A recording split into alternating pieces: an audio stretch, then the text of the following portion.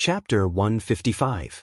After spending half a month at Autumn Osmanthus Lane, this was the first time that Yushu did not open her stall on a rainy day. Qing Chui led Xia Mingming to Mingyuan Casino early in the morning when there were not many people on the streets. Although it was early in the morning, the gamblers in the marketplace often gambled throughout the night. As the largest casino in Autumn Osmanthus Lane, Mingyuan Casino was equally crowded no matter day or night. Xia Mingming followed behind Yushu. As soon as he entered the main hall, he almost vomited from the stench of sweat and foxes.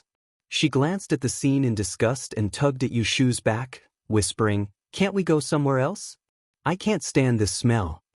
Yushu glared at her, "Just bear with it." Xia Mingming pouted. Since she was the one who insisted on following, she was too embarrassed to complain and followed Yushu in. Yushu squeezed through several gambling tables and found the young man behind the counter she had seen yesterday. She leaned forward and greeted him with a smile. "Good morning, Brother Xiaoqi." The shop assistant, Xiaoqi, recognized Yushu and asked, "Why are you here?" Yushu placed the 2 packets of dried fruits on the counter. She opened the packet of dried fruits and pushed it forward. "Thank you for helping me write a note yesterday. I had nothing to do today, so I came to see you. These dried fruits are sold at the door of my house. They're very fragrant. Take them and have a taste." Xiaoqi was not very old, about the same age as Yushu. He was still at the age where he loved to eat. When he smelled the aroma, he picked up a flower and popped it into his mouth. He chewed on it and happily leaned on the counter, recording the flower while talking to Yushu. "Who's this?" Xiaoqi pointed at Xia Mingming, who was standing beside Yushu. "He's my brother." Xiaoqi looked at Xia Mingming a few more times and winked at Yushu. "Why does your brother look better than other girls?" Xia Mingming glared at him and hid behind Yushu. Yushu chuckled, "Let's not talk about her. She's thin-skinned." Xiaoqi couldn't see Xia Mingming anymore, so he asked Yushu, "You came to play with me, aren't you going to open your stall today?" Yushu also picked up a flower and ate it raw. "No, business isn't good." Xiaoqi clicked its tongue and said, "What's not good about it? I see that you guys are all good at making money. You can easily make a few taels with just a pinch of your fingers." Hearing a layman's understanding of a barter, Yushu can't help laughing. He can know the cause and effect by pinching his fingers. If he is not a swindler, he must be a great immortal. That's what you saw. Can't you see that there are still many people who can't eat? Yushu said. "Who can't eat?" Xiaoqi pointed at Yushu and joked. Unexpectedly, Yushu nodded seriously. "I can still eat it now, but I can't say for sure in a few days." Yushu saw that he was surprised and asked, "Brother Xiaoqi, yesterday you said that the Evergreen Gang has a barter. Can you tell me how to get there?" Xiaoqi spat out the raw flour in his mouth and stood up straight. "Why? You want to go there?" "Yes, I need money urgently, so I want to go and have a look."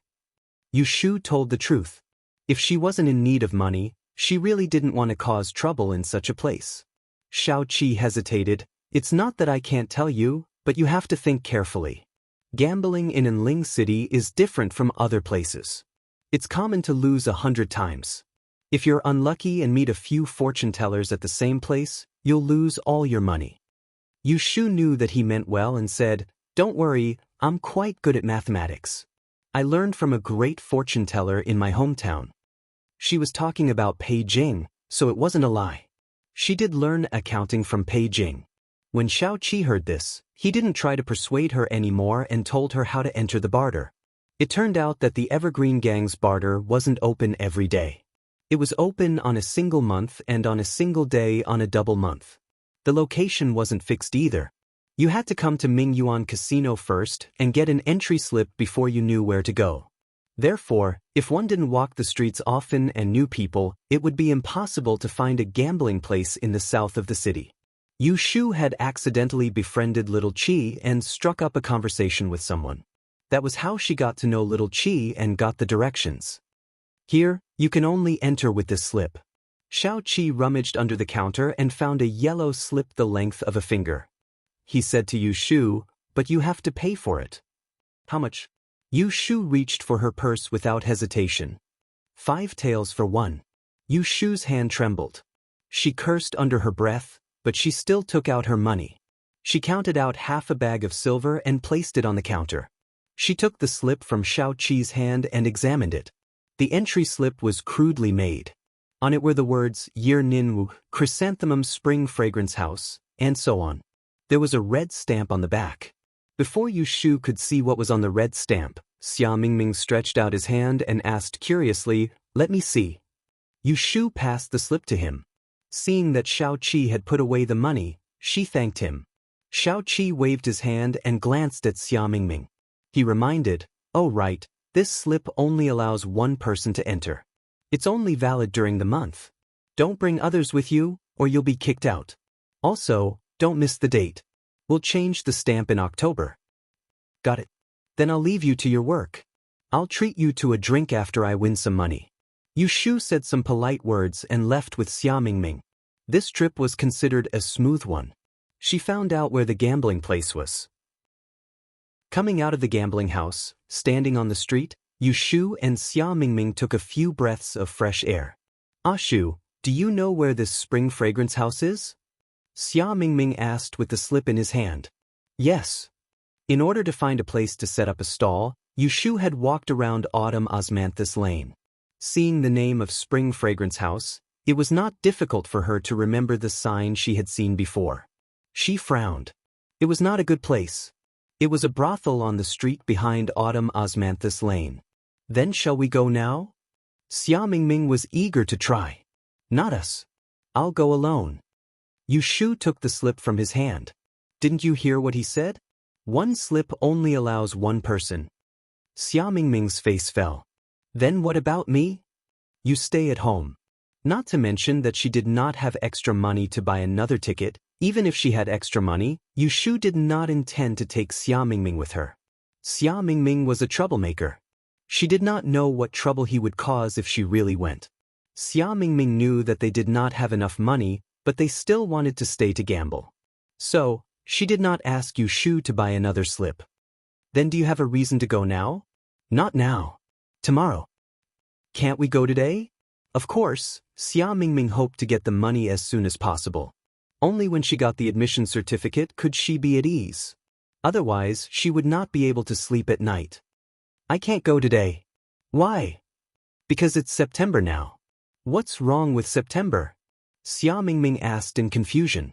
Yu Shu looked at her disdainfully. "Next time you go out, okay?" It was an odd month with 2 days. It was September now, and today was the 23rd. What could she do there? Go to a brothel? As soon as Yu Shu and Xia Mingming returned home, Yu Xiaoxiu and Jing Chen greeted them. The former asked, "How was it?" Xia Mingming begged Yu Shu yesterday, and Yu Xiaoxiu was also present. Xia Mingming did not hide it from him. After dinner, Xia Mingming let it slip, and Jing Chen also knew that Yu Shu was going to gamble in order to raise money for Xia Mingming. Yu Xiaoxiu actually did not approve of Yu Shu gambling with their living expenses, but because Xia Mingming was present, he did not make it obvious. "Well, I've found everything. I'll go and have a look tomorrow." Yu Shu sat down and drank some water. Seeing that the matter was settled, Yu Xiaoxiu couldn't help but say, "Can't she not go? If she doesn't pass the exam, the money will be in vain." Xia Mingming was unwilling. "Who do you think can't?" "I'm talking about you," Yu Xiaoxiu said bluntly. "You're not as good as my brother in learning. My brother doesn't want to go, but you insist. You don't have a single cent to spend, and in the end, my brother has to think of a way for you." Xia Mingming was embarrassed by his words, and his face turned red. After a while, he thought of something to say. "I don't need you to worry about it. Why do you care so much?" "Who cares about you? I'm just worried that my brother will suffer." Yu Xiaoxiu and Yu Shu had been eating and sleeping together for the past few days, so his mouth wasn't as dumb as it used to be. Furthermore, he was still young, so he didn't need to be humble. Thus, he was able to gain the upper hand when arguing with Xia Mingming. Yu Shu was annoyed by the two of them. She suppressed the urge to give each of them a slap on the head. She put down the teacup and went back to the inner room. Jing Chen saw this and stood up as well. They were still arguing outside. Yu Shu sat at the desk, playing with the beautiful feather that Jing Chen gave her. Jing Chen stood beside her, moved the ink stone, grinded the ink, and wrote on the paper. Can I go with you? Yu Shu looked at the paper and tilted her head to look at the handsome Jing Chen. Suddenly, she remembered the time when Jing Chen went to the Ji family's Baron Casino to win money with her in Yang City. She did not expect to encounter a similar situation again. She was moved, so she mentioned the past to Jing Chen. A few months ago, we met in Yang City. At that time, one of my elders was seriously ill and needed money. I went to the casino to win money. I was afraid that they would embarrass me, so I specially asked you to be my bodyguard to protect me. Do you still remember? Nose Dust tried hard to recall, but he had no impression at all. He shook his head with some disappointment. Seeing that he couldn't remember anything, Yu Shu smiled and looked back at the feather in her hand. She did not intend to tell Jing Chen that at that time, she was thick-skinned and asked him for help, so he agreed to accompany her. Unlike now, he took the initiative to ask. But this time, she could not bring Jing Chen. 50 taels of silver in the capital was not much at all. There were many rich people here. As long as she controlled the amount well, she would win and lose tomorrow. She would earn 50 taels of silver in silence. It should not cause any trouble. She calculated for herself last night. Chapter 156. On this day in September, Xia Mingming was the first one to wake up. When Yu Shu was woken up by her knocking on the door, the sky had just brightened. She slowly got dressed and went to the other side of the screen to pull the quilt over Yu Xiaoxiu, who was still sleeping. Once she went outside, Xia Mingming followed behind her, washing her face and combing her hair. Even when she went to the bathroom, she waited outside. Seeing that Yu Shu was calm, Xia Mingming was anxious but did not dare to rush her. It was not until she saw her turn into the kitchen to start the fire to cook that she could not help but say, "You can eat breakfast outside. What are you still doing? You don't need to pay to eat outside?" Yu Shu directed her to add water to the pot. She carried the small pot in the basin and poured out half of the jar of rice wine she bought the day before. She counted 4 eggs and prepared to cook a sweet wine poached egg for breakfast. A few days ago, Yu Xiaoxiu mentioned that he wanted to eat this. Originally, she wanted to cook it yesterday, but because of Xia Mingming's matter, it was delayed. If she did not cook the rice wine soon, it would go bad. "Ah Shu, are you confident? What if you lose the money?" Xia Mingming moved closer to Yu Shu and asked worriedly. Her big eyes were hilariously ashen. Because she was worried that she would miss this opportunity, she could not sleep well for the past 2 days. Yu Shu scooped out the half-cooked poached egg and placed it in a bowl. She then poured the rice wine into the pot and covered it with a lid. She then turned to Xia Mingming and said, "If you lose money, immediately write me a letter home and ask your family to pick you up. Pay off all the money you owe me, and then you can go wherever you want." "You're still in the mood to joke with me at a time like this?" Xia Mingming muttered.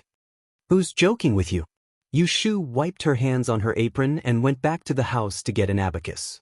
She made a series of calculations in front of Xia Mingming and turned the abacus in her hand to show her, "Look, from the time we jumped off the boat until now, including travel expenses and daily food and lodging, you owe me a total of 89 taels and 67 copper coins. I've recorded it all for you. Including the interest, you have to pay me 127 taels and 42 copper coins. I'll waive the small change and count it as 127 taels. If you dare to not pay up, believe it or not, I'll knock you out and sell you to the human traffickers." Yu Shu grinned and reached out to pinch Xia Mingming's face. "With your appearance, you can sell it for at least 180 taels. Xia Mingming angrily slapped away Yu Shu's hand. Because she often made fun of him, he didn't get angry. "Don't worry, I won't forget. Don't mention 100 taels. When I really pass the Dian exam, I'll give you 1,000 taels." Yu Shu stuffed the abacus into her hand. "You have to give it even if you don't pass." Here. Xia Mingming was very angry with Yu Shu, so she hugged the abacus and walked out. As soon as she left, Yu Shu saw a neatly dressed Jing Chen walk out of the kitchen. It just so happened that the rice wine in the pot was ready, so she called him over to serve breakfast. She said, "If I don't come back at noon, you can eat outside.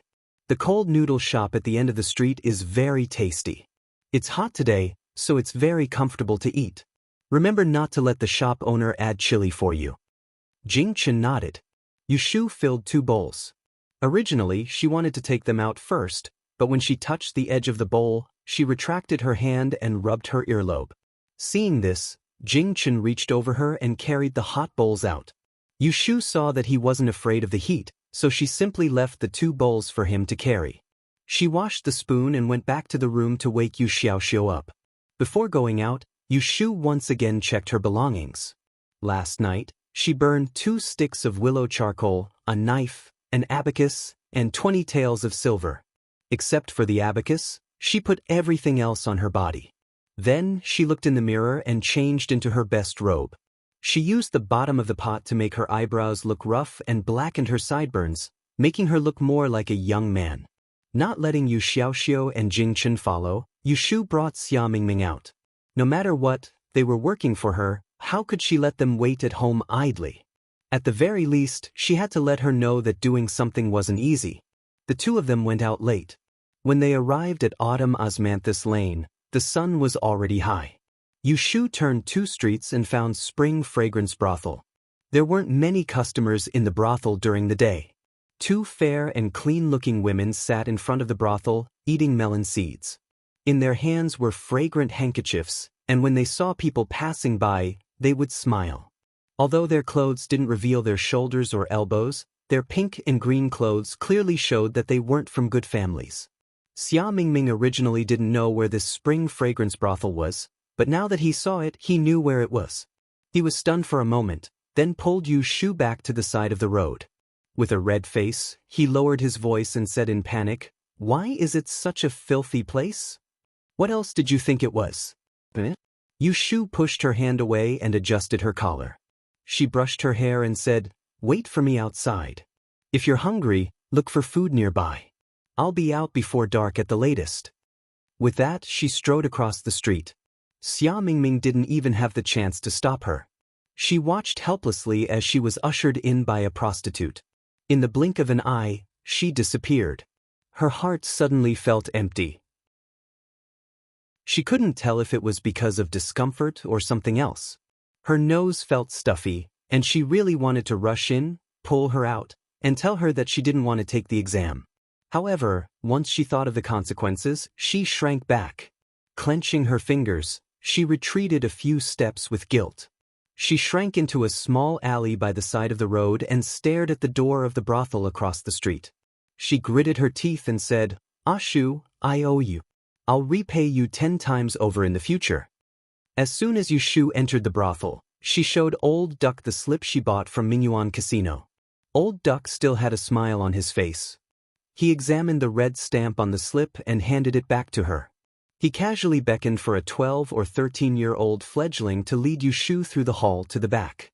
The front hall of the brothel was decorated with a fragrant scent and red gauze curtains everywhere. After passing through 2 bead curtain doors and entering the back courtyard, there was another world. In the yard of about 200 square meters, it became. There was a circle of tea tables in the shape of a zigzag. There were about 30 of them, and the center was empty. Half of the people were sitting at the tables. Some were drinking tea, and some were chatting with their neighbors. There was no gambling. At first glance, it seemed that they had intruded into someone's tea party. The fledgling led Yushu to the back courtyard. A man wearing a blue and gray cloth hat came to ask Yushu about the entrance slip. Then he asked the fledgling to lead her to a seat. Yushu chose a place with more people to sit down. She wanted to listen to the conversation between 2 people, in case she didn't know the rules here and made a fool of herself. The tea table in front of her was not big, just enough for 1 person to sit alone. In addition to cups, there were writing brushes, ink, paper, inkstone, and several envelopes. She didn't know what they were for. After the fledgling poured tea for her, she stood behind Yushu for a while. Seeing that Yushu didn't give her money, she left resentfully. Yushu and her neighbors chatted, but they didn't see her and ignored her. After saying a few words, Yushu realized that it was boring, so she didn't stick to their cold faces. She took the abacus from her waist and put it on the table to practice. After a while, a few more people came in. When Yushu saw that they didn't have any intention to gamble, she asked the man who collected the tickets, When the man heard what she said, he smiled. This should be your first time coming back. This morning's gambling will only start after the sun rises and the number of people is full. Those who come late will have to wait until the afternoon's gambling is over. If you want to gamble in the afternoon, you can stay for lunch. If you don't want to gamble, you can leave first. Similarly, if you want to stay for the evening, you can stay for dinner. Of course, you have to pay for the wine and food yourself. This evergreen gang really knew how to do business. 5 taels of silver for a ticket. If they wanted to earn enough money, how could they just gamble in one gambling session? If they wanted to stay for dinner, they would have to spend money. The food in this building would definitely not be cheap. 1 or 2 taels of silver would definitely not be cheap. Seeing that this person was easy to talk to, Yushu couldn't help but ask a few more questions. You're right, I'm from the south, and this is the first time I've played this game in Enling. I noticed that the rules here are very different from where I came from, and they even have to split up to gamble. Tell me the rules. The man said, there is no need to be anxious. When everyone is here, someone will tell you. Please take a seat first. When Yushu heard this, she didn't ask any more questions. She thanked him and returned to her seat. She drank 2 mouthfuls of tea to moisten her throat and counted the number of people present. There were 24 people present and she was still missing 6 people. She just had to wait patiently for someone to arrive.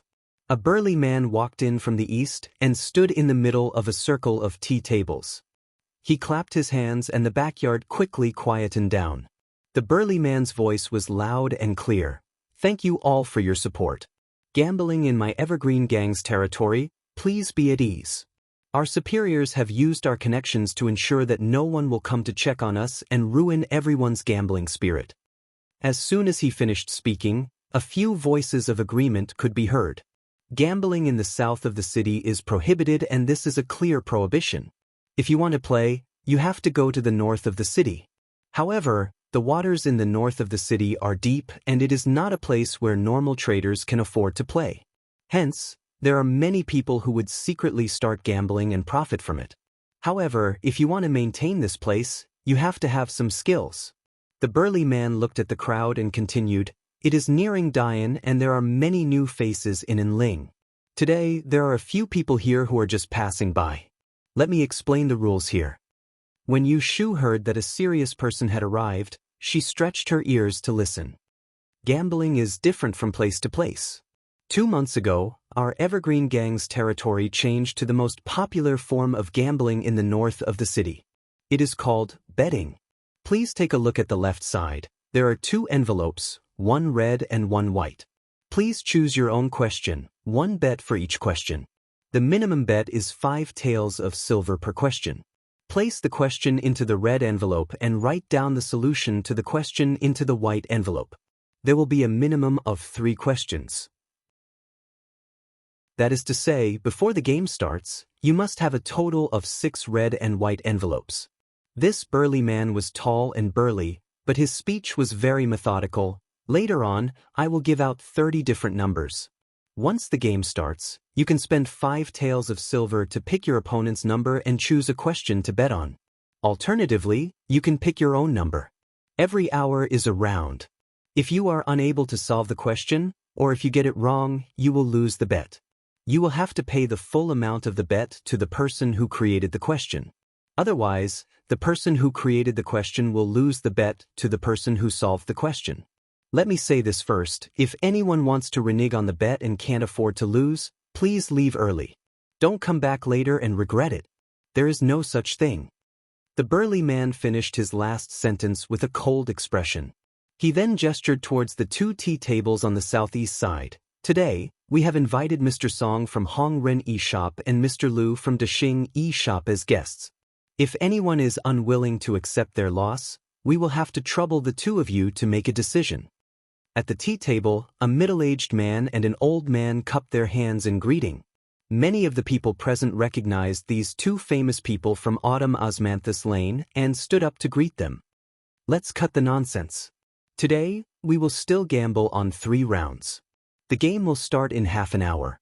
Everyone, please think of your questions. Men, hand out the numbers. Chapter 157. In Yu Shu's view, the gambling in Anling City is very interesting. It is quite different from the gambling she has seen in Yang City. There are more rules here, but the more it is gambling. After all, gambling requires luck. There are 30 gamblers present, and each gambler has 3 questions.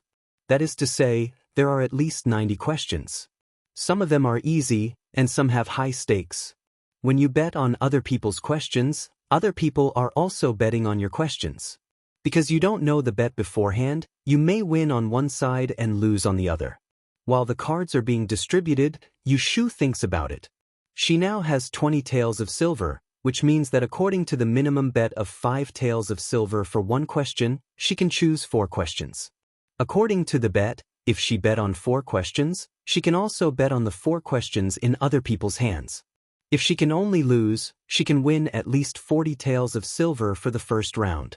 That is to say, if she is unlucky and gets 5 taels of silver for each question, she can't stop after the first round.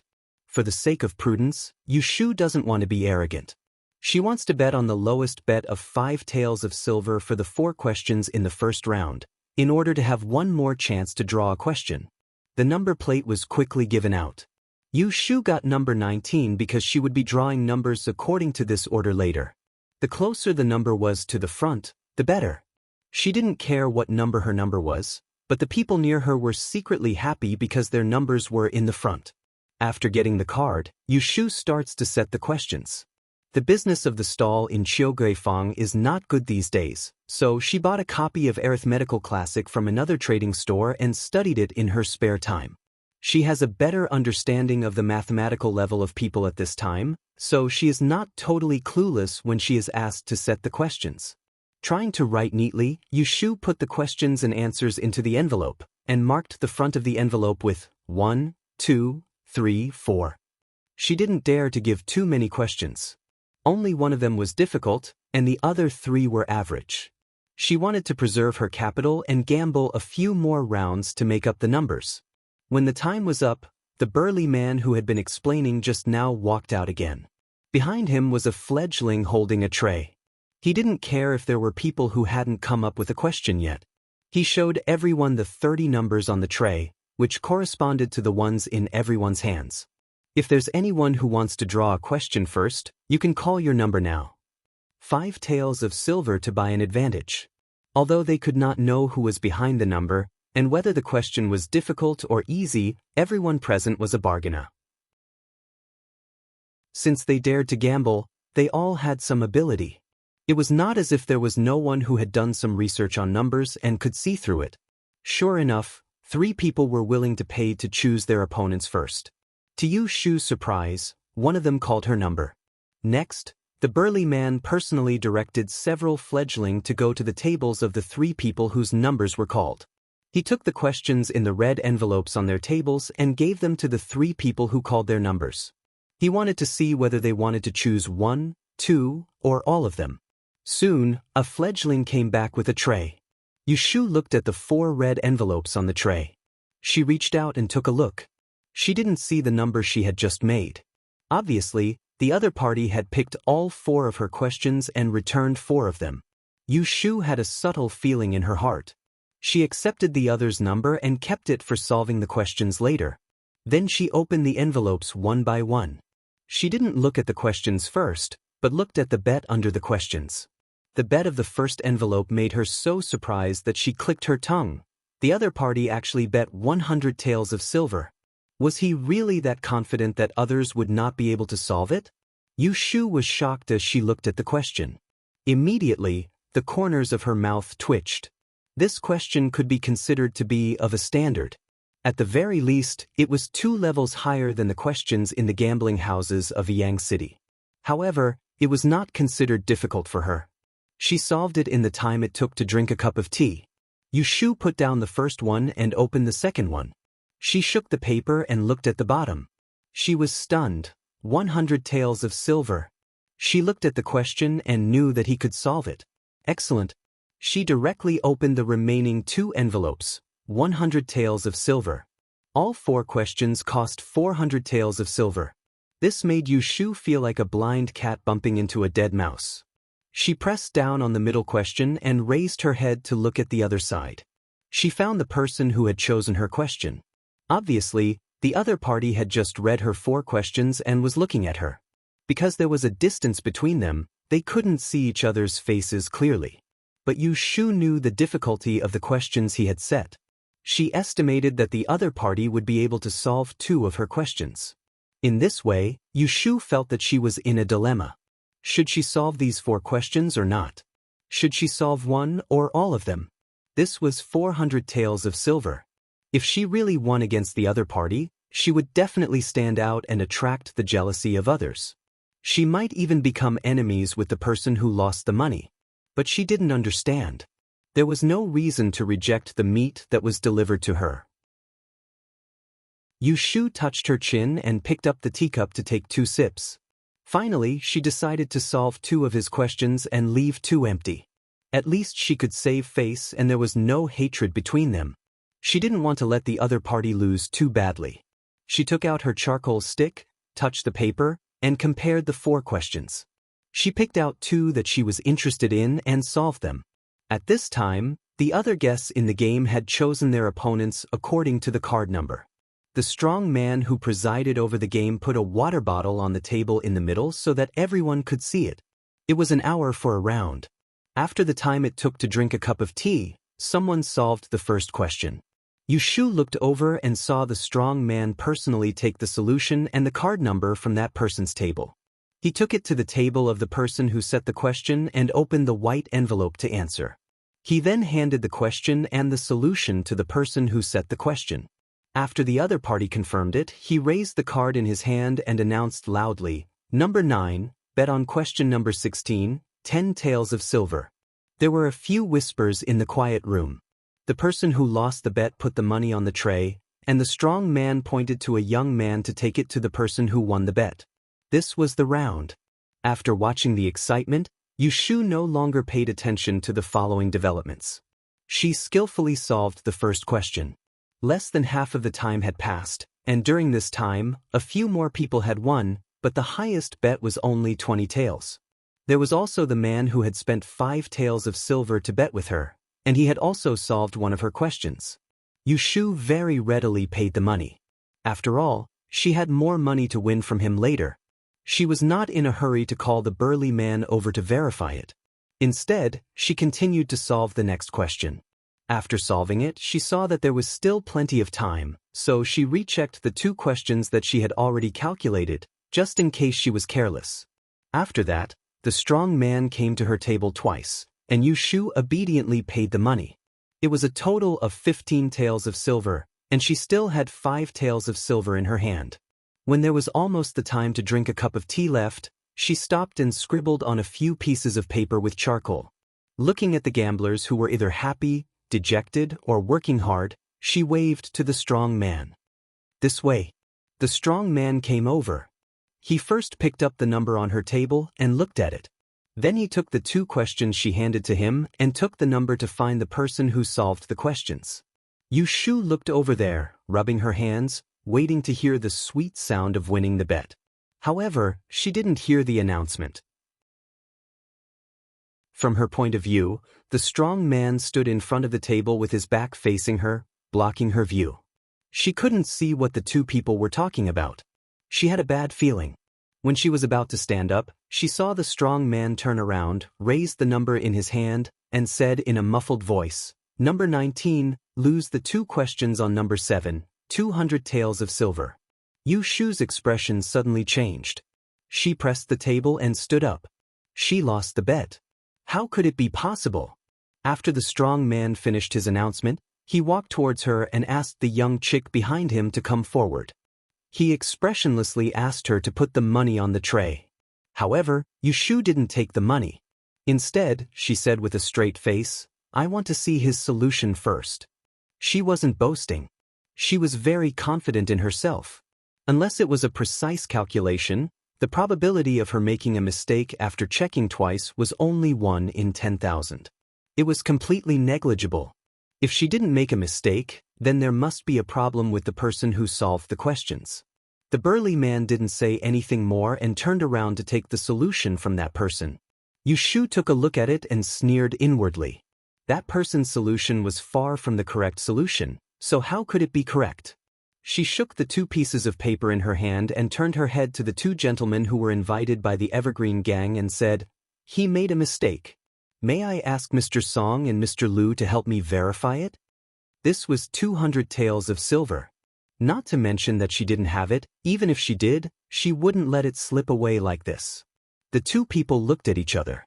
The older Mr. Song said, "Give it to me."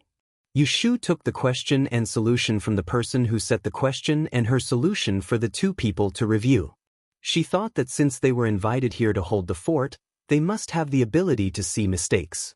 Unexpectedly, after reading 3 copies, Mr. Song stroked his beard and said, "There's no problem with the solution.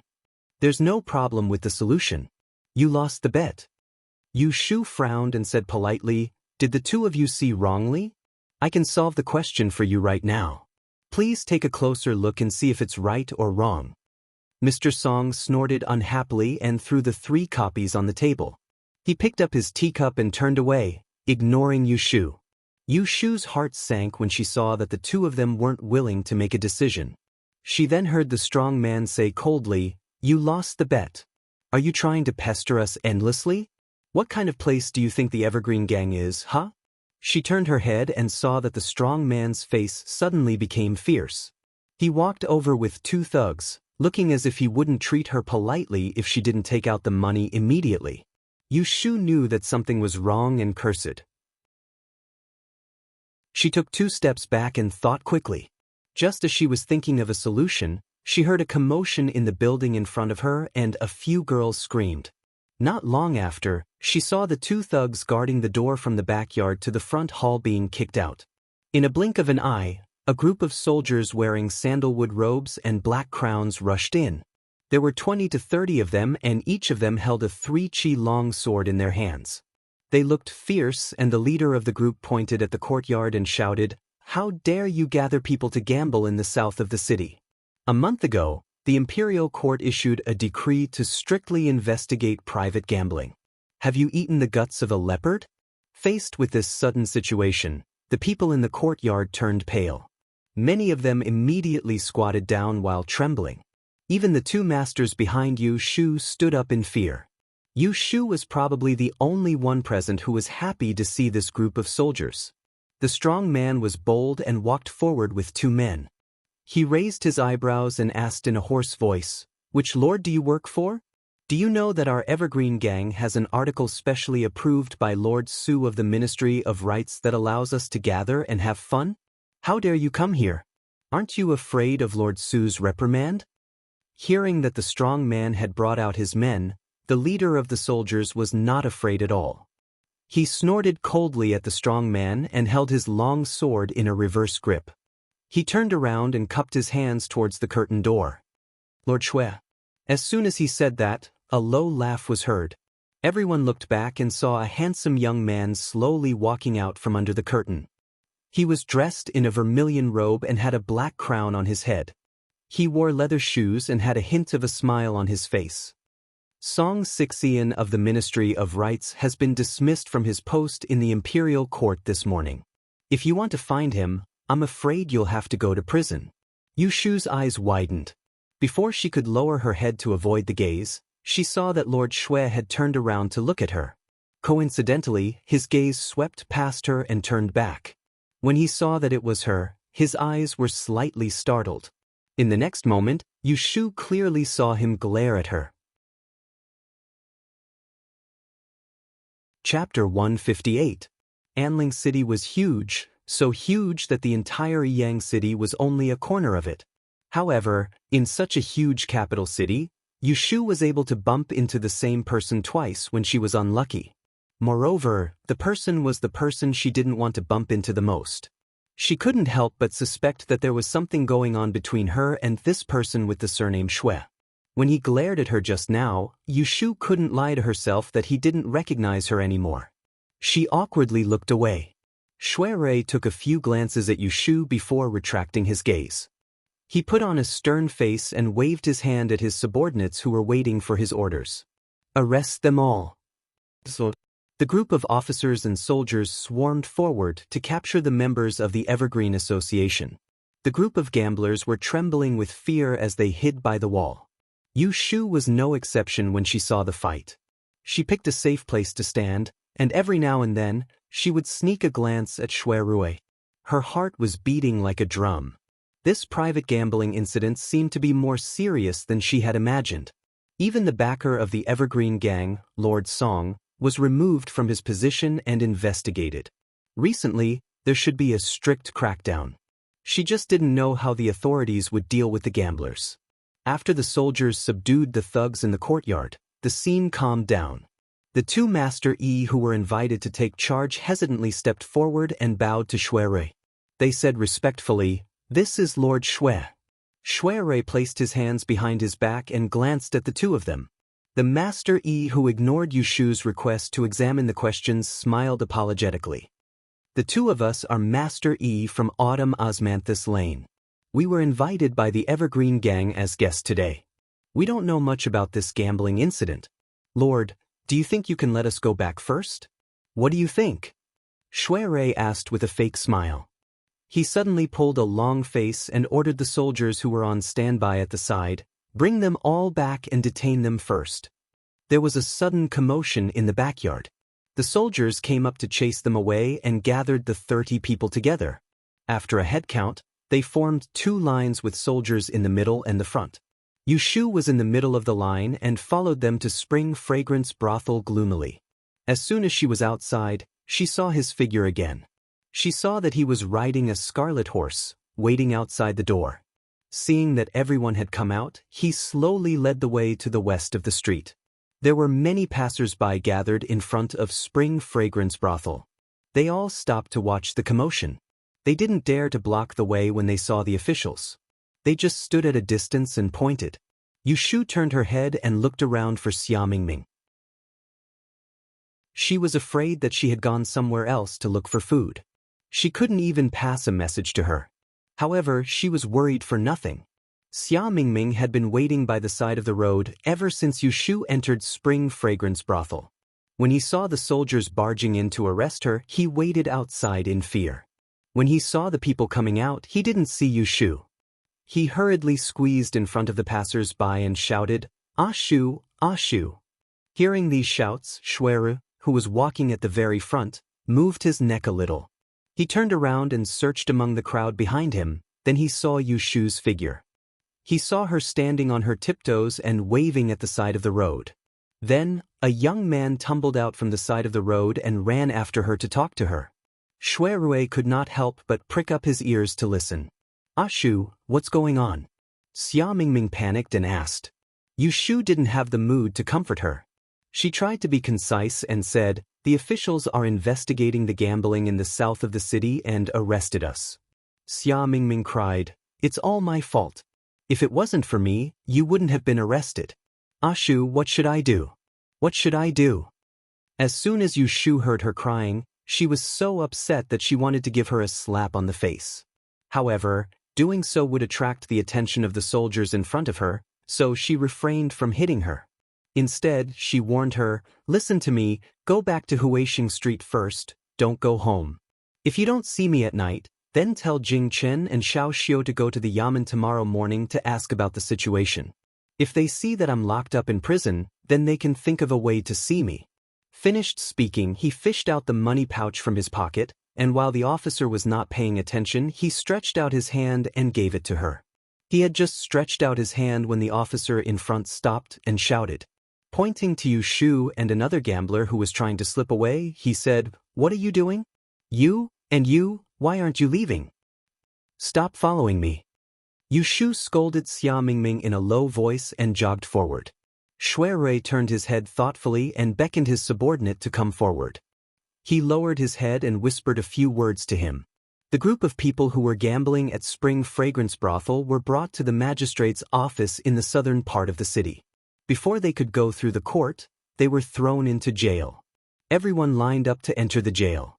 Because there were a lot of people, the first 2 or 3 people were locked in the same cell. Soon, the originally empty cell was half full. When it was Yu Shu's turn, there was still plenty of room, so she was lucky enough to get a single cell. Since it was a jail, the environment couldn't be much better. There was no bed or chair, only a pile of hay in the corner. There was a small iron cage window above her head, which was about 10 feet above the ground. The light shone in through the window, and many carriages were still in the dark. Yushu watched the jailer fasten the lock on the cell door and sighed.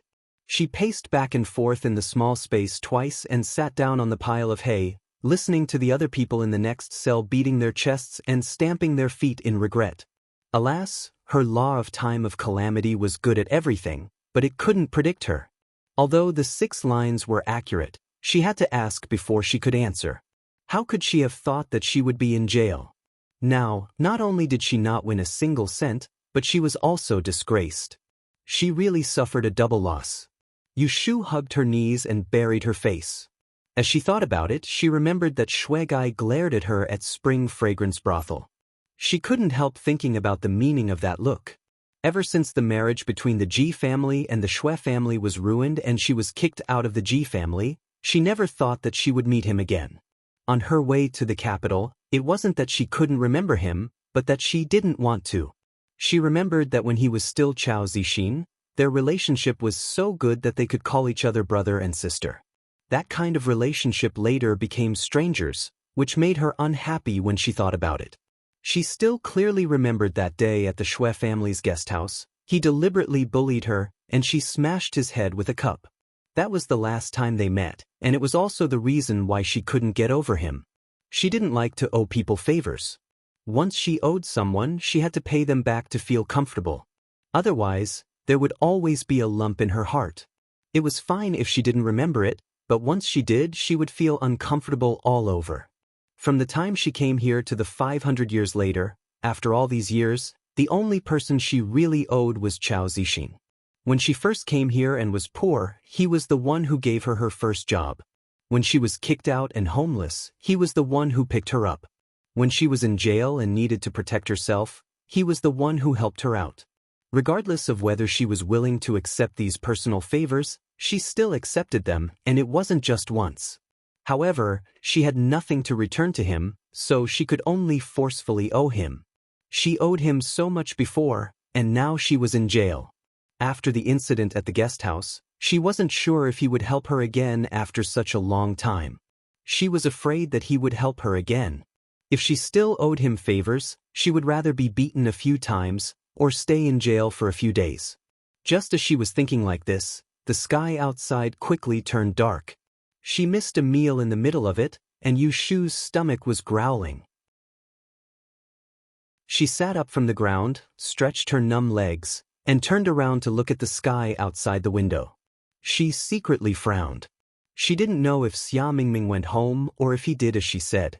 It didn't matter if she slept in jail for a few days, but she was afraid that Yu Xiaoxiu and the others would be worried. There was the sound of chains behind her. At first, Yu Shu didn't care, but when someone called her, she turned her head. "Hey, you come out." There were 2 jailers standing in the corridor outside the prison, and there was another person behind them. It was the leader of the officers and soldiers she saw during the day. Yu Shu's eyelids twitched.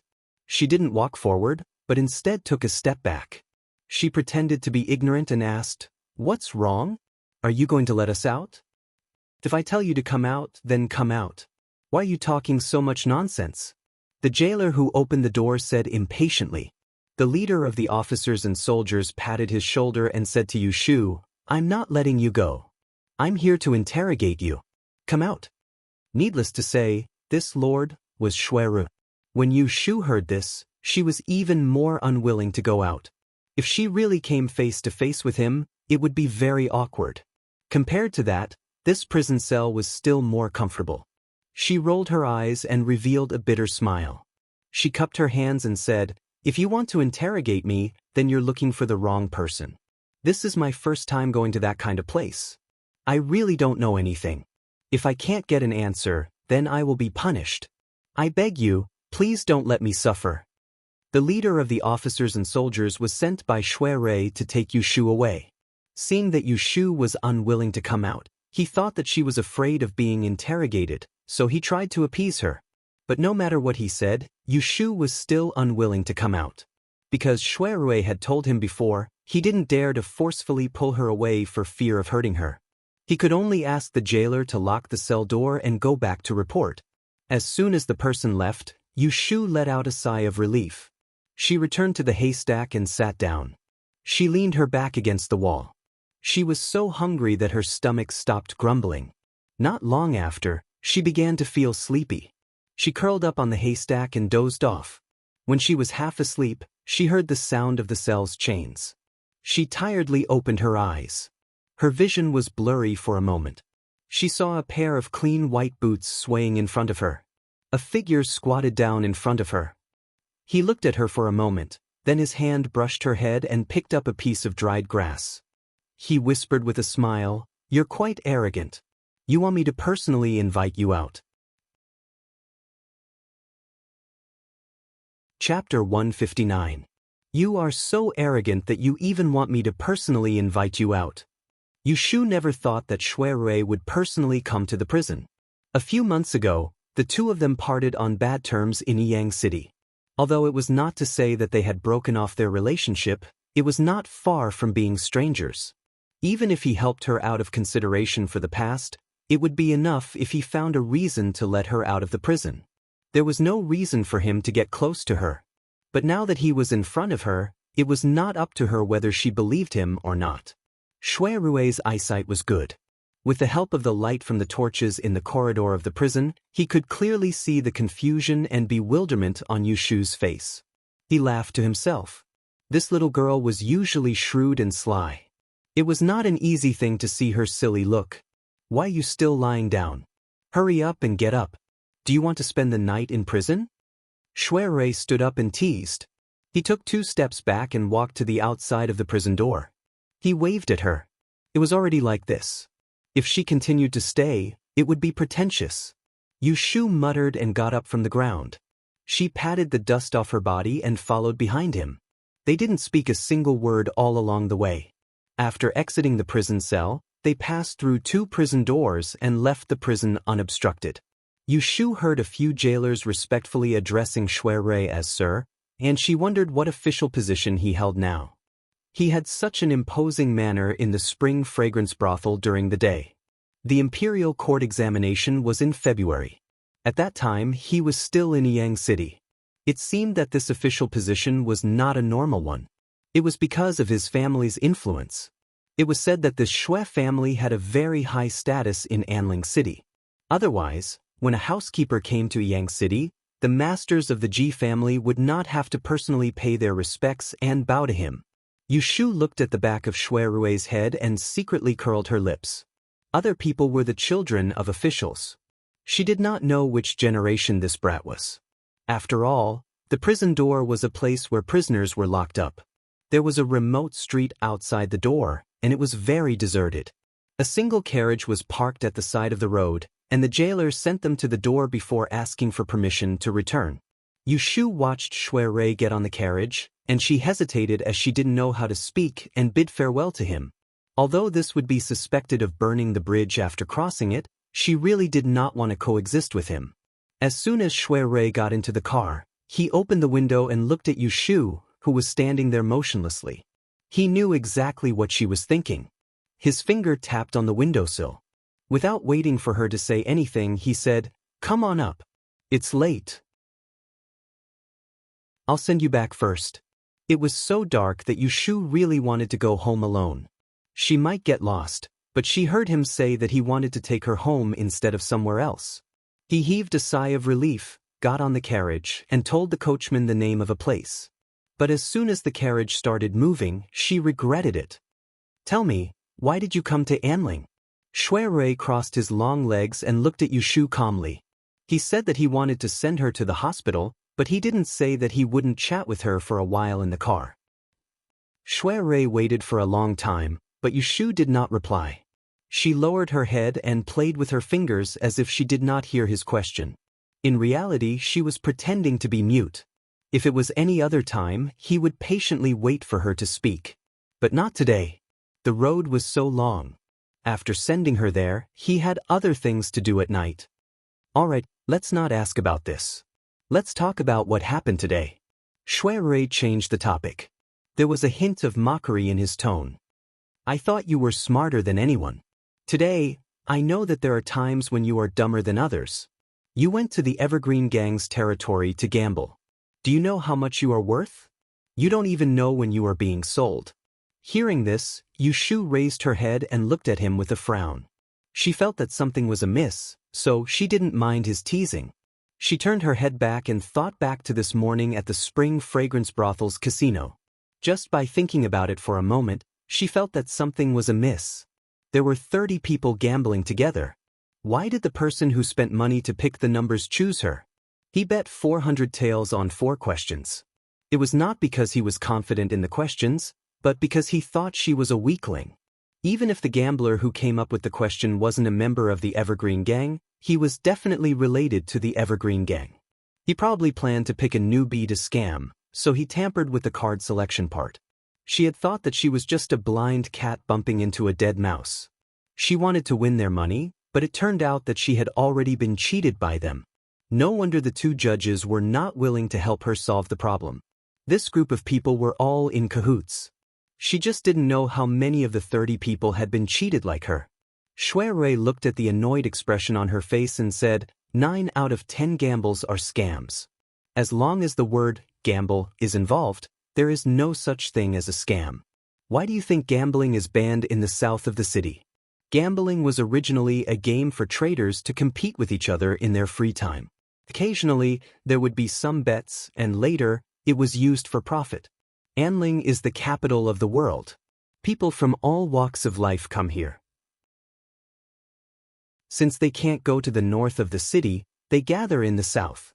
Because they are hidden in the market, it is difficult to control them. Thus, gambling and harming people are common. In recent years, there have been people using gambling as a pretext to trap traders and use gambling debts to threaten them. What you encountered today is exactly such a scheme. Among the 30 gamblers, other than you, there are 2 others who came to the capital for the Dian festival. If you are caught by them, you will have to work for them in the future and it will be difficult for you to escape. After listening to his detailed explanation, Yushu felt a little scared. Then she remembered that it was because of him that she was able to get out of trouble this time. She didn't want to owe him a favor, but it was too late. She felt depressed but still thanked him. Fortunately, you led people to that place, otherwise I would have been in trouble again. Thank you. Shui Rui's smile changed. He clasped his hands on his knees and said, Now, can you tell me how you came to the capital? Yushu sighed. This was why she hated owing people favors. She couldn't refuse him confidently, so she could only answer honestly, I offended the Ji family and couldn't stay in Yang City. I was afraid that I would cause trouble for others, so I left Shangjing to make a living. Shui Rui certainly knew about the grudge between Yushu and the Ji family. He also knew how she offended the Ji family and had to leave. A few months ago, in Yang City, he was there when she went to the county yamen to beat the drum and complain about her grievances. He saw with his own eyes how she viciously accused the Ji family. Even now, it was still vivid in his mind. It made him realize that this fake young man in front of him was not as kind and honest as he looked. Yushu saw that Shui Rui didn't say anything and only looked at her. She felt a little uncomfortable. She shifted her body and coughed. She looked up at the swaying orange lampshade on the roof of the car and expressionlessly said, At that time, I'm sorry. Shui Rui hesitated for a moment and asked, At that time? Yushu didn't know if he was deliberately playing dumb or if he really didn't remember. She pursed her lips and dryly said, At a Yang guest house, when I hit you. Shui Rui's eyes moved. He narrowed his eyes and looked at her. Why are you saying you're sorry? He thought that when they met again he should be the one apologizing for his excessive behavior that day.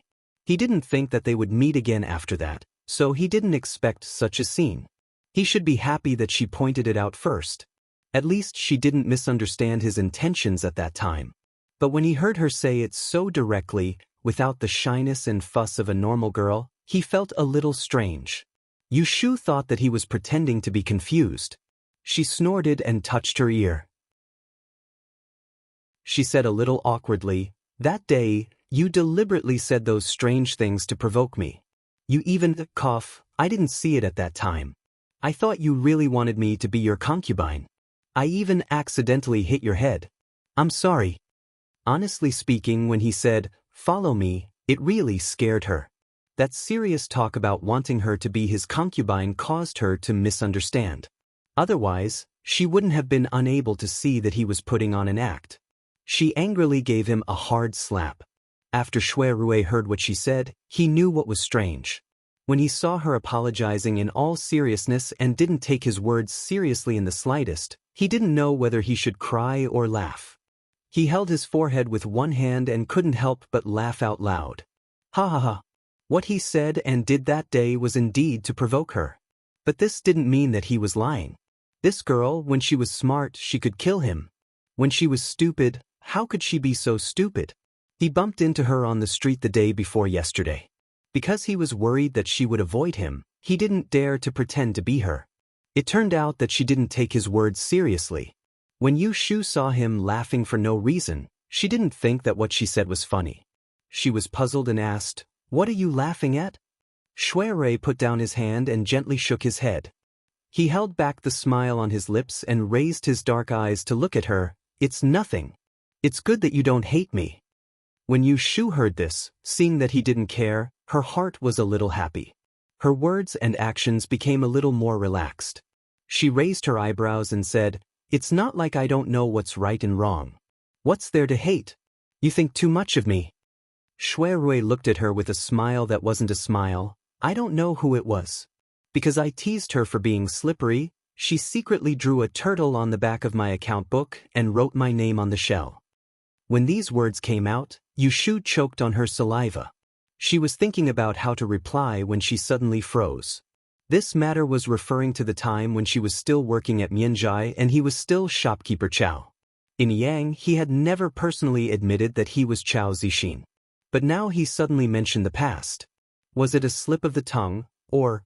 Shui Rui looked at her in a daze and roughly knew what she was thinking. He lightly sighed and apologized. "Ah Shu, at that time I'm sorry." When Yu Shu heard him call her name, she came back to her senses. Her heart couldn't help but feel a little sour. She imitated him and pretended to be stupid and asked, "What are you sorry about?" Shui Rui sternly said, "Because of some difficulties, I had to pretend not to know you in Yang. I didn't deliberately tease you and make you feel uncomfortable. I'm sorry." Chapter 160. Yes, my lord. West 6th Street. The carriage stopped, and the coachman said from outside. Yu Shu raised her head and looked at Shui Rui. "I'm here. Please send me back." Shui Rui felt a little helpless. He had already apologized, but he didn't hear her reply. Even so, he didn't have the intention to ask. It was getting late, and he should go back after dropping her off. However, when he saw her back view as she got off the car, his heart suddenly moved. He actually didn't want her to leave like this. After a slight hesitation, he got up and followed her out of the car. It was late at night, and there were few people on the streets. The shops were all closed, and only 1 or 2 taverns still had lanterns lit in front of them. The road in the distance was too dark to see clearly. Shui Rui looked around and asked, "Where do you live?" Yu Shu pointed in the direction of Huixing Street. "It's on the back street. Carriages can't go there." Shui Rui raised his chin. "Let's go. I'll send you off." Yu Shu waved her hand and said, "No need. It's very close. I can go back by myself." "You don't want me to know where you live?" Shui Rui asked. Yu Shu was a little embarrassed that he had hit the nail on the head. She denied, "Oh. How can a girl like you walk at night without worrying? Shall I send you to the intersection?" Shui Rui tactfully sought Yu Shu's consent. Yu Shu was a person who could be persuaded by reason but not cowed by force. Besides, she had just talked it out with him. It was meaningless to deliberately avoid him, so she pointed in the direction and said, "Let's go." Shui Rui smiled and turned to catch up with her. They walked side by side, maintaining a distance of about 3 feet. It was not abrupt, nor did it seem distant. He could even use this distance to chat with her. "You and your brother are now living in someone else's house?" "No, I bought a private house." You bought a house by yourself. Shui Rui turned his head to look at her in surprise. During the day outside the spring fragrance brothel, he saw her talking to that young man from afar. He thought that she was seeking refuge in someone's house, but he did not expect that she had already settled down in Anling City. Yu Shu nodded. When I left Yang, Aunt Hui gave me a sum of money to settle down. Shui Rui pretended to know nothing and asked, "How did she give you money?" Yu Shu pretended that he did not know about the series of events that happened to Zhao Hui. She briefly said, Aunt Hui's family property was seized in her early years. After she won the lawsuit, she got her family property back, so she gave me the money. If Shui Rui didn't know about it, he would think that Zhao Hui's lawsuit had nothing to do with her. However, now that he saw her acting as if nothing had happened, he admired her even more. What do you plan to do in the future? Yu Shu was hesitating whether to tell him about her fortune-telling stall in Chiugreifeng. Then she heard an excited shout from the roadside, "Ah, Ah Shu." She turned her head and saw a figure stumbling towards her from the side of the road. Just as he was about to pounce on her, a force came from her elbow and Shui Rui pulled her to the side, just in time to avoid the attack. Ah! Xia Mingming fell a few steps forward and fell on the ground. He cried out in pain. Shui Rui looked at the rash person on the ground. He was a little unhappy that the person was the same as the young man in the day. He turned his head and wanted to ask Yu Shu who this person was. But she glanced at him with a strange expression. She gently broke away from his hand and squatted down to help the person. "Where did you fall? Can you stand up?" "Ah Shu, I'm sorry. Xia Mingming saw that Yu Shu was safe and sound. She couldn't help but put her arms around Yu Shu's neck and sobbed. Yu Shu patted her back. She didn't scold her because there were people present. Okay, don't cry." When he saw them hugging each other, Shui Rui was stunned. Fortunately, he was a cautious person, and he didn't rush forward to pull the two of them apart. He lowered his head and took a few more glances at the young man, and he instantly came to a realization. He snickered in his heart. Why is it that it's fashionable for the young ladies in Anling City to dress up as boys recently? Yu Shu pulled Xia Mingming and asked a few questions. Under her incoherent explanation, she finally figured out why she was waiting for her here. It turned out that during the day, Xia Mingming saw Yu Shu being taken away by the officers outside Chuanxiang House. She heard passers-by saying that they would be caught easily if they gambled privately and would suffer. Xia Mingming was afraid and worried that Yu Shu would be in trouble because of her. So she didn't go home as Yu Shu asked. Instead, she went to the yamen alone. In the end, she didn't get any information and was even kicked out. She didn't know how to explain to Yu Xiaoxiu and Jing Chen when she went back, so she didn't dare to go home. She hid near Huixing Street until it was dark and happened to meet Yu Shu, who was sent back by Shui Rui. Shui Rui was listening to their conversation from the side and he caught the main point. Only then did he realize that Yu Shu had gone to gamble in order to help this young lady raise money. He did not know whether he should be more angry or more amused. "You, how did you get out? I heard that you were all locked up in prison." Xia Mingming sniffled and asked. Yu Shu pointed at Shui Rui. "I met a friend, and he helped me by saying a few words. Then he let me out." Xia Mingming didn't recognize Shui Rui as the official who brought people to Chuanxiang House during the day. Just now, she was panicking and only noticed Shui Rui now. She saw that he was a handsome young master in embroidered clothes. She didn't know who he was, but he had the ability to bring Yu Shu out of prison. Yu Shu knew that Yu Xiaoxiu and Jing Chen would be worried if she didn't see them, so she didn't delay any longer. She helped Xia Mingming up and said goodbye to Shui Rui. She was in a hurry to go home. "My house is just ahead, no need to send me off. Thank you for today, you should go back quickly." Shui Rui stopped her. "Shu, if you are in urgent need of money, I can lend you some first." He knew that Yu Shu wanted to be strong, so he didn't directly say, "Give," but "lend." Yu Shu hesitated.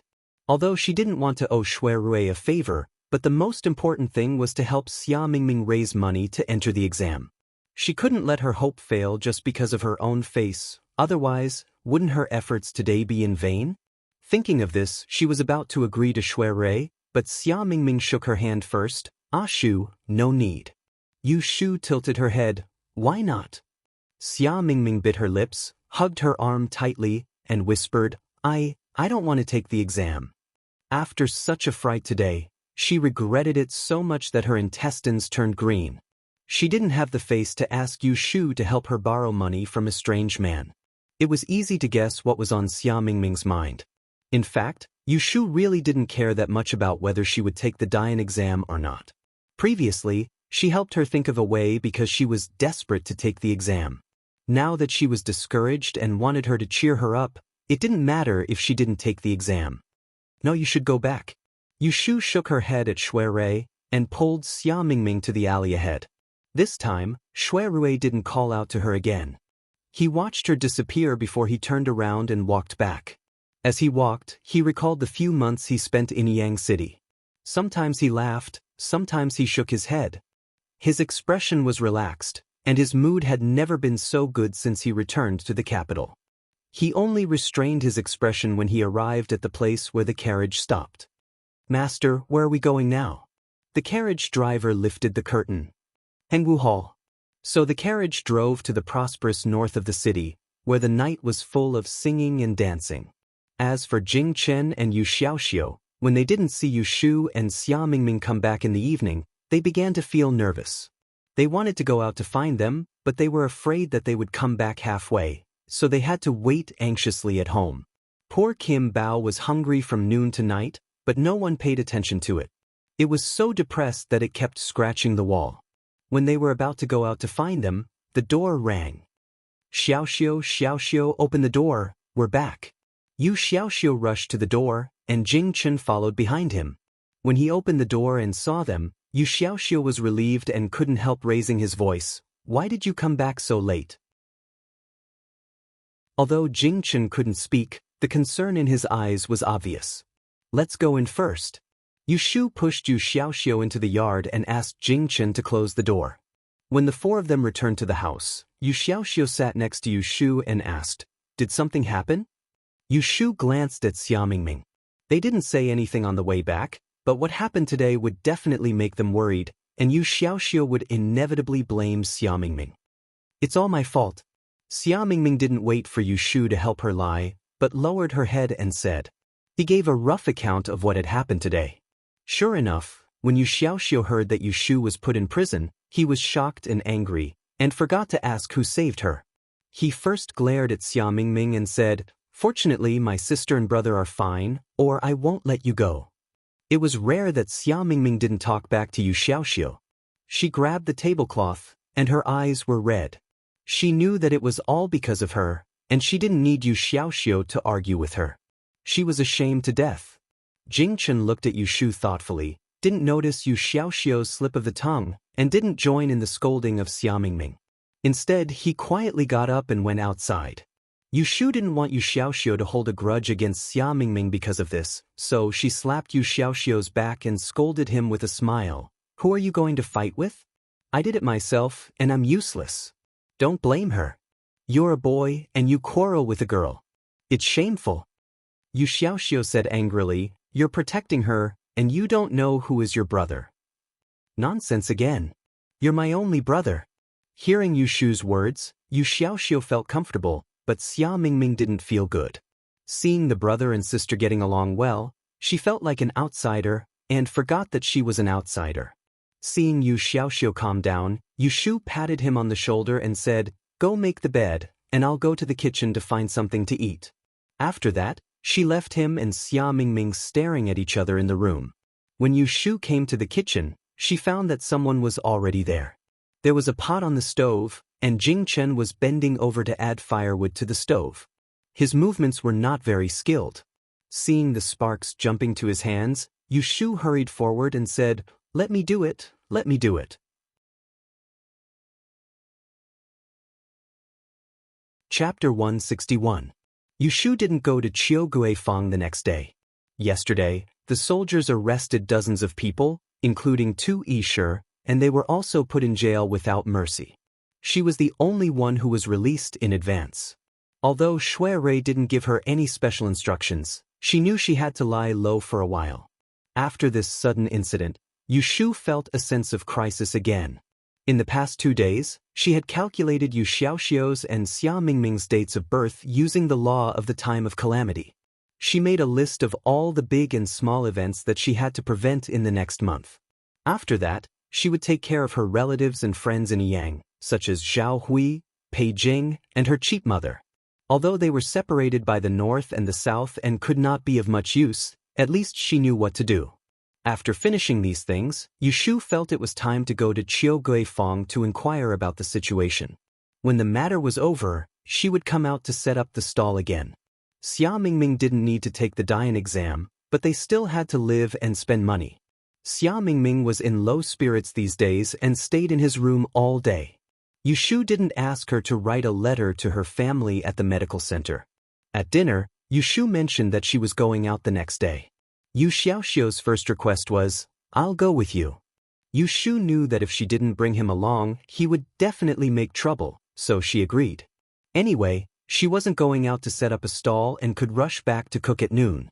After dinner, Yu Xiaoxiu went outside to fetch water. Xia Mingming helped to wipe the table. Yushu was squatting in the kitchen washing. There was an oil lamp on the stove, and it was barely visible that she was holding a bowl and not a plate. Hearing the noise behind her, Yushu turned around and saw Jingchen standing at the door of the kitchen. "What's the matter?" Jingchen shook his head and raised his hand to signal her to finish first. Yushu quickened her movements. She washed the bowls and chopsticks in the wooden basin twice, wiped them clean, and placed them in the cupboard. Taking off her apron, she picked up the lampstand. He led him into the house to find a pen and paper. Xia Mingming glanced at the two of them and twisted the rag in his hand. In front of the desk, Yushu took out a piece of paper and handed it to Jingchen. She pondered a few times in the inkstone and asked him to dip it in the ink. When he was done, she moved closer to take a look and saw the words written on the paper, "Your sword." "Can I have a look?" "Sword?" Yushu paused. "You mean the rusty one?" Jingchen nodded. "Wait." Yushu didn't ask him what he wanted the sword for. She turned around and rummaged through the wardrobe. After settling down in Beijing, she kept the rusty ancient sword and locked it in the cabinet. She had been so busy recently that she had a headache. He didn't bother to check if it was a real antique. She found the rusty sword at the bottom of the wardrobe. Yushu untied the cloth wrapped around it and handed it to Jingchen. "Here." As soon as Yushu took out the sword, Kim Bao, who had eaten his meal and was dozing off at the foot of the bed, stood up alertly. The mustache on the tip of his nose trembled. He curled up again. Jingchen took it and stroked the rusty sword with his fingers. He closed his eyes and tried to recall that night on the ship, when he blocked the weapons of the pirates, the familiar feeling of his body heating up. Yushu looked at Jingchen's movements and thought that he was thinking of something. She didn't disturb him and stood by his side to accompany him. After a long time, she saw Jingchen open his eyes and stare at the sword in his hand, as if he wanted to see a hole in it. "Did you remember something?" Yushu carefully probed. Jingchen shook his head and walked to the table with the sword. He wrote on the paper, "Have I used this sword before?" The before he was referring to was before he lost his memory. "No." After Yushu answered, she looked at Jingchen's confused expression and said, "But you have seen this sword before." Jingchen's eyes lit up. Yushu scratched her neck and said, "Actually, this sword wasn't mine in the first place. Didn't I mention it to you before? The two of us know each other because you saved me before. Just outside Yang City, I was captured by a group of demon Taoists and used as a sacrifice for this sword. After that, those people were arrested by the government. Seeing that this sword was ownerless, I secretly took it away." Jingchen didn't care that this sword was obtained by Yushu. He couldn't remember anything about this sword. However, on the ship, he did feel a sense of familiarity with it. He just didn't know if it was because of this sword. "Can I borrow this sword for a few days?" Yushu saw that Jingchen was very interested in this rusted sword. She felt that this thing could not be used to make money, but it could help him remember something. She generously said to Jingchen, "You can take it." Jingchen replied with a smile. Yushu suddenly felt like she was bathing in the spring breeze. She secretly thought that such a beautiful person was more luxurious than those famous calligraphy and paintings at home. After taking Jing Qin to the door of the house, Yushu turned to Xia Mingming, who was still pretending to wipe the table, and sneered, "If you continue to wipe, the table will shed its skin." Xia Mingming awkwardly turned his head and said, "I didn't eavesdrop on you." What was this called? Confessing without being pressed. Yushu walked over to the table and sat down. She folded her arms and stared at him for a few times. Seeing that he was not as lost as he was 2 days ago, she asked, "When are you going home?" Xia Mingming's shoulders shook and she lowered her head. "Are you in such a hurry to drive me away?" Yushu said bluntly, "You are not going to take the Dian exam. Why are you still staying here? Go home early and live a good life. You have been away for so long. Don't you think about your family? They must be worried about you. Your father, your mother, don't you miss them?" Xia Mingming was a little moved. She pulled the dirty rag and whispered, "Let's wait for a few more days, okay?" Yushu sighed. She knew that she was delaying. "Do as you see fit. Tell me when you are going to leave." Xia Mingming nodded quickly and sat down next to Yushu. She rolled her eyes and asked, "By the way, who was the person who sent you back the night before yesterday?" Yushu reached out to pour water from the teapot and answered casually, "A friend." "A friend?" Xia Mingming leaned closer to her. "Where did you meet a friend who could bring you out of prison? You haven't been to the capital before. How did you meet someone here?" 2 days ago, she was not in the mood to inquire about it. Now that she thought about it, she was very curious. Yushu did not tell her much about herself. In Xia Mingming's eyes, Yushu's origin was quite mysterious. Not only did she know the orthodox 6 lines divination, she was also good at everything. She was clearly a woman, but she was smarter and more capable than a man. Now, she had a friend who seemed to be very capable. Yushu turned to look at Xia Mingming, who was full of gossip. Her hands were itchy, so she raised her hand and pinched one side of Xia Mingming's soft face. She twisted it left and right and said with a fake smile, "Mind your own business. Hurry up and go to bed. I will go out with Xiaoxiu tomorrow morning. You take our dirty clothes to wash." After that, she threw her hand away, ignored her crying bitterly, turned back to the room, and closed the door. The next morning, Yu Xiaoxiu woke up earlier than Yushu. Because he was excited to go out with Yushu, he did not sleep much last night. But it was good to be young. He would not be unable to get up the next day just because he did not sleep well. After a simple breakfast, Yushu led Yu Xiaoxiu out the door. Perhaps it was because of the spring fragrance brothel's arrest 2 days ago. Autumn Osmanthus Lane was lively during the day, concealing a strange atmosphere. When Yushu walked on the street, she felt that there were whispers everywhere. People were whispering to each other, but she did not know what they were secretly talking about. Yushu first went to Mingyuan Casino. Across the street, she saw the seal on the door. Her eyelids twitched, and after asking a passerby, she found out that several soldiers had come in the afternoon to seal the casino and arrest a few people. Yushu accompanied the passerby and sighed, then walked back to the tavern where she usually set up her stall. Telling Yu Xiaoxiu to wait outside, she went in to talk to shopkeeper Sunday. Coincidentally, the shopkeeper was not around today. There were only 2 waiters in the tavern, and one of them recognized Yushu. He slung a cloth over his shoulder and walked up to her.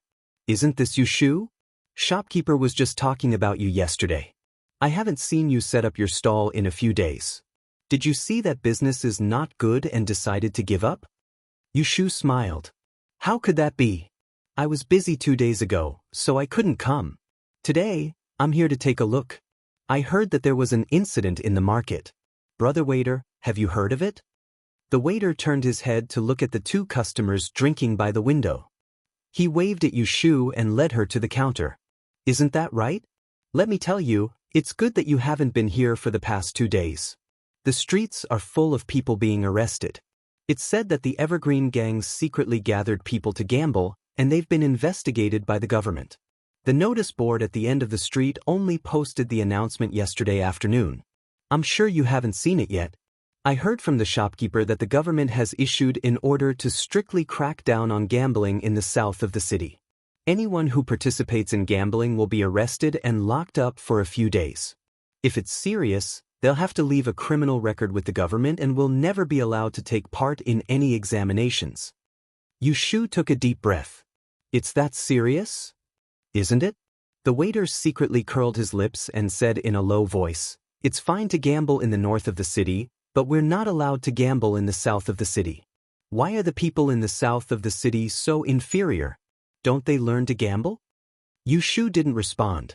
She only smiled and chatted with him for a while before saying goodbye. "Brother waiter, thank you for telling me. When the shopkeeper comes, please pass on a message for me. I'll be leaving now."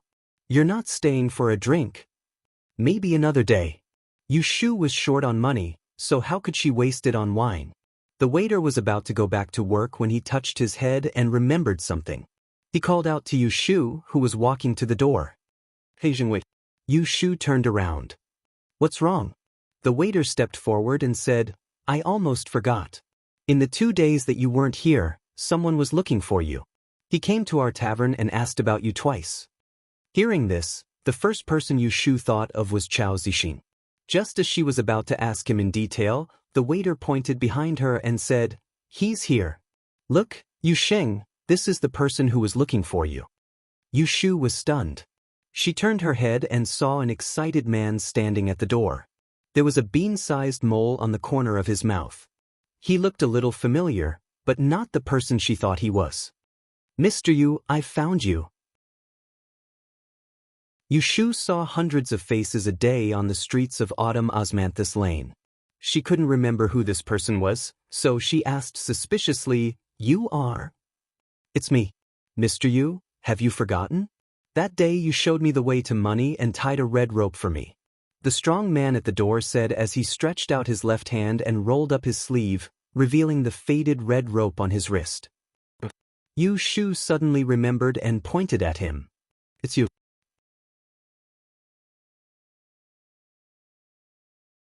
Chapter 162.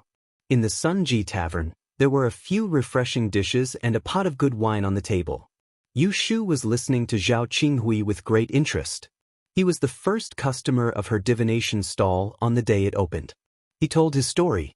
Yu Xiaoxiu was called in by Yushu. He sat at the table and ate raw flowers. It was no wonder that Yushu didn't recognize him at first. He was dressed much more neatly than when he came to have his divination done that day. Zhao Qinghui wasn't originally from the capital. His family lived in a small town in the north. His father died early, so he and his mother relied on his maternal grandfather's family to live.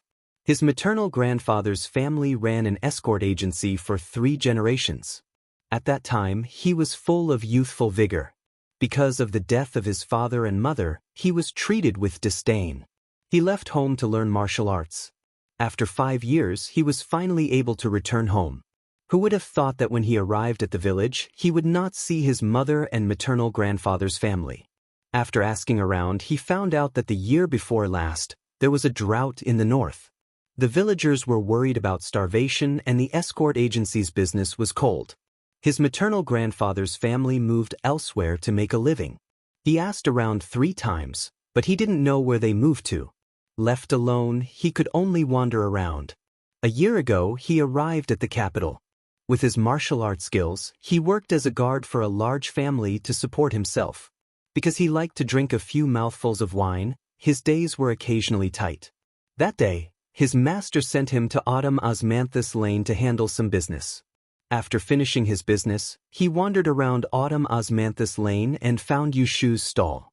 Who would have thought that he would be able to find a way out? Zhao Qinghui was asking for money that day. Yushu showed him a way to make money. Zhao Dezhuang followed it and walked southwest. When he encountered a wall, he turned, and when he encountered a street, he walked. After 500 steps, he looked up and saw an escort agency at the end of the street.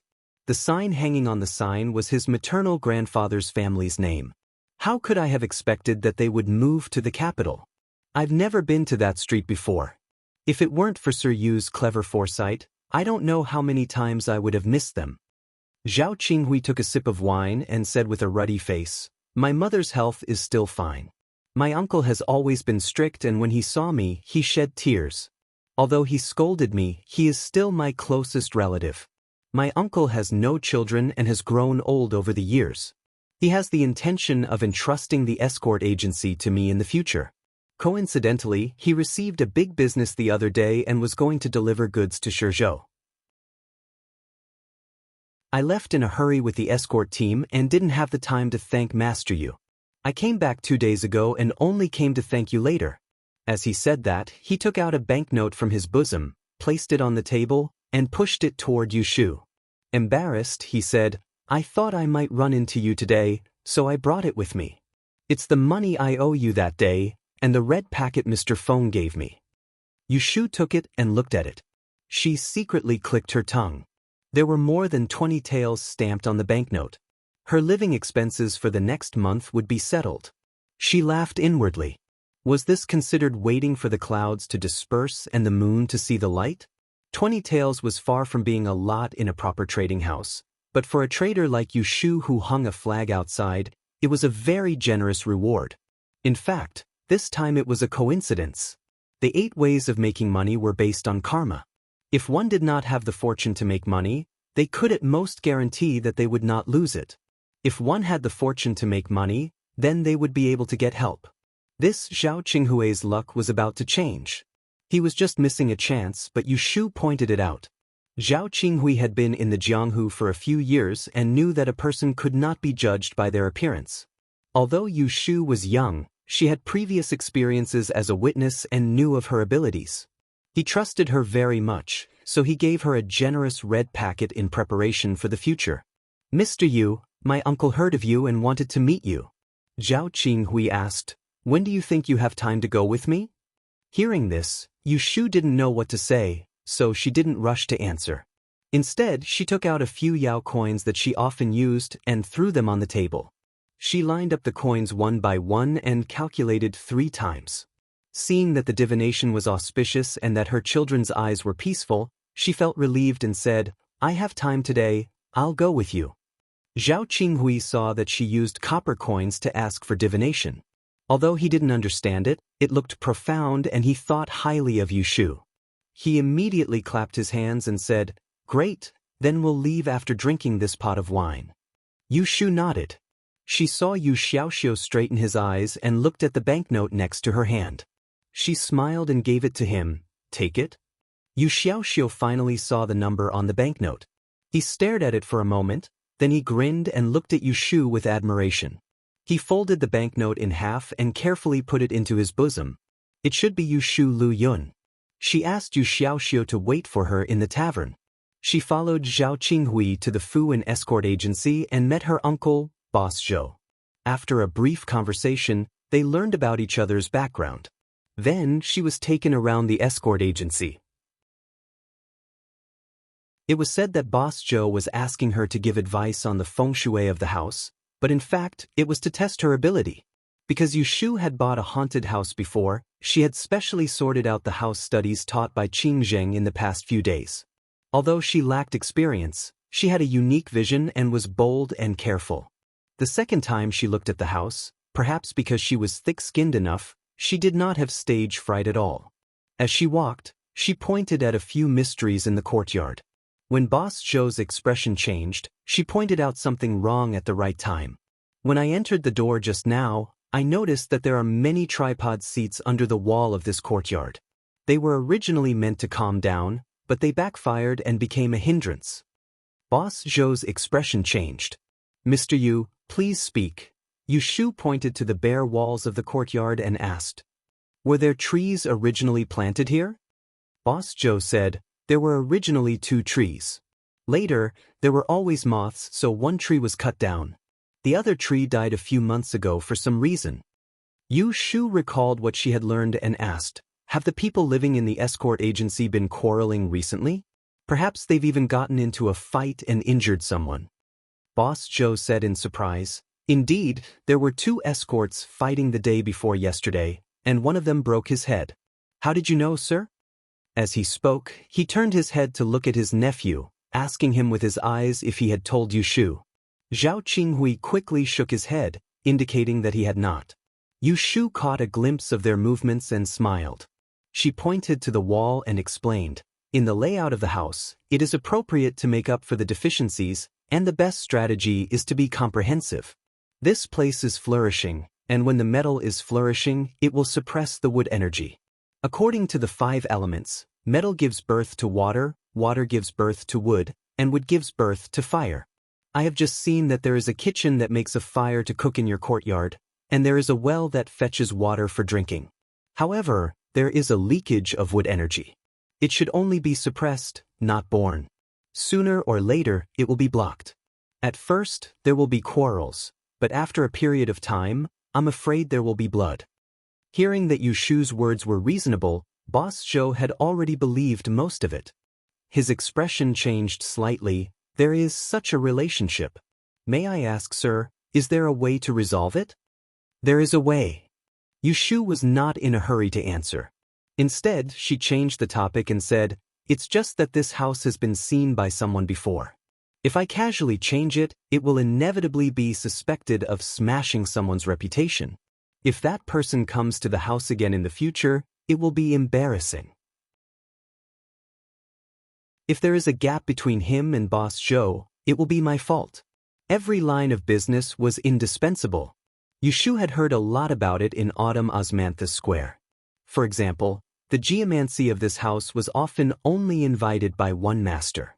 If the predecessors had not gone and the later generations interfered at will, it would be stealing people's rice bowls.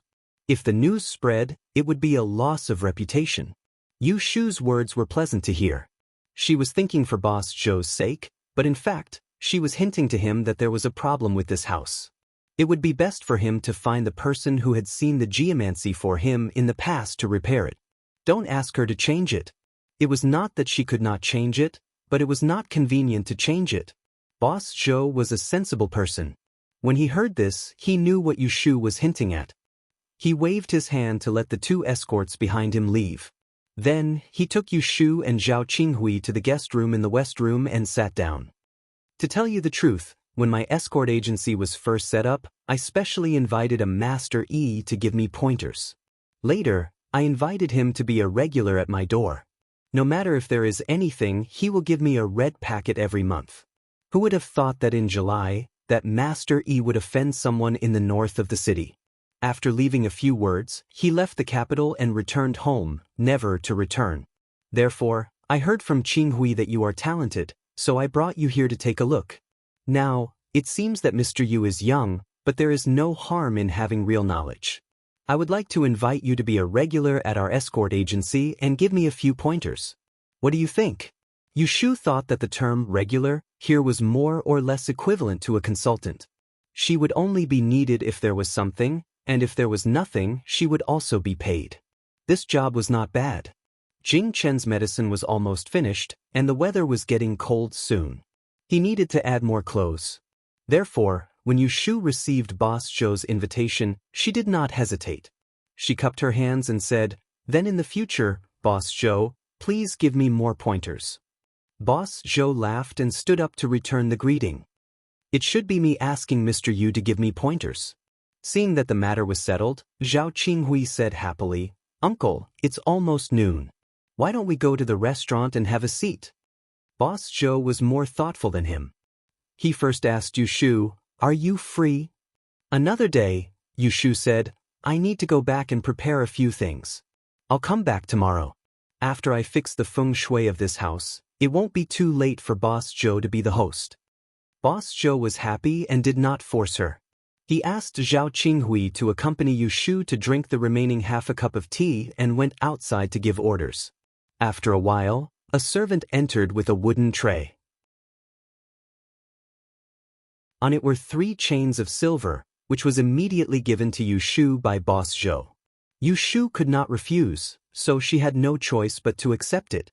She could not put it on her body, so Boss Zhou carefully prepared a small bag to accommodate her. In ancient times, escort agencies were very popular, especially in large cities with many people. Because there were only a few people who practiced martial arts, and there were risks in escorting goods, the competition in this industry was not very fierce. Therefore, whether it was escorting people or escorting goods, the fees were not low. Take Yushu and the others for example. from Kaifeng Prefecture to the capital, the journey took half a month. That trip cost 50 taels, and this did not include the food and accommodation on the way. Fuan escort agency was not big, and there were more than a dozen escorts. There were only a few big business in a year, but the small business was non-stop. Business was non-stop. Spending 20 to 30 taels of silver a month to provide for a single customer was still affordable. Moreover, this was much more cost-effective than going to the e-hall to ask for a fortune teller when they had something to do.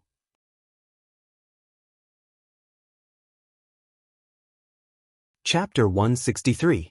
When Yu Shu left Fuan escort agency, it was already noon. She went to Sunji Tavern to pick up Yu Xiaoxiu. When Yu Xiaoxiu saw her getting another bag of silver, he was so surprised that he asked her where she got the money. He heard that Fuan escort agency invited her to be a regular customer, so even if she did nothing every month, she would still get 20 silver taels. Yu Xiaoxiu was even happier than Yu Shu. Sister, does that mean you don't need to get up early every day to set up your stall? Yu Xiaoxiu thought that 20 silver taels every month was enough for them to spend in Enling City. His sister doesn't need to work hard anymore. Why not? Yu Shu hugged the silver bag in her arms and said, "Do you think 20 silver taels is enough? Do you think learning is free?" Yu Xiaoxiu thought that she was talking about him, so he felt strange and said, "You can teach me, why do I need to spend money?" In the past, Yu Shu told Yu Xiaoxiu that there was a master who taught her how to learn.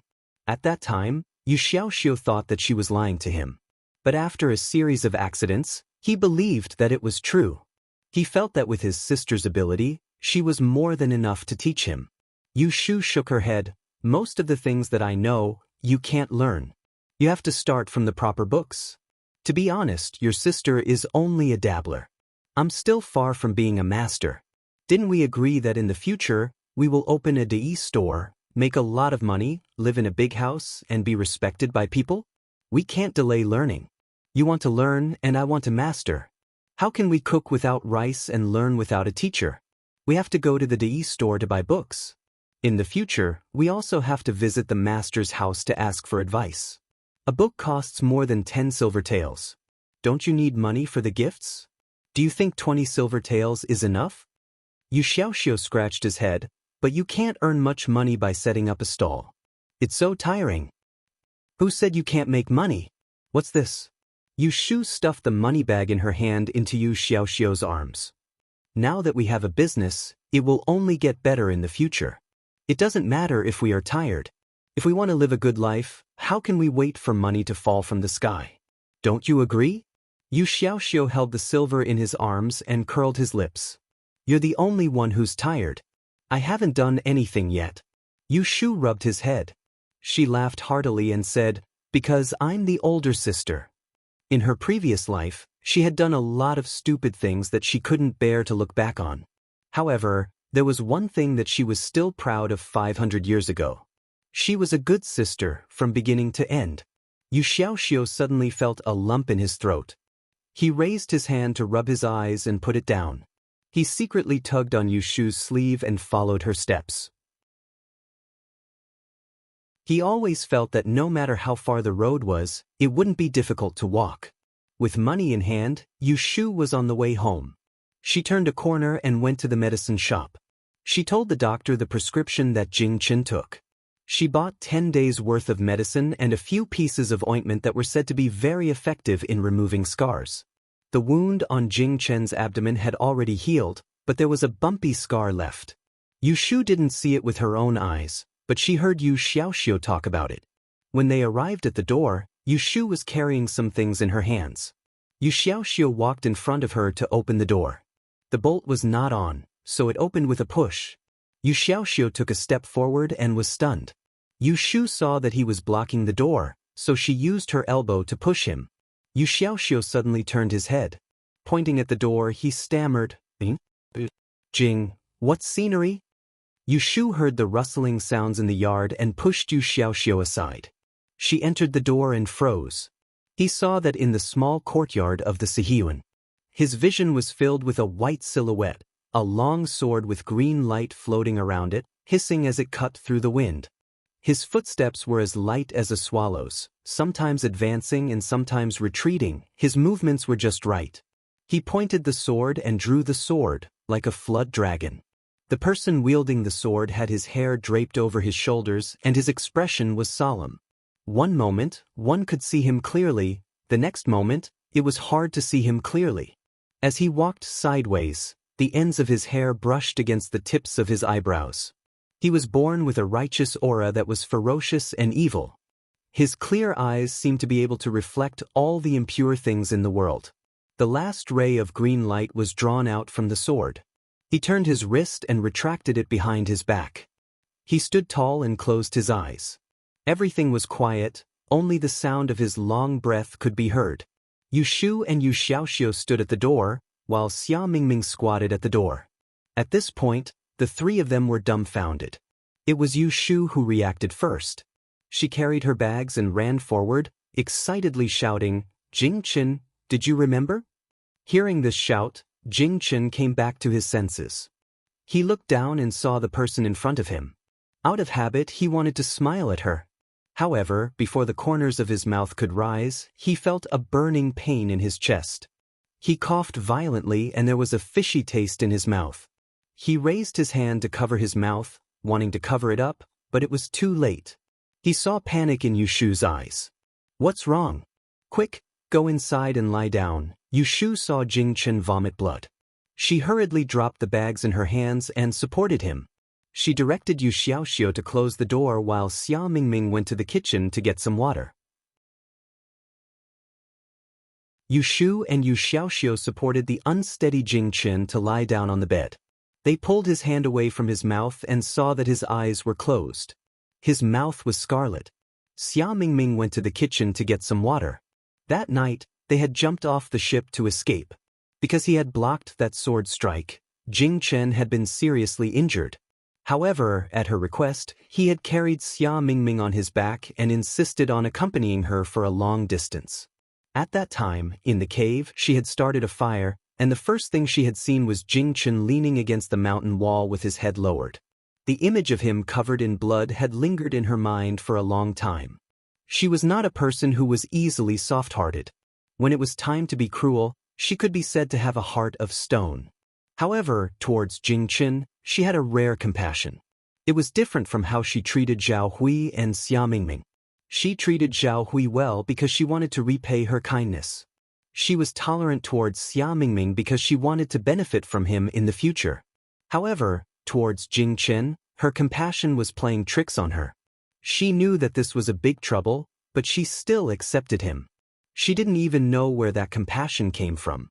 Perhaps it was because of Jing Chen's helpless fate, or perhaps it was because of his pure and kind nature, or perhaps it was because he had been by her side twice when she was in trouble, so that she wouldn't have to face it alone when she was at her wit's end. She wanted to help Jing Chen, but she didn't know how.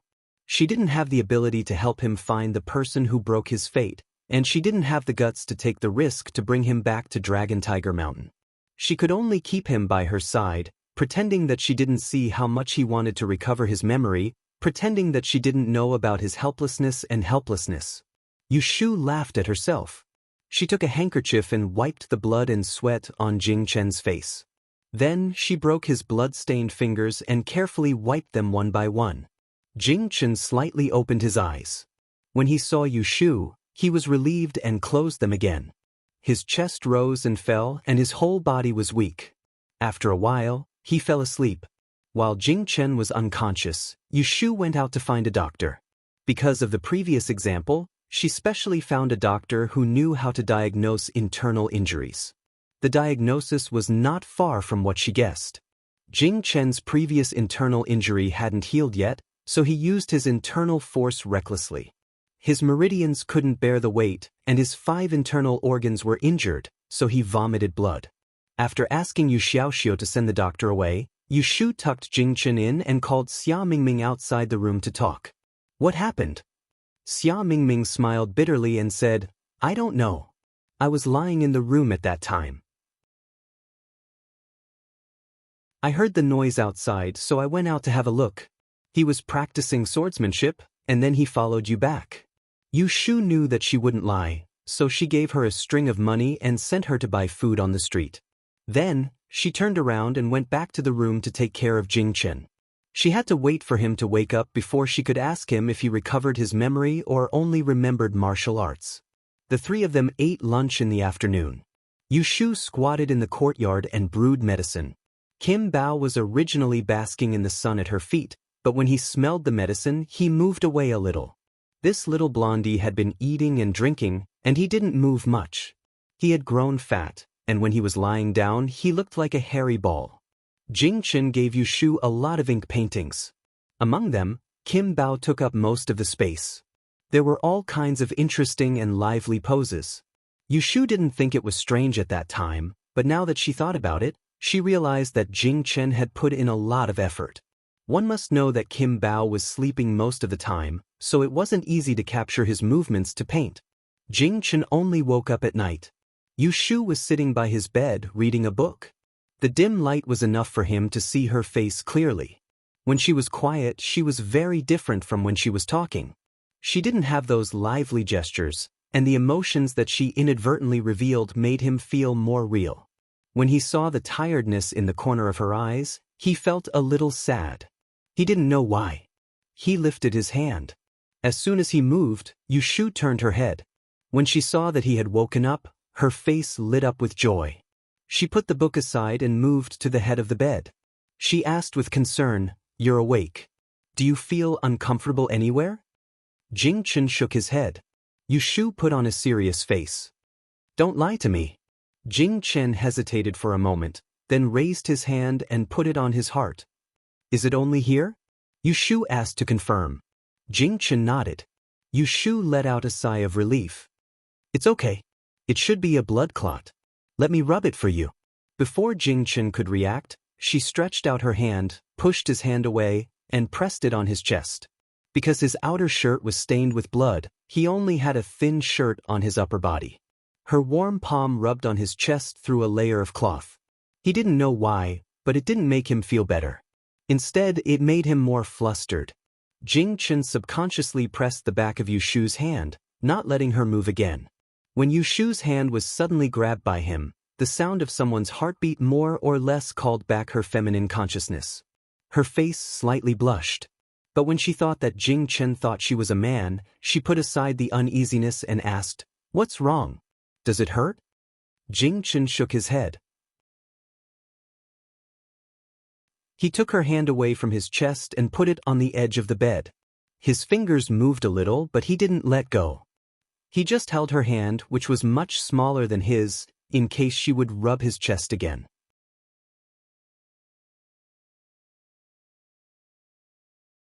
Chapter 164. At night, Yushu closed the door of Jingchen's room and came out. She lifted the heavy sword in her hand and looked at it under the moonlight. She touched the marks on the sword. During the day, she saw Jingchen's sword dance with a green light. She guessed that it was the green embroidery on the sword. Because Jingchen's sword move was too fast, it turned into light and shadow. At that time, she thought that it would be good for him to remember something, but who knew that he could not remember anything else and only remembered a set of sword techniques. Moreover, by a freak combination of factors, he had used his internal energy. Previously, his internal injuries had not healed, so he could not use martial arts. With this torment, he would have to lie in bed for 10 days to half a month. Remembering that set of sword techniques, but not being able to use it was no different from not being able to remember it. The gains did not make up for the losses. Yushu knew that he was impatient, so she didn't say anything. But she took back the sword to prevent him from acting rashly again. She remembered that when she confiscated the sword, Jingchen's face was full of reluctance and awkwardness. Yushu couldn't help but laugh. After laughing, she felt much more relaxed. Jingchen's temperament was far stronger than she had imagined. Otherwise, he wouldn't have been able to live until now and still maintain his simple temperament despite having the fate of a fiend. If it was her, she would have long been filled with cynicism and become a great devil. In any case, she would only harm others and not herself. Holding the sword, Yushu went back to the house. Tomorrow, she planned to go to the Fu and escort agency to inquire about Jingchen's internal injury. If it can be cured as soon as possible, then he can practice a few more sets of swordplay. Maybe he will be able to remember related things. The next morning, Yushu went to Autumn Osmanthus Square to buy things. After walking 2 streets, she found a feng shui hall. She picked 2 pots of flowers and trees and carried them to the Fu and escort agency. Zhao Qinghui and Boss Zhou were both waiting for her. There was also a chief escort who she had not seen yesterday. Boss Zhou introduced them to each other. "Come, let me introduce Mr. Yu. This is our Fu and escort agency's chief escort, Feng Chang. He is also my sworn brother." Boss Zhou patted a middle-aged man beside him and pointed to Yushu. "This is our escort agency's newly invited Mr. Yu. Old Feng, don't look at Mr. Yu's young age. My nephew was able to find his home thanks to him." The two of them greeted each other. Yushu noticed that Feng Chang's face was glowing red, his spirit was trembling with excitement, and his lower body was solid. She knew that he was a martial artist, so she smiled a little more, preparing to ask him for advice later. Boss Zhou was concerned about the feng shui of the house. Without saying much, he led Yushu into the house. Yushu asked him to find 2 strong handymen to dig out the cauldrons placed under the courtyard wall, leaving only 2 cauldrons in the northeast and southwest corners. She dug a ditch under the east wall and led it from the backyard kitchen. The water that the maidservants used to wash vegetables and rice flowed directly into the ditch outside the door. After doing all this, she measured the distance between the east and west walls and the courtyard. She placed the 2 pots of flowers and trees she brought on the 2 corresponding positions. She warned Boss Zhou, "From now on, you can only plant trees on the east and west sides of the courtyard. It is not suitable to have these 2 pots of white calamus. You must water them daily. There is no need to protect them in the cold winter. If there are any dead leaves, clean them up in time. This flower is not delicate and is very easy to raise. You need to know not to let it die." Boss Zhou nodded his head repeatedly and did not ask for a detailed explanation. This was because those who knew the basics valued their knowledge and did not like to reveal their knowledge. However, the escort was more straightforward. He pointed to the pot of calamus nearby and asked, "Mr. Yu, is this enough? I heard that our courtyard lacks wood energy. Wouldn't 2 pots of flowers be too little?" Yushu was about to explain when she heard Boss Zhou cough and say, "Old Feng, Mr. Yu has his reasons for making such arrangements. Why do you need to ask so much?" Feng Chang smiled and said, "I'm just worried that he won't do well." Boss Zhou coughed again and interrupted him. He turned his head awkwardly and said to Yushu, "This brother of mine is clumsy. He doesn't have any other meaning." "It doesn't matter." Yushu waved her hand and explained generously, "Calamus is originally used to prevent diseases and eliminate evil. Making wine can avoid diseases, and burning leaves can drive away insects. There is indeed a lack of wood energy in this house, so I directed water to grow wood in the direction of feng shui and dredged the joints to solve the predicament. Boss Zhou can just plant trees in the courtyard later. There's no hurry." She spoke straightforwardly, and the few of them more or less understood some of it. Previously, Feng Chang saw that Yushu was young and looked too delicate. He was afraid that she was an embroidered pillow. Now, he felt that she was much better than those arrogant and disdainful teachers. After tidying up the house, Boss Zhou sealed another 10 taels of silver for Yushu to buy these 2 pots of calamus. Yushu said a few polite words and accepted it. These 2 pots of flowers cost her 5 taels of silver, so she still earned 5 taels of silver. After settling the business, Boss Zhou asked Yushu to eat wine. This time, Yushu did not refuse. Under Zhao Qinghui's suggestion, the few of them went to Sunji Tavern. At noon, Sunji Tavern had a few more customers. They went late and there were no more private rooms upstairs. Boss Zhou originally wanted to change places, but when he saw Yushu greet manager's son and heard from Zhao Qinghui that she had set up a divination stall outside the tavern, he gave up the idea. After the dishes were served and they chatted for a while, Yushu brought the topic to martial arts. "The 3 of you are all martial artists. I heard that when martial arts reach a certain level, there will be internal energy. I don't know if it's true or not." Feng Chang said, "Of course it's true. How can this be faked? Oh. Yushu looked curious. Can escort Feng show me your skills and broaden my horizons? Feng Chang waved his hand and said, I'm a person who practices external martial arts. I'm not good at internal energy. If you want to broaden your horizons, you have to ask my big brother. Yushu shifted her gaze to Boss Zhou. The latter smiled and stretched out his thumb to press on the corner of the table. Yushu looked over and saw a clear fingerprint on the table. Obviously, this was the work of internal energy. Yushu was a little surprised. She didn't expect that Zhao Qinghui's uncle, who looked weak and scholarly, would have such skills.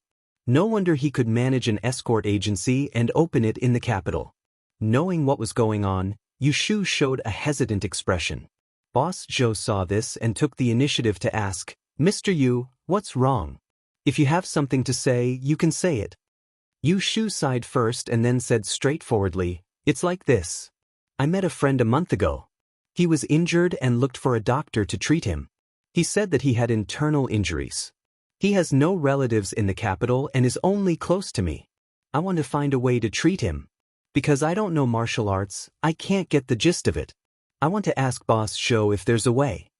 After the three of them heard this, their expressions were different. Boss Zhou first said, Mr. Yu probably doesn't know that internal energy healing is not an easy thing. Although I'm good at internal energy, I don't know how to heal injuries. Even if I want to help you, I'm really powerless. In fact, Yushu didn't intend to ask the other party to treat Jing Chen's injuries. Otherwise, if Kata Xing flared up, wouldn't it harm him? After hearing Boss Zhou's words, she didn't feel disappointed. Instead, she had a clue. But you don't have to worry. Boss Zhou comforted her again. This internal injury is not comparable to illness. It won't kill you. Pay more attention to recuperation and buy some tonics to eat. As long as the injury is not too serious, you can recover in 3 to 5 months at most. Yes. Yushu nodded and smiled bitterly to herself. If Jing Chen's injuries could be healed in 3 to 5 months, she wouldn't have to go through so much trouble. Because of such a matter mentioned during the dinner, the few of them lost their drunkenness. After a pot of wine, they didn't have a refill. Yushu ate her food absent-mindedly. Occasionally, she heard footsteps on the stairs and someone talking drunkenly, so she raised her head to look. At the corner of the stairs, a young man wearing a grass-green robe was supporting a petite young man down the stairs. The young man was probably drunk and his footsteps were unsteady. Yushu and the others were sitting at the side of the stairs. From her angle, she could only see the young man's back, but she could see the young man's drunken red face. She couldn't help but secretly click her tongue. In terms of appearance, only Xia Mingming could compare to her. Not to mention that her eyes were dazzling when comparing a man to a woman. This kind of rosy drunkenness was 100% a girl. I'm not drunk, you don't need to help me, I can walk by myself, hiccup. Yushu retracted her gaze. When she heard this drunken voice, she couldn't help but raise her eyes to look again. The two people had already gone down the stairs and were walking towards the door. Yushu was looking at the back of the young man who was supporting the young man. She glanced around and saw a pink and green pouch on the ground not far in front of her. She hesitated for a moment, then put down the wine glass and rushed forward. As she bent down to pick it up, she shouted to the people in front of her, "Wrong, wait." The pub was too noisy, so the people in front of her didn't hear her shout. She walked out of the door and waited for her to pick up the pouch. When she looked up, she couldn't see the two people. She pinched the weight of the pouch and felt the banknotes, paper, and silver ingots. She thought to herself that she was in trouble. She turned around and said goodbye to Boss Zhou and the others, then chased after them. Right now, she was surrounded by misfortune. If she could do one more good deed, it would be good karma. She ran out of the door and stood on the steps in front of the door. She looked left and right and saw the two people walking towards the west side of the street. She jumped down the steps and chased after them. She was afraid that there would be too many people, so she shouted, "Wait, you dropped something." Unfortunately, the two of them didn't even turn their heads.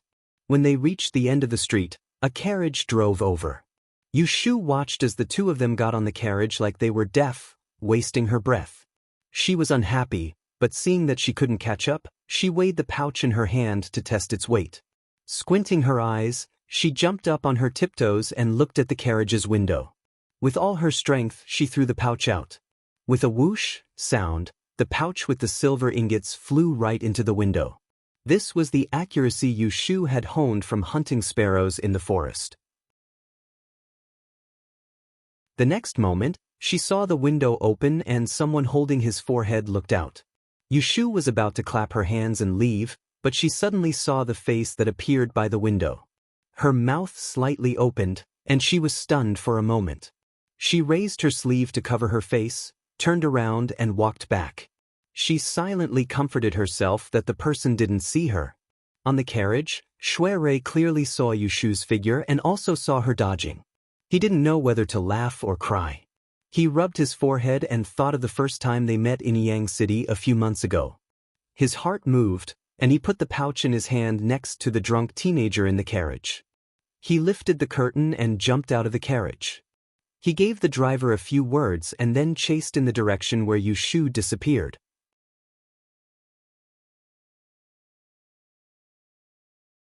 Chapter 165. Yushu ran back with her head down. When she turned her head and saw that the carriage with the petal hair had disappeared, she slowed down and walked back to the tavern. The table of food and wine was almost finished. Boss Zhou saw that Yushu had returned and asked if she had eaten well. He called the waiter to pay the bill. They said goodbye in front of the tavern. Yushu did not see the man standing across the street. After earning 5 taels this morning, Yushu weighed a jean of flour cakes and sugar cakes at a snack shop on the street.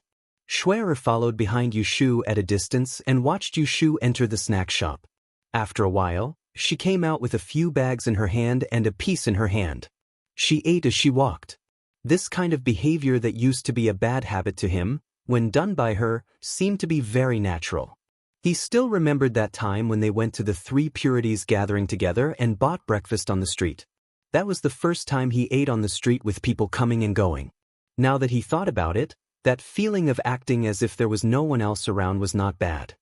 He was not in a hurry to greet her. First, he was afraid that she would turn around and run away when she saw him. Second, he was curious to see what she did every day. At the corner of the street, Yushu found a store with a bookshelf.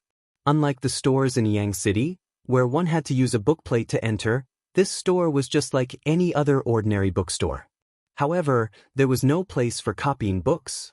If one wanted to read a book, one had to buy it. A while ago, she found a few books here that were suitable for Yu Xiaoxiu.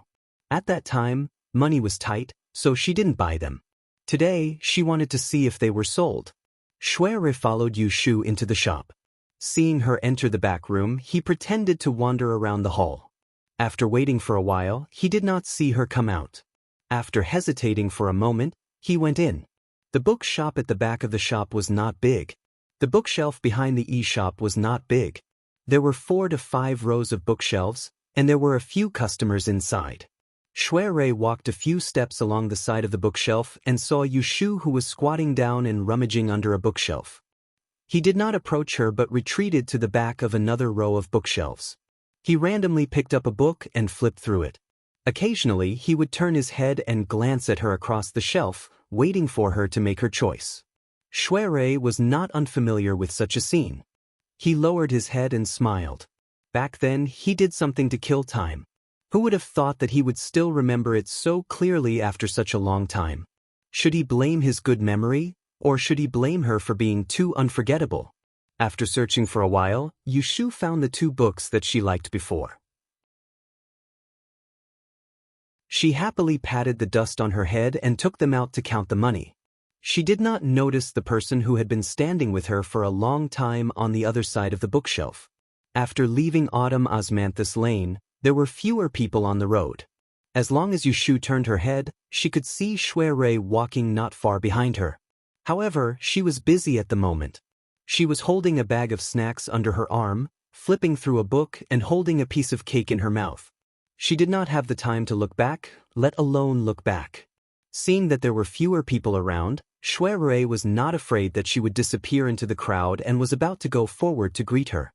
Just as he raised his hand, before he could call out, a brown-skinned dog suddenly rushed out of the alley in front of them. When it saw Yushu, it stopped on the side of the road and blocked her path with its body, barking wildly, "Woof, woof, woof." Yushu was startled by the dog's barking. She moved her eyes away from the book and saw the vicious dog dripping saliva at her 4 or 5 steps in front of her. Her whole body froze and her face looked like it was about to cry. If there was anything in this world that could make her hair stand on end, this was the #1 thing in the world. "Woof, woof, woof. Don't come over." Yushu's legs went weak. She put one hand in front of her and looked around. Knowing that she could not outrun the dog, she aimed at a short tree in front of her. She swallowed her saliva and threw the half-eaten snack in her hand behind the vicious dog. Taking advantage of the time when the dog turned around, she ran forward, stuffing the book into her arms. When she reached the bottom of the tree, she heard the dogs barking behind her. She hugged the tree trunk with both hands and climbed up desperately. In her panic, one of her shoes fell to the ground. "Woof, woof, woof." Yushu climbed up the tree and hugged the trunk. She was still in a state of shock as she looked at the ferocious dog that was baring its teeth at her. Her forehead was covered in sweat. The dog raised its 2 front legs and tried to jump on the tree several times. It couldn't jump up. Finally, it lowered its head and bit Yushu's shoes that fell to the ground to vent its anger. When the nearby Shui saw this scene, he'd already started laughing to the point his shoulders shook. However, when his gaze moved and saw Yushu who was shivering on the tree, he realized that she was really afraid, so he restrained his smile and walked over with large strides. "Do you need help?" Yushu was worrying about how to get rid of the mangy dog when she heard a voice asking her a question. She looked up and saw a person walking towards the tree. When she saw the person's face, she felt as if she had forgotten to look at the almanac. She saw him leave in the carriage with her own eyes. Why did he appear again? Was Enling City so small? It was funny that the brown dog was fierce to Yushu, but when it saw Shui walking in front of it, it just turned its head to look at him and then lowered its head to bite Yushu's shoes. Yushu looked at this irritating scene and asked in a muffled voice, Why are you here?" "I'm doing something nearby and happened to pass by," Shui said with a serious face. After all, it was not a gentleman to follow a woman. Yushu looked at him doubtfully. Suddenly, she thought of the handsome gentleman who was with him in Sunji Tavern. A strange smile appeared on her face. "Oh, you're doing something." Shui saw her strange smile and knew that she was thinking of something bad. When he was about to say something, the big dog beside him suddenly jumped up and down the tree and barked fiercely, "Woof, woof, woof." Yushu was so shocked that she almost fell from the tree, and she hugged the tree trunk tightly with both her hands and legs. From Shui's angle, he just happened to be able to see her left foot that had lost her shoe. Half of her snow-white sock had fallen off, revealing her small and round ankle. It was trembling, and that smear of white dazzled him. Shui coughed lightly. Even if he was a gentleman, he would still avoid her gaze. With this interruption, he no longer had the mood to tease her. His face darkened as he stomped on the ground and shouted at the dog that was barking madly, "Go away!" This dog also bullied the weak and feared the strong. When it saw that Yushu was afraid of it, it chased after her. When it saw that Yushu's nose was fierce, it turned around and ran away with Yushu's shoe in its mouth. After driving the dog away, Shui looked up at the tree and said, "It's okay. You should come down quickly. Don't fall again when you climb so high." Yushu stuck out half of her head, and when she saw that the dog had disappeared, she heaved a long sigh of relief. She looked at Shui who was under the tree, and she wasn't sure if he had seen her embarrassing appearance of being chased by the dog and fleeing in a sorry state. "Can't you get down?" Shui stretched out his hand and happened to touch the tree branch. "Come, let me help you." Without the dog, Yushu's alarm was lifted. What was there to be afraid of? She waved her hand to him and said, "No, you can walk to the side." Shui looked at her disdainful gesture and smiled. He obediently took 2 steps back and saw Yushu's hands hooking onto the tree trunk. She nimbly flipped over and slid down like a monkey. Her hands loosened and she steadily landed on the ground. With her back facing him, she tidied up her clothes and turned around to thank him. "Thank you." You're welcome. He followed her on the spur of the moment. Seeing her running away in a panic was enough to make him laugh for a few days. Shui put on a friendly face. If Yu Shu knew what he was thinking, she probably wouldn't thank him. If there's nothing else, I'll leave. Don't you have something to do? Go quickly. See you later. Yu Shu waved at Shui as if nothing had happened. Before he responded, she turned around and was about to run away. She had just taken a few steps when she heard laughter behind her. Wait, are you going back like this? Yu Shu's footsteps came to a halt and she turned around to look suspiciously at Shui. She followed his gaze that seemed to be pointing at something and lowered her head to examine her feet. When she saw the sock that was about to fall off, only then did she realize that she was missing a shoe. With a whoosh, she pulled her foot back to the back of her thigh, and her eyes darted around in embarrassment as she cursed in her heart. Now, could it be that she had to go home barefoot? Wait for me here. Don't run around. Seeing her embarrassment, Shui didn't tease her. He turned around and walked back the way he came from. Yu Shu couldn't run even if she wanted to. If she really went home barefoot, not only would it be inappropriate for passers-by to see her, but if Yu Xiaoxiu found out about it, he would definitely nag at her incessantly. Seeing that Shui had walked far away, she leaned against a tree and pulled up her sock. When she saw passers-by, she pretended to take out a book to read and hid her foot behind her. She waited like this for a long time, but he didn't come back. He can't be playing with me, right? Yu Shu muttered. She did not intend to wait any longer. She thought that if she walked 2 streets ahead, there would be a tailor's shop. She would go there and buy a pair of shoes to wear. She tucked the scroll into her belt and walked forward, 1 foot at a time. She deserved it. As soon as she reached the entrance of the alley, she ran into a family that came out to pour dirty water. A basin of water splashed out from the door.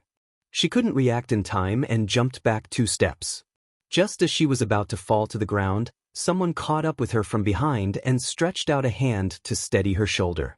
Just then, she heard a light reprimand from above her head. Didn't I tell you to wait for me? She tilted her head backwards and saw Shui's handsome face that was slightly panting. Her gaze swept towards the fine sweat that appeared on his forehead, and from the angle of the sunlight, she saw the half-inch scar that was faintly visible on his forehead. The old matters of Yang surged into her mind, and this face that overlapped with her memories suddenly caused her heart to skip a beat. Shui didn't notice Yu Shu's strange expression. He helped her to stand against the wall and handed the paper bag under his arm to the woman. Put it on.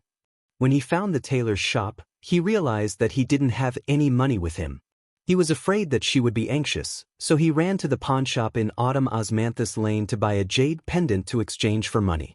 That was why he was delayed for half an hour. He was afraid that she would run away, but she still ran away. Yu Shu came back to her senses and suppressed the panic in her heart. She took the paper bag from him, turned around, and put on the shoes with her back facing him. Unexpectedly, she found that the shoes he bought fit her feet very well. They were neither too big nor too small. Noticing this detail, she suspiciously turned her head and asked him, "How do you know how big my shoes are?" Shui couldn't say that he just saw her feet on the tree so he knew, so he joked, "How big a girl's feet can be, you can see it with one look." Who would have thought that this joke would be taken seriously by Yu Shu, and she only saw him as a romantic person. Thinking of his illustrious family background, and the handsome, young man she saw in the restaurant today, she felt that it was more and more true. With this, she felt relieved. She secretly felt that it was funny just now. In terms of age, she was actually older than him by 7 or 8 years. She was really getting confused by a young man. "I've spent all my money on me. I'll return you the money for the shoes another day." As Yu Shu said this, she wrapped up the only shoe she changed into a paper bag and said goodbye to him with a natural expression. "The sun is about to set. If you have something to do, go do it quickly. See you later."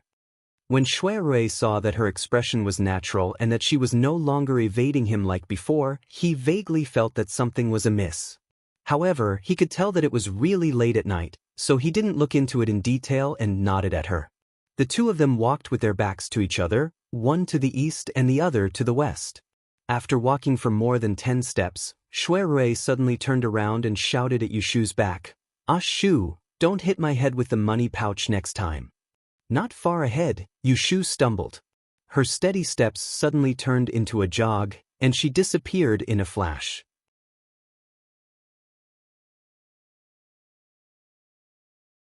Chapter 166. A few more days passed and it was October. Xia Mingming's hope of taking the Dian exam was officially ruined. Yushu's life became better. She still set up a divination stall in Autumn Osmanthus Lane during the day. More and more customers came to ask for divination.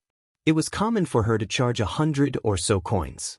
Sometimes she could earn 1 or 2 taels of silver a day. Her hard work was not in vain. The only drawback was that she was very unlucky recently. She fell when she went out, bumped into people when she walked, and choked when she was eating.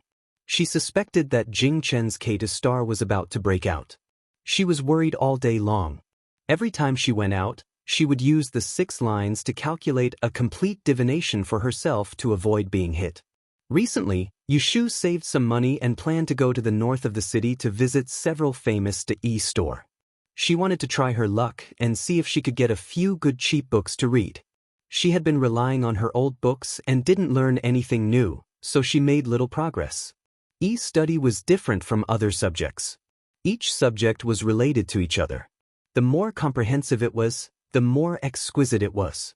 With her current ability, it was more than enough for her to set up a stall on the street to calculate divination, but there were too few things that she could really bring to the public.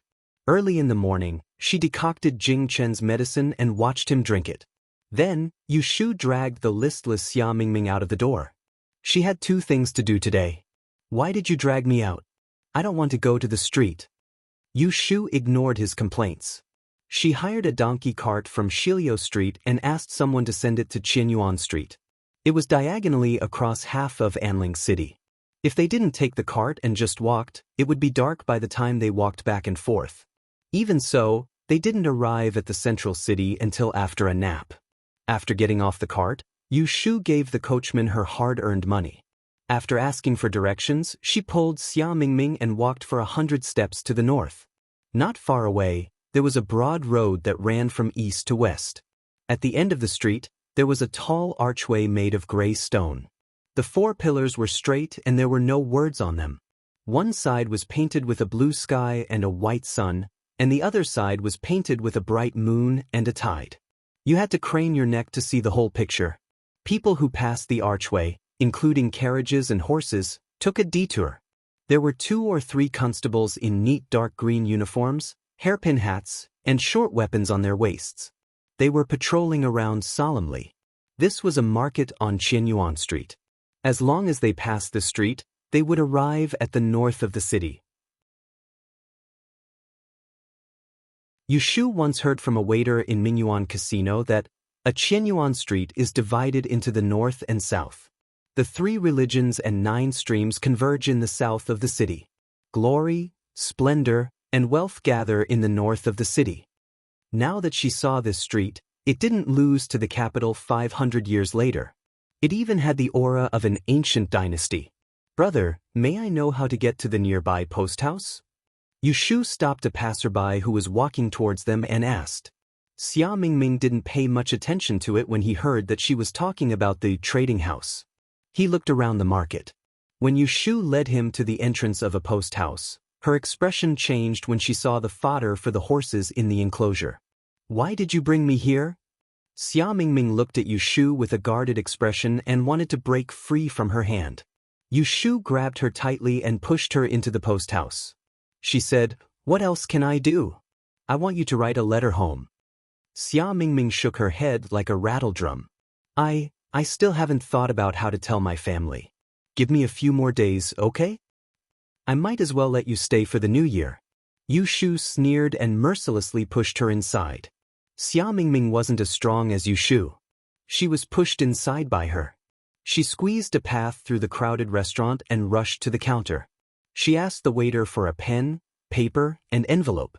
She pulled Xia Mingming to the seat by the window and pushed the pen into her hand. She threatened her with her finger on the table. "Think about it now. If you think about it, write it for me. If you finish writing, wait for me here. I'll go somewhere else. If I don't see your letter when I come back, I'll make you sleep on the street tonight." As she said that, she took out 20 copper coins from her cloth bag and gave it to her. "If you're hungry, go out and buy a sesame seed cake. You can try running around and see if I'll look for you." After leaving these words, Yushu didn't care if Xia Mingming was willing or not. She swaggered off, leaving her alone scratching her ears and cheeks. Rather than saying 1,000 words, it was better to see it with one's own eyes. Yushu crossed Qianyuan Street and walked around the northern part of the city. She could see the difference. The roads in the northern part of the city were twice as wide as those in the southern part of the city. Most of the people on the streets were riding on horses and sedan chairs. The horses were a mix of yellow and white, while the sedan chairs had a red roof and green lids. The sedan chairs had a golden beak and hanging tassels. The windows were painted with flowery colors and the curtains were embroidered with auspicious patterns. As for the pedestrians, they were well-dressed and their manners were appropriate. There was no mention of daily necessities when they talked. Perhaps the person sitting in a sedan chair that passed by was an important person. There wasn't a single beggar to be seen on the streets, not to mention those who were disheveled. Today, Yushu was wearing a robe that reached her feet. Her waist and wrists were tied up, and her hair was properly tied into a bun. She was dressed in the standard attire of a peddler. However, when she saw that the servant leading the horses was dressed in bright satin, her clothes unwittingly looked shabby. Yushu walked along the street. The shops on the sides of the street were neat and tidy. If they weren't made of red tiles and painted walls, then they were made of green bricks and white floors. There were almost no stalls wandering around on the street. It wasn't as noisy as it was in the southern part of the city, and it was more peaceful. Even the bells from the Taoist temple a few streets away could be heard. Separated by a street, the difference between the north and the south. Yushu had a feeling that she should be careful with her words and actions. Recently, she had a lot of troubles, and she had to go out so she could only try to avoid trouble. Yushu found the Xianghe barter house, according to the place she inquired about before she came. The barter houses in the northern part of the city didn't like to gather together like the southern part of the city. Of course, there were places like Autumn Osmanthus Lane and Vientiane Street, but those places were often full of trouble. With her current situation, it was not suitable for her to go there. Yushu was now very regretful that she lost the yellow frost stone that Jing Chen gave her. If she had that stone, she wouldn't have to be so careful and be on tenterhooks all day long. The reason why she was in a hurry to drive Xia Mingming away was because of this consideration. Last time, when the Kata star flared up, Xia Mingming almost died on the boat. This time, she didn't know how much trouble was waiting for her. She couldn't take care of her all day long, so she sent her home early to save her from suffering in the future. In order to enter the library of the Xianghe barter house, she had to pay 20 taels of silver. Yushu gritted her teeth and paid the fee. She took the exchanged sections and entered the back hall. Seeing the bookshelves and cabinets filled her eyes, she immediately felt that the 20 taels of silver was not spent in vain. This place was suitable for people like her who copied books to read. The library of the Great Barter House normally didn't allow people to enter as they pleased. Correspondingly, you could enter and copy as you pleased, but you weren't allowed to take the book away. You could only buy the book with money. This was the same rule as the 3 great barter houses in Yang City. The good thing was that there were refreshments provided. Although it was a small portion, it was enough for Yushu to last through lunch. After soaking in the library for half a day, Yushu watched the sunset shine through the windows.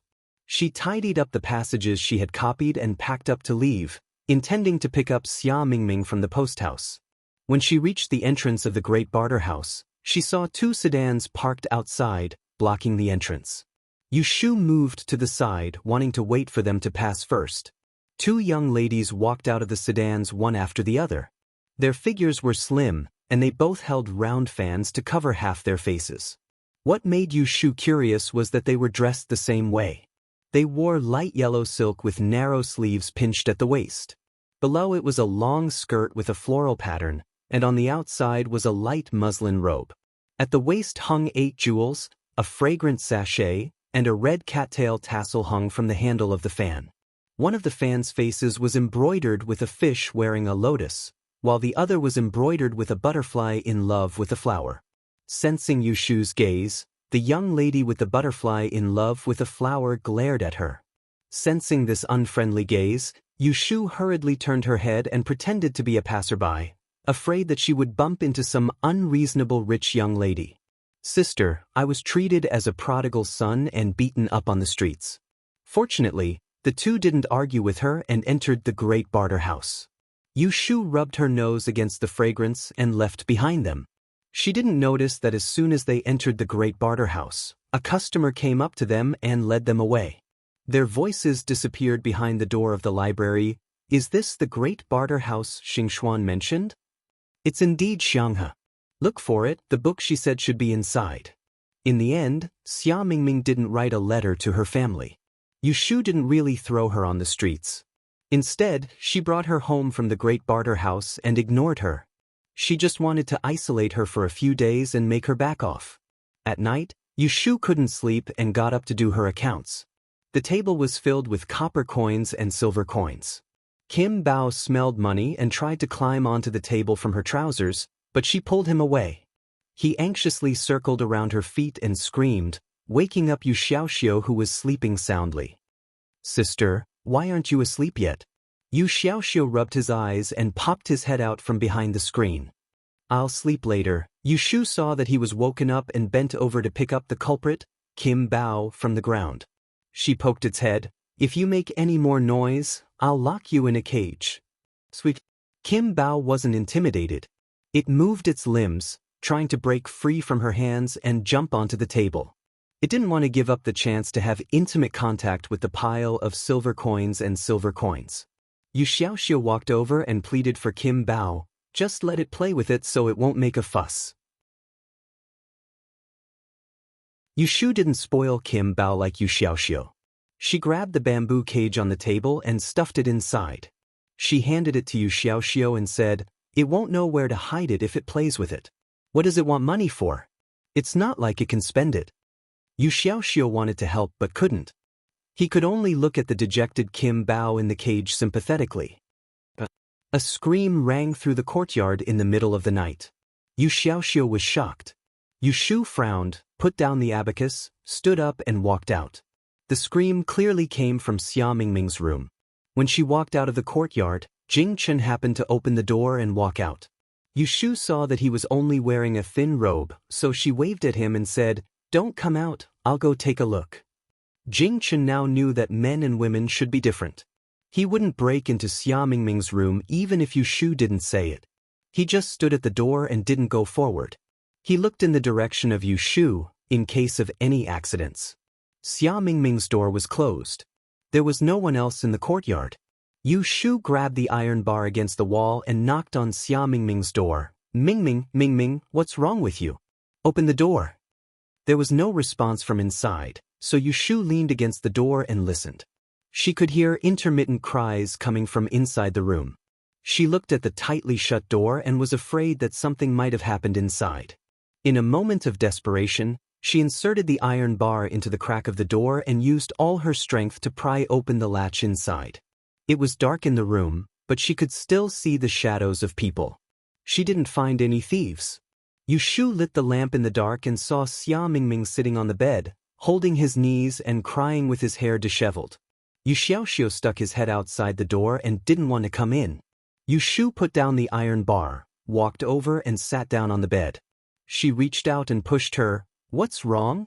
Are you having sleep hysteria? Why are you crying? Don't you know that others need to sleep at night?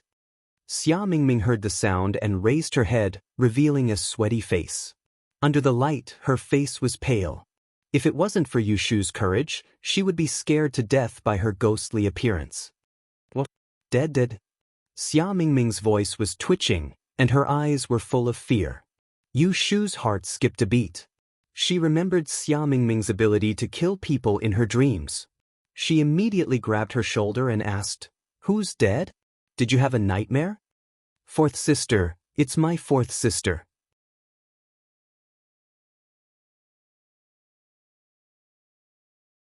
Chapter 167. Fourth sister, it's my fourth sister. Yu Shu was speechless. Looking at Xia Mingming's pale face, she remembered that she had occasionally mentioned fourth sister. It seemed that their relationship wasn't very good. Don't panic. Tell me, what did you dream about? Xia Mingming gripped the quilt tightly and cried, blood. I dreamed that my fourth sister was killed. It was a rainy night. Someone sneaked into her room from the window and killed her. What should I do? My fourth sister? My fourth sister will die. Yu Shu's eyelids twitched. She comforted her, don't cry. Are you sure it's a dream? What if it's just a dream? Xia Mingming hugged her head and said incoherently, I don't know. I don't know. I just dreamed that something bad happened to her. Yu Shu thought that it was better to be safe than sorry. She hesitated and said, do you want to write a letter home as soon as possible? Can you make it in time? Write a letter home? Xia Mingming looked at Yu Shu with tears in her eyes. That's right. Yu Shu thought that she was dizzy from fright, so she pressed her shoulder and said, you're just dreaming. You're not dead yet, right? If you had informed your family earlier, you might have been able to escape. Although she said that, she felt worried. She didn't know where Xia Mingming's home was. It would take at least half a month to send a letter from the capital. If she was supposed to die, she would have died a long time ago. Xia Mingming heard Yu Shu's words and suddenly stopped crying. She grabbed Yu Shu's hand and said, yes, yes. I have to inform her. I have to let her avoid it. Yu Shu saw that she was emotional and didn't dare to remind her that she might not make it in time. She comforted her, okay. I will accompany you to the post office tomorrow morning to write the letter. We will pick a fast horse to deliver it. No, you don't have to write. Xia Mingming shook her head. She sniffed anxiously and said, I will go find her at dawn. She is in the capital. Yu Shu was surprised. Your fourth sister is in the capital? She thought that Xia Mingming had no relatives in the capital. It turned out that her sister was here. Xia Mingming wiped her tears and couldn't hide it from Yu Shu anymore. Yes, she is studying E in the Taisher Library. Yu Shu was shocked again. Studying E in the Taisher Library? Xia Mingming's fourth sister was not simple. She had a big change every 3 years, and this year's didn't count. Didn't her fourth sister pass the Great Yen examination 3 years ago? She had thought that Ji Xingxuan from the Ji family was already strange enough.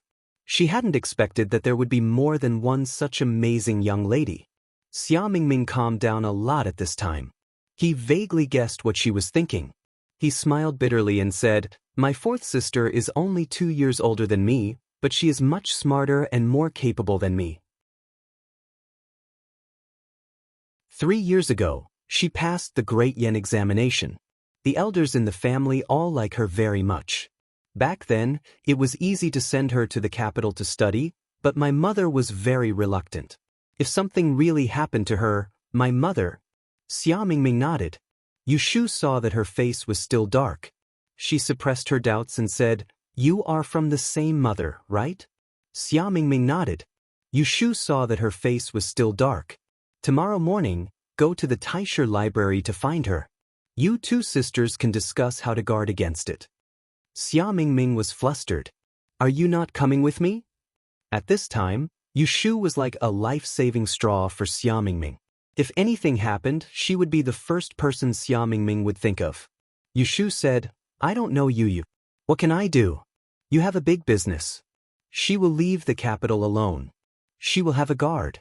I can't help. It's inconvenient. You can go by yourself. To put it bluntly, the life and death of the Xia Jiang family's fourth daughter had nothing to do with her. She was friends with Xia Mingming, but it didn't mean that she had to care about a stranger's life. Back then, when she forcefully saved Zhao Hui's life, Taoist Qingjing had once warned her that life and death were up to the will of the heavens. She shouldn't force anything, and an eye for an eye. Changing someone's lifespan would incur the wrath of the heavens. It was fine if it was for her own people, but it was not worth it for a stranger. If the fourth young mistress of the Xia Jiang clan really wanted to die, no one could stop her. Of course, she couldn't say this to Xia Mingming. No matter what, they were sisters. If she heard what she said, she would definitely fall out with her. But I'm alone. I'm alone. Xia Mingming's eyes were red as she stammered. She had snuck out from home. If she really went to find fourth sister, she didn't know how fourth sister would mock her. Shu, can you accompany me? You don't have to see you. Just wait for me. Xia Mingming held Yu Shu's hand. She begged, okay? Yu Shu thought about it and said, I'll send you to Taisher Library tomorrow. Xia Mingming nodded quickly. She was afraid that Yu Shu would change her mind.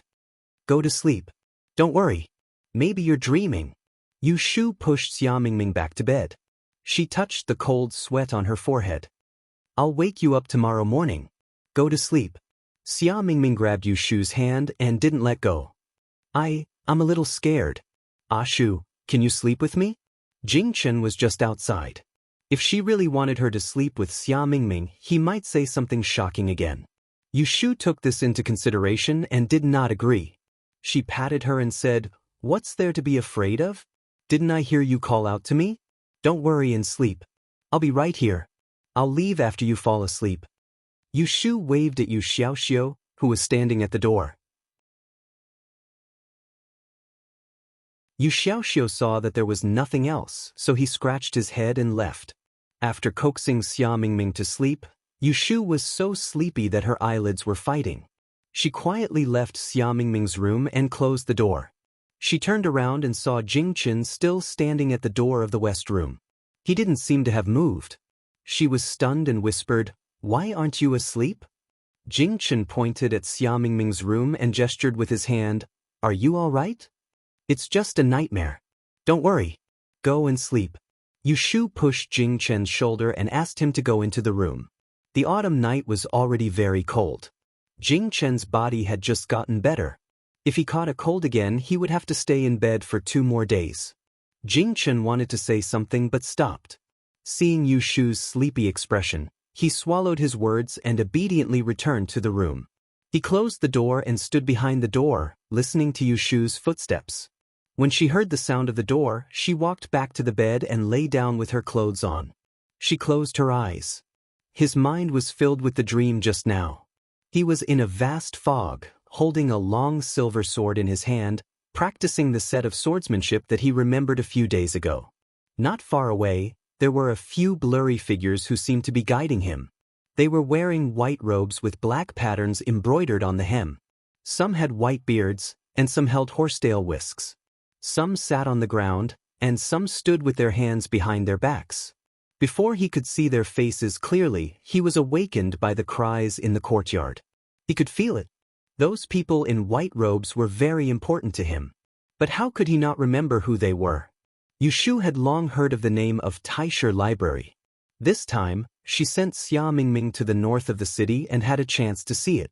Previously, she had guessed what kind of spiritual treasure land could gather talents from all over the world. Even if it was not built magnificently, it should be beautiful with carved beams and painted rafters. However, when she really arrived at the door, she felt like she had been deceived. Is this Taisher Library? She got off the carriage with Xia Mingming. After standing on the street for a moment, Yu Shu pointed to the opposite side of the street with a strange expression. There was a row of white walls less than 10 feet high, with old blue tiles hanging from them. There were 2 small yellow wooden doors. There were 3 steps in front of the door, which were flat on the road. There was a horizontal plaque at the top of the door. The shape was neither square nor round, and it was hard to tell whether it was red or purple. There were only 2 flat words written on it, Taisher. Such a shabby facade was Taisher Library? Could it be that the coachman was lazy and took them to the back door? This is it. Xia Mingming could understand Yu Shu's current mood. 2 years ago, when she returned to the capital for the first time, she saw that Taisher Library was not as grand as their back door. She also suspected that she had come to the wrong place. However, when she really walked around, she realized that it was worthy of its reputation. However, she was worried about fourth sister and was not in the mood to explain these to Yu Shu. There are guards at the door, and no one is allowed to enter. I have to ask the guards to help me find fourth sister. Xia Mingming asked Yu Shu, Are you waiting for me here? Yu Shu looked around and pointed to a tea house that had just opened. I will wait for you inside. Come find me when you are done. It was sultry today, and Xia Mingming was embarrassed to ask Yu Shu and to wait at the door with her. Yu Shu entered the tea house and saw that there were no customers on the first floor. She went directly to the second floor and found a shady spot by the railing. She could see clearly what was going on in front of Taisher Library. However, when she wanted to look into Taisher Library, she could only see green flowers and grass, blocking her view. She could not see any scenery. When Xia Mingming stood in front of the two small yellow doors, a guard came out. Yu Shu could only see half of the figure and could not hear anything. Yu Shu asked for a pot of the cheapest cloud pieces and took out a stack of papers that she carried with her. It was the paragraph that she copied at Xianghai House yesterday. It was a book that recorded the disasters that happened in various places in various years since the founding of the Dan Kingdom more than 300 years ago. There were also some annotations on the analysis of such as astrology, lunar eclipse, Chiman calculation, etc. She found the 5th volume, and she did not know how many more volumes there were. Yu Shu studied the manuscript in her hand and drank tea. She unconsciously forgot about Xia Mingming. When she remembered and looked back, she found that Xia Mingming was not in front of Taisher Library. Yu Shu put down the teacup and stood up. She held the railing and looked down the street. She still did not see Xia Mingming. When she was worried and was about to pack up and go downstairs to look for him, she heard the voice of the waiter on the second floor. "Two guests, this way please. Be careful of the stairs." Yu Shu turned her head and saw two people coming up the stairs. The young woman walking in front was wearing a light yellow gauze dress. She held a round fan in her hand in front of her chest. This dress was the same as the two young ladies she saw in front of Xianghai House yesterday. Because she did not cover her face, this woman had a peach and plum face, and her eyebrows were proud. Yu Shu felt that this person was familiar and saw Xia Mingming behind her. This must be the 4th daughter of Xia Zhang's family. No wonder she looked familiar. She could see that Xia Mingming and she were 50% similar. The difference was that the former was more delicate, while the latter was more arrogant. They were both beautiful. Xia Mingming also saw Yu Shu and shook his head at her gently. Yu Shu understood and sat back down. She raised her cup with one hand and pretended to drink tea. She glanced at them from the corner of her eyes as they walked to an elegant room separated by a screen and sat down. Seeing that the waiter had retreated downstairs, he picked up the teapot and teacups from the table, moved to a place near the screen, and sat down again. Just as he perked up his ears, he heard a voice on the other end. "You're saying you dreamt that I died?"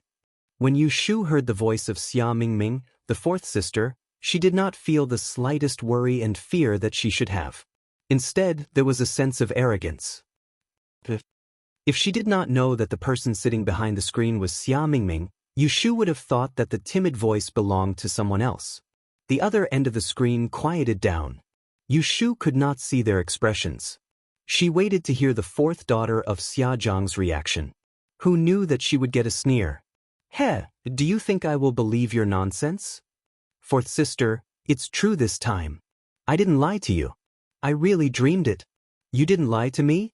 Then who was the one who lied and told father that he dreamt that he was kidnapped and killed on the road, almost causing him to miss the Great Yen examination 3 years ago and replacing 2nd sister to seek the Tao at Mount Longhu, staying in the deep mountains and forests for the rest of his life? Wasn't it you? Yu Shu raised her eyebrows. Why did this 4th daughter of Xia Jiang sound like she had done something wicked to her? I really didn't do it on purpose. I didn't know at that time. I just wanted to. You don't have to explain. I don't want to hear it. I will write a letter home and ask someone to pick you up as soon as possible. The capital is not a place you should stay. I don't care how you came to the capital or where you have been staying these days. Now, stay here obediently and wait for someone to pick you up. Don't think about running around. 4th sister. Can you believe me? I swear I didn't lie to you this time. I dreamt that someone jumped into your room from the window at night and took you. Xia Jiangmin. Yu Shu was startled when she heard the sudden rebuke from the other end of the screen. She rubbed her left ear and listened with her right ear. I'm in the Taisher Library. Although I'm proficient in astrology, There are many classmates who are proficient in physiognomy. How can I not know if there's a disaster? If you continue to exaggerate, be careful that I won't be polite to you. When Yu Shu heard the sound of the table and chair moving, she quickly picked up the teapot and teacup before anyone came out. Just as she sat back down, she saw the fourth daughter of Xia Jiang walk out with a sullen face. Seeing her go down the stairs, Yu Shu got up and walked to the partition screen. Xia Mingming was sitting there in a daze, looking as if she had suffered a great blow. Yu Shu felt pity for her and coughed twice. That was your fourth sister, right? How is it? Have you discussed it? Xia Mingming slowly raised her head and said bitterly, She doesn't believe me. Yu Shu sighed and sat down on the chair beside her. Actually, I heard everything from outside just now. What's going on between you two? Have you lied to her before? Xia Mingming lowered her head and said nothing.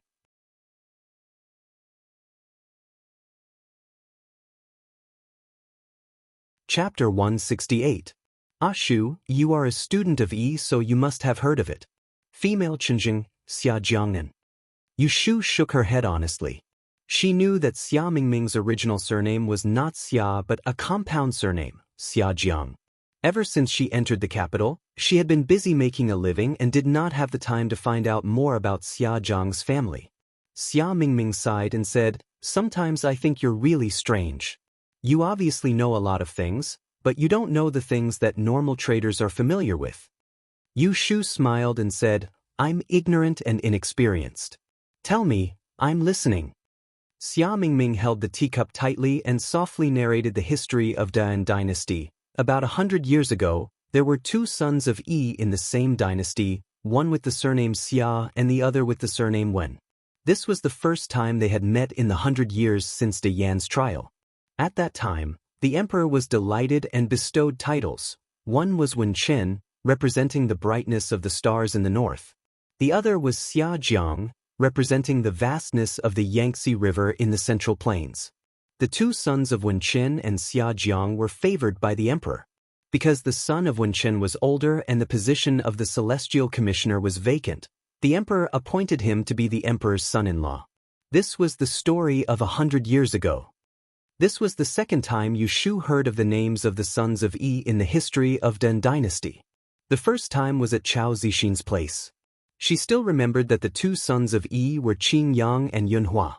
According to the time, Xia Jiang and Wen Qin came before the two of them. But why did the emperor of Dan dynasty like to betroth the princesses to the sons of Yi? Was it because he wanted to keep the goodies within the family? 20 years ago, the son of Yun Hua was the same. He married the grand princess, but unfortunately, he died early and the princess died for love. The two of them used this tragedy to become a story of the later generations. Who would have thought that the good times would not last long? For some unknown reason, Xia Jiang and Wen Qin became enemies with each other. Even the emperor could not force them to be together. The two of them were unwilling to work together in the imperial court, so they both asked to resign. The emperor had no choice but to give them two cities in the north and the south. Wen Qin was in the north, while Xia Jiang was in the south. From then on, the two of them changed their surnames to be given to their descendants to show the emperor's respect. Yu Shu rested her chin on her hands, listening with great interest. She interrupted, So your surname is Xia Jiang, so you are the descendant of Xia Jiang Yi. That's my ancestor. Yu Shu nodded. Go on. After being interrupted by Yu Shu, Xia Ming forgot what he was going to say. He thought for a while and continued, The guests of the world admired the name of the Yi. They all came to seek advice. In the south, they looked for Xia Jiang. In the north, they looked for Wen Qin. Both Xia Jiang and Wen Qin were friendly people and did not reject anyone. Every day, there was an endless stream of people coming to the door. At that time, the emperor wanted to separate the two of them from each other. Who would have thought that after 10 years, the guests of the world became divided into the north and the south? Every year, the Dayan met in the capital. Wen Qin was the number one guest of the north and Xia Jiang was the number one guest of the south. They could not tolerate each other. Once this happened, the imperial court debated endlessly. There were even people who said that when Chen and Xia Jiang were up to no good and instigated the north and south to exchange guests. When Yu Shu heard this, she was secretly speechless. It seemed that having two EZ in the same imperial court was not a good thing. As the saying goes, one mountain cannot contain two tigers. Fortunately, the emperor was wise and did not listen to the slanderous words of the lowly people. Instead, he ordered the celestial commissioner to build the imperial historian's library. After the Dayan examination, the guests of the north and south could choose people who could be taught there to further their studies. Yu Shu's expression turned serious. She secretly thought that the emperor's methods were brilliant. This way, it did not matter if one was from the south or the north. As long as one had potential, once they arrived in the capital and entered the imperial historian's library, they would have to unify and educate them. Not only did this solve the dilemma of the guests of the north and south, it also strengthened the position of the celestial commissioner. Xia Mingming licked his lips and lowered his head to drink a mouthful of cold tea. He said in a daze, "A few decades ago, the ancestors Xia Jiang and Wenqin passed away. The two families were not as prosperous as before. On the surface, they were still the representatives of the guests of the north and south. In every generation, there would be one or two people, but they no longer had the elegance of the past. Therefore, in order to revitalize the family from my grandfather's generation, we began to send the children of the family to the deep mountains to seek Tao. However, our Xia Jiang family's incense was not strong. In my generation, there were 6 sisters of the same generation, but only one cousin inherited the incense." Yu Shu rubbed her chin. She thought about what she had eavesdropped on 4th Miss Xia Jiang talking about going to Mount Longhu to seek Tao. Going to the mountains to seek Tao, not to mention suffering, we might not even be able to enter the mountain gate of Taoism. Great-grandfather set a rule that all the children of the Xia Jiang family who were sent to the mountains to seek Tao would not be allowed to return home if they gained nothing. Therefore, there were people who died of old age outside, and there were also those who could not bear it and left the family. At that time, I was young and ignorant. I almost caused 4th sister to take the place of 2nd sister. We have never been on good terms, so it is natural that she would hate me. Yu Shu could hear the regret and sadness in Xia Mingming's voice. She more or less sympathized with her. Being born in such a family, being mediocre was a mistake. Just as she was about to comfort her, Yu Shu suddenly felt that something was wrong. She still remembered that when they were camping in the mountains, Xia Mingming had claimed that she was the trash of the Xia Jiang family. However, after these days of interaction, Xia Mingming was obviously a good seedling with good aptitude.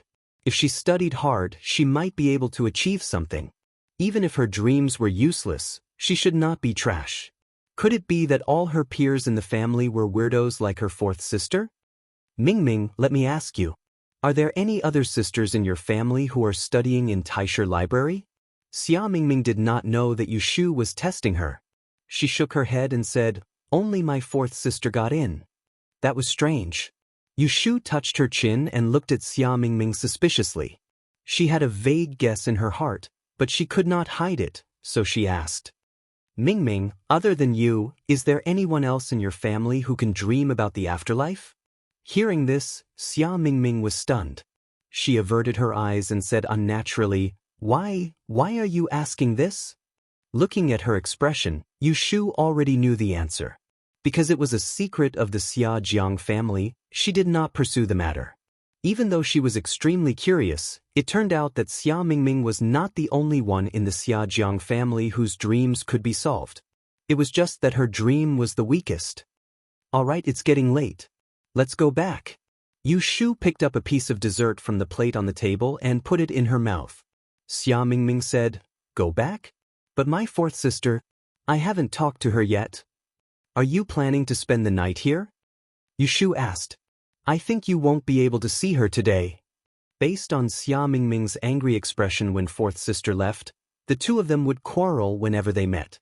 Xia Mingming said anxiously, "How can I do that? I didn't dream about the specific day of her accident. What if it happened tonight?"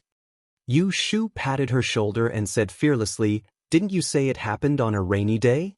Don't worry, I'm here." Let me tell you, it won't rain for the next 3 days. You can come back tomorrow to persuade her. That's right, Ashu, your Qingyu's predictions are the best.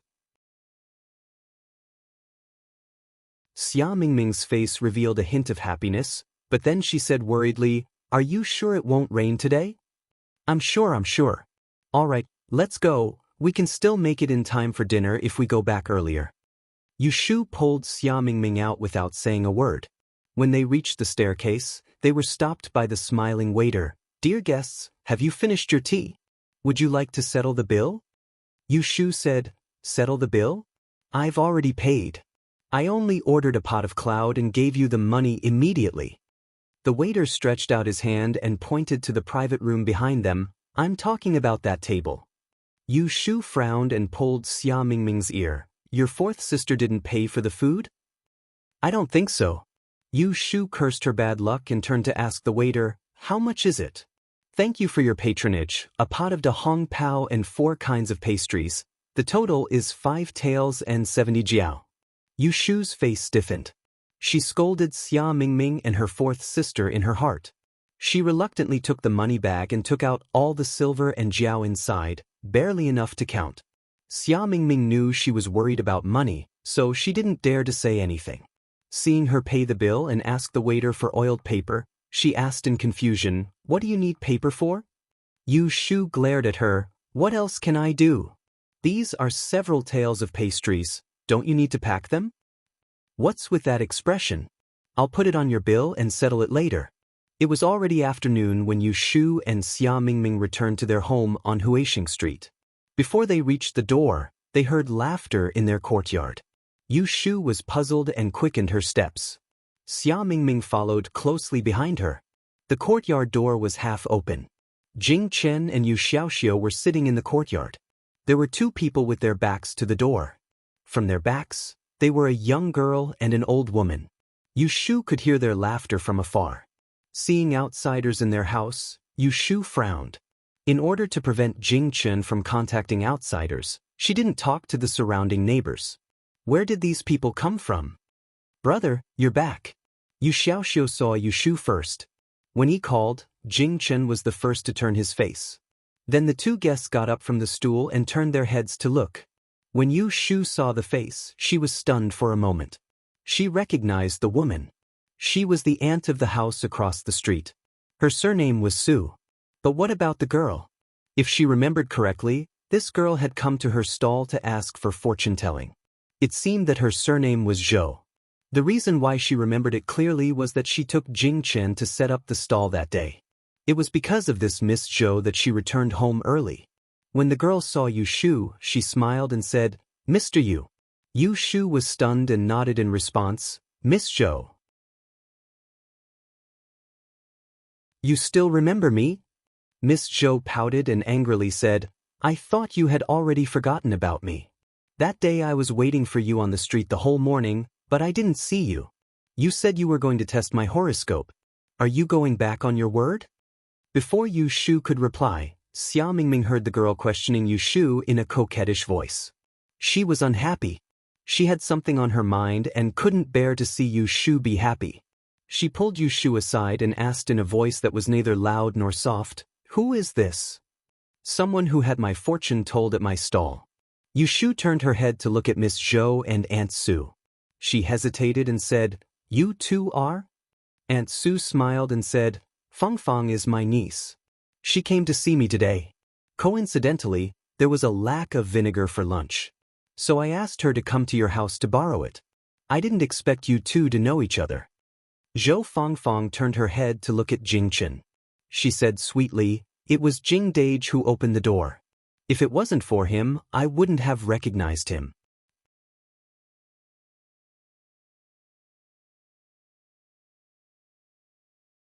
Chapter 169. With 2 more people in the small courtyard, it suddenly became lively. Zhou Fengfeng was a lively and cheerful little girl. When the girl saw Yushu came back, she asked her to read her horoscope, saying that she needed to make up for the last one. Yushu wanted to quickly send her away, so she asked Yu Xiaoxiu to go into the room to get a pen and ink. She set up a table in the courtyard, calculated her horoscope and wrote comments for her. Zhou Fangfang didn't know many words, so she asked Yu Shu to read the comments to her and asked Jing Chen to make another copy. It was true that Yu Shu's calligraphy was not as elegant as Jing Chen's. Zhou Fangfang happily received the note that Jing Chen had rewritten. She didn't care if she could understand it or not. After she was satisfied, she asked Yu Shu, "Do you want to accept Bo Jin?" Yu Shu waved her hand. "We agreed last time, why do you still want to take money?" Zhou Fangfang then pushed Auntie Su forward and said with a smile, "Then please read my aunt's horoscope as a thank you for cooking for your brother this afternoon." Yu Shu glanced at Yu Xiaoxiu and didn't ask much. She just asked Auntie Su's horoscope for her birthday. Auntie Su was so happy that she couldn't close her mouth. She took the comments written by Yu Shu and put it into her sleeve. Seeing that they had stayed in the house for a long time, she pulled Zhou Fangfang to leave. Yu Shu sent them to the door. Auntie Su stood in front of the door and said, "Xiao Yu, we are neighbors. If there is any inconvenience in the future, you can go to the opposite door to find me." Older women liked to visit, not to mention Yu Shu's courtyard. Every one of them was young, charming, and had a sweet tongue. How could she not like them? I know, Auntie Su." Yu Shu didn't dare to say anything polite. She was afraid that they would take it seriously and come to visit frequently in the future. Then she would be tired. After finally coaxing the two of them away, Yu Shu closed the door and called Yu Xiaoxiu and Jing Chen into the room to talk. Xia Ming returned to his room early in the morning out of boredom. He hadn't seen her come out even after sending the guests off. "How can you let others cook for you? Do you lack salt and rice?" Yu Shu had warned Yu Xiaoxiu before that Jing Chen's identity was special. If people found out that he was a Taoist, there would be a lot of trouble. So he was not allowed to let others enter the house. Yu Xiaoxiu felt wronged and said, "It was Auntie Su who forced her niece to send food over. I couldn't just push her out. The food they sent was all on the stove. Brother Jing didn't eat it, so I only tasted a few mouthfuls. The two of us cooked some noodles. Later, they came to take the bowls. How could I not let them in?" "You're so greedy." Yu Shu turned to Jing Chen and said, "Did you take your medicine at noon?"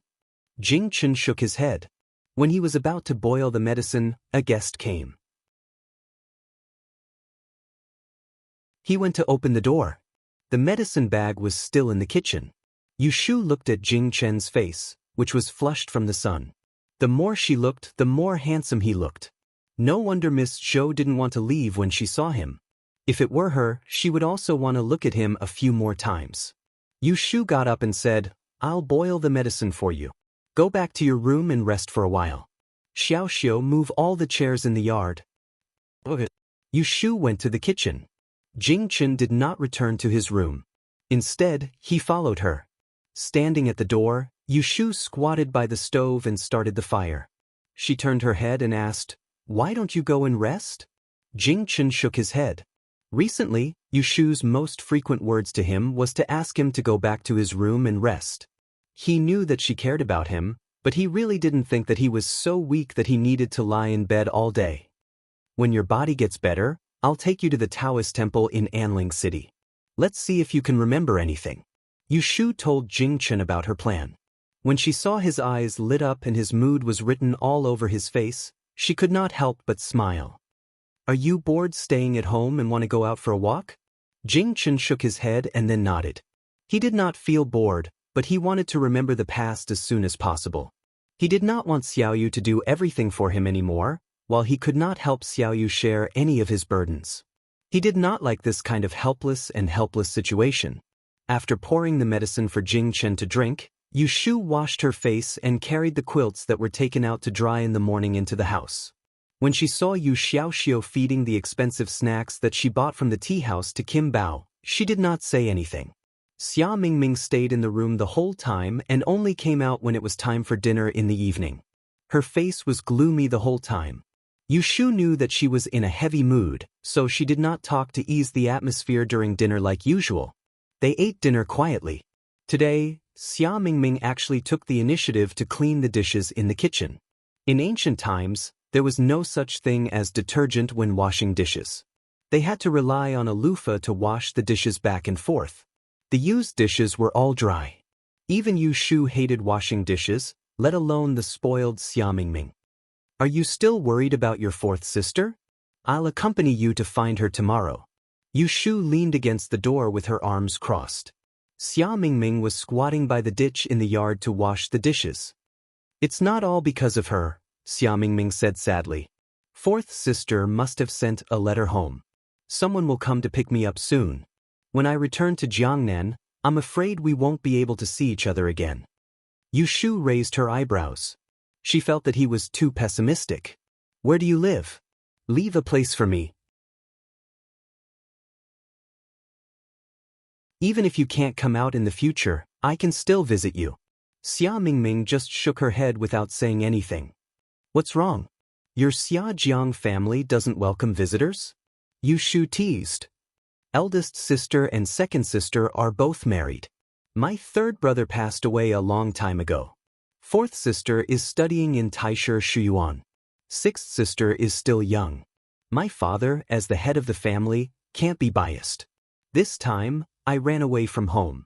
When I return, I will definitely be sent to Mount Longhu to seek Taoism. Yu Shu's expression changed. She didn't realize it when Xia Mingming mentioned Wenshan and Xia Jiang during the day. Now that she heard her confession, she suddenly understood. No wonder she was so desperate to take the Dian exam. It was because she wanted to avoid this matter. Why didn't you tell me earlier? Yu Shu complained that she hid it for too long. If she had known earlier, she would have asked Xue Shu to lend her 50 taels to register for the exam. Xia Mingming looked gloomy. It's my bad luck. Think about it. On my way to the capital, I went through several hardships. None of them were smooth. Even if my name is recorded, the exam won't be smooth. It's a waste of the 6-line divination you taught me. Seeing that she was disheartened, Yu Shu didn't comfort her or help her. She just patted her on the shoulder and turned back to the house. As a daughter of a big family, she didn't have to worry about food and clothing, but she also had a considerable responsibility to bear. This was understandable. Whether she wanted to escape or comply, it was up to her. Xia Mingming went to Taisher Shuyuan again the next day. Her fourth sister, Xia Jiangying, simply refused to see her. Xia Mingming had no choice but to break into Taisher Shuyuan to find her.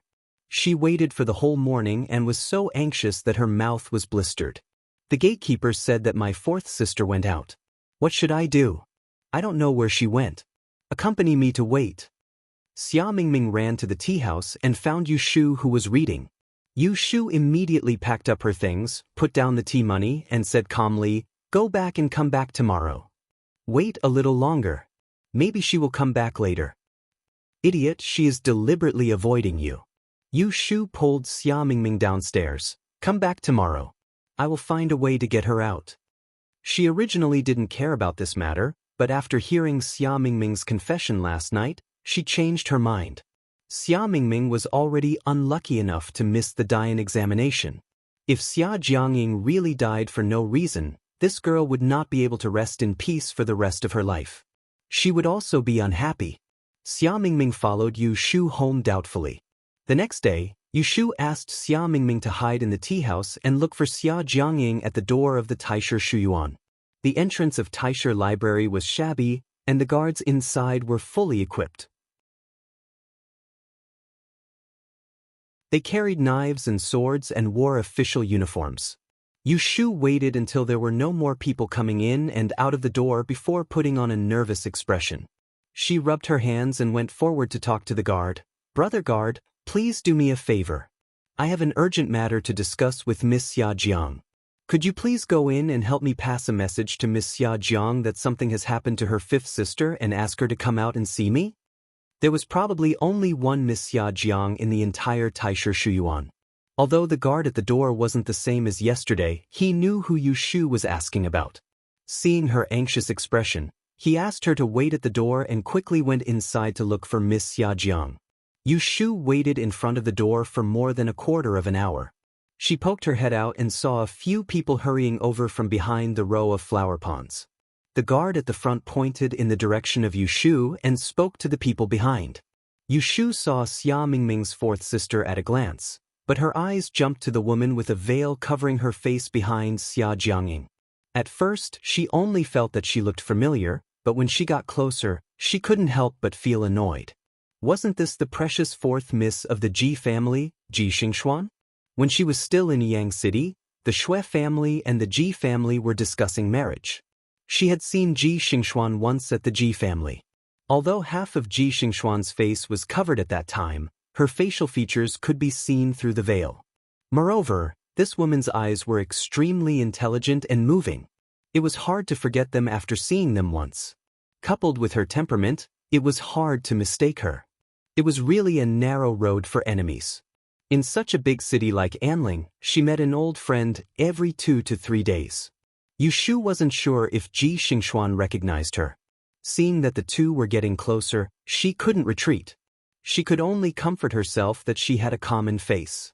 If they met in the capital, Ji Xingxuan might not remember her. It wasn't that she was afraid of the Ji family, but it was better to avoid trouble. It would be troublesome if she was recognized. "Are you the one looking for me?" Xia Jiangying looked slightly worried. "Where is Xia Jiangmin? What happened to her?" Ji Xingxuan and Xia Jiangying were both interested in astrology. The two of them were very close. Coincidentally, they were discussing academics together today. When they heard the guard's report, they came over together. When they saw Yu Shu waiting outside the door, they didn't recognize her at first glance. However, just like when Yu Shu saw her for the first time, she felt that this person looked familiar. Yu Shu inadvertently glanced at Ji Xingxuan. Seeing that there was no expression on her face, she thought that Ji Xingxuan did not recognize her. She lowered her voice and said to Xia Jiangying, "It's not convenient to talk here. How about we go to the tea house opposite to talk?"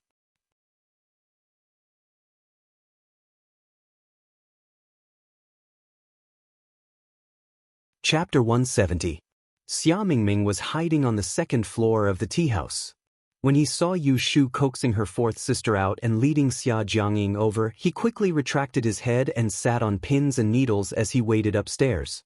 Yu Shu bit the bullet and led Xia Jiangying and Ji Xingxuan into the tea house. There weren't many customers on the second floor. When Xia Jiangying entered the private room and saw Xia Jiangmin sitting inside, she realized that she had been tricked. She turned around angrily and was about to leave when Xia Mingming quickly stood up to stop her. Fourth sister, don't go. Listen to me, just a few words, okay?" The two of them pulled at the door and Yu Shu took a step back. She glanced at Ji Xingxuan, who was also standing at the door, and didn't enter. She listened to what was going on inside. "What do you want to say? If you want to talk about those ridiculous dreams of yours, then forget it." Xia Jiangying said coldly. "Okay, then let's talk about how I lied to father about you being in danger 3 years ago. Don't be angry and let me finish. At that time, you didn't listen to my explanation and left Shangjing. After that, I didn't have a chance to explain to you. Today, I will tell you everything." "Okay, go ahead. I want to hear how you will argue today." Xia Jiangying turned around and lifted the curtain. She didn't forget that there were people outside. "Xingxuan, wait for me downstairs. I will go down in a moment." The sisters' private conversation would inevitably involve the family's affairs. It wasn't good for outsiders to hear it. Xia Jiangying was older. Even when she was angry, she was more considerate than Xia Mingming. "Okay." Ji Xingxuan turned around and went downstairs to wait. Xia Jiangying wasn't so polite to Yu Shu. She waved her hand impatiently. "There's nothing for you to do here." She treated Yu Shu as a passerby. Yu Shu wasn't angry. She said goodbye to Xia Mingming and left. When she walked to the stairs, she turned around and saw that the curtain of the private room was pulled down from the inside. She couldn't hear anything. Yu Shu went downstairs and found Ji Xingxuan sitting in the corner. She turned around and walked to a tea table a little further away from her. She sat down with her back facing Ji Xingxuan. Ji Xingxuan also saw Yu Shu. Looking at her back, she felt that this person looked familiar. She had a good memory. And it was impossible that she didn't remember people she had met before. But when she tried to recall carefully, she couldn't find anyone who looked similar. She frowned suspiciously. She picked up the teacup and slowly took a sip. A pleasant yellow color appeared on her snow-white wrist. It flashed and slipped into her sleeve. When Yu Shu saw Ji Xingxuan today, she couldn't help but think about the people in Yang City. She had been away from Yang City for almost 4 months. She didn't know how Zhao Hui was doing. When the merchant ship was in danger, she didn't know how that two-faced Bai Qing would lie to Pei Jing. She would probably say that she died in the hands of the pirates. Zhao Hui would definitely be sad if she knew. There was also the Ji family. She had ruined the Ji family's reputation in court. Ji Hyotani didn't know how he dealt with it. Did anyone send for her? Did they make things difficult for Pei Jing? It was still early in the morning. The sun rose high in the sky. Yu Shu waited for a long time, but Xia Mingming didn't come downstairs. She was about to go upstairs to take a look when she saw someone coming down from the second floor. Xia Mingming and Xia Jiangying walked down the stairs one after the other. Both of their eyes were red and the corners of their eyes were moist. It was obvious that they had just cried. Yu Shu observed carefully and felt the change in the atmosphere between the two sisters. To be honest, it seemed that they were no longer as incompatible as before. Xia Jiangying's next action proved that Yu Shu's feeling was right. Xingxuan, Xia Jiangying led Xia Mingming to Ji Xingxuan's table. She actually guided the two of them and introduced them to Xia Mingming. Min Min, this is the fourth daughter of the Ji family in Yang City, Ji Xingxuan. She and I took the Dian examination together and entered Taisher Library together. She is my good friend. Because the two sisters quarreled, Xia Mingming was embarrassed. Miss Ji, I was impolite before. I made a fool of myself. Ji Xingxuan was clever. Seeing the two sisters reconcile, she said gently, no need to be so formal. Sister Ying and I are not strangers. Yes, you are not an outsider. Xia Jiangying took Ji Xingxuan's hand and pointed at Xia Mingming. This is my fifth sister. I mentioned her to you before. At that time, we had some misunderstandings and made you worry. Ji Xingxuan chuckled. If there are any misunderstandings, just make it clear. She then said to Xia Mingming, your sister often told me that there is a sister in your family who has a similar temperament and appearance. Today, I see that it is true. They are both short-tempered and leave quickly. Hearing this teasing, Xia Mingming shyly lowered her head. After a while, she raised it again and said to Xia Jiangying, sister, let me introduce you to someone. I relied on her to get to the capital. Xia Mingming turned to look for Yu Shu. However, there were only 3 to 5 customers in the tea house. She looked left and right, but Yu Shu was nowhere to be seen. Wait, where is she? Strange, she was here just a moment ago. How did she disappear in the blink of an eye? Where did she go? Xia Mingming was puzzled. Ji Xingxuan's gaze fell on the seat where Yu Shu was sitting. She saw that there was only a teacup left. She felt a little strange and was about to ask when she heard Xia Jiangying say, Min Min, I will go back to the library and find a teacher to tell my fortune. You can stay at the Fengyuan Inn on this street. I will look for you when I am done. We can have a good talk then. Xia Jiangying took out her silver pouch and gave it to Xia Mingming. She pinched her shoulder and said, don't run around so that I can't find you, okay? Xia Mingming nodded obediently. Once the gap of many years was cleared, she was behaving like a younger sister. After Xia Jiangying and Ji Xingxuan left, Yu Shu walked out from the corner of the stairs and patted Xia Mingming, who was looking around for her. Ashu, where did you go just now? I didn't even introduce you to my fourth sister. They went to the toilet. Yu Shu looked at the door and pulled her to sit in the corner again. What did your fourth sister say? A smile appeared on Xia Mingming's face. It was the first sunny day he had seen in days. My fourth sister said that she would be careful these days. Did you see the young lady who came with her? Of course, Yu Shu knew who Ji Xingxuan was, but she pretended not to know her in front of Xia Mingming and shook her head. Xia Mingming said, that would be the young miss of your Yang City's Ji family, Ji Xingxuan. My fourth sister has a good relationship with her, so she intends to talk to her about switching to her room for the next 2 nights. At night, she'll add 2 female guards to keep watch outside. Yu Shu said, she will sleep in someone else's room. What about Miss Ji? The old master of the Ji family works for the Celestial Commissioner and has a mansion in the capital. Miss Ji can go home and live there. Yu Shu was puzzled. Oh, the Ji family has a mansion in the capital. Doesn't your Xia family have one too? Why do you insist on sleeping in the study garden? Since you know that something will happen, isn't it safer to move out? Xia Mingming said helplessly, you don't know. Our Xia family has the reputation of being the leader of the South. There is an endless stream of guests in front of our mansion in the capital. After my grandfather retired and returned to his hometown, he left the mansion empty. The Deyen examination is approaching and my fourth sister is busy preparing for it. She can't wait to sleep in the observatory. How would she be willing to move out? Preparing for the examination? Didn't your fourth sister pass the Deyen examination? How can she take it again? Yu Shu was puzzled. She had only heard of people who failed to take the examination again. Why did people who were on the list have to take the examination again? Of course she has to. My fourth sister only scored 300 yuan in the last examination. She didn't even make it into the top 3. She can become a D master. Xia Mingming raised his head and puffed out his chest. Yu Shu knew that she had asked another useless question. She didn't feel ashamed to ask. She continued, if that's the case, whether or not she passes the examination, as long as she wants to take it, she can take it again. Xia Mingming chuckled. That's true, but it's hard to get to the level of a D master. Beyond that would be the level of a E master, which only appears once every few decades. How many people overestimate themselves? Yu Shu nodded. She finally understood. The Deyen examination was not only a qualification test but also a promotion test. It was no wonder that the Grand Yen examination was not easy.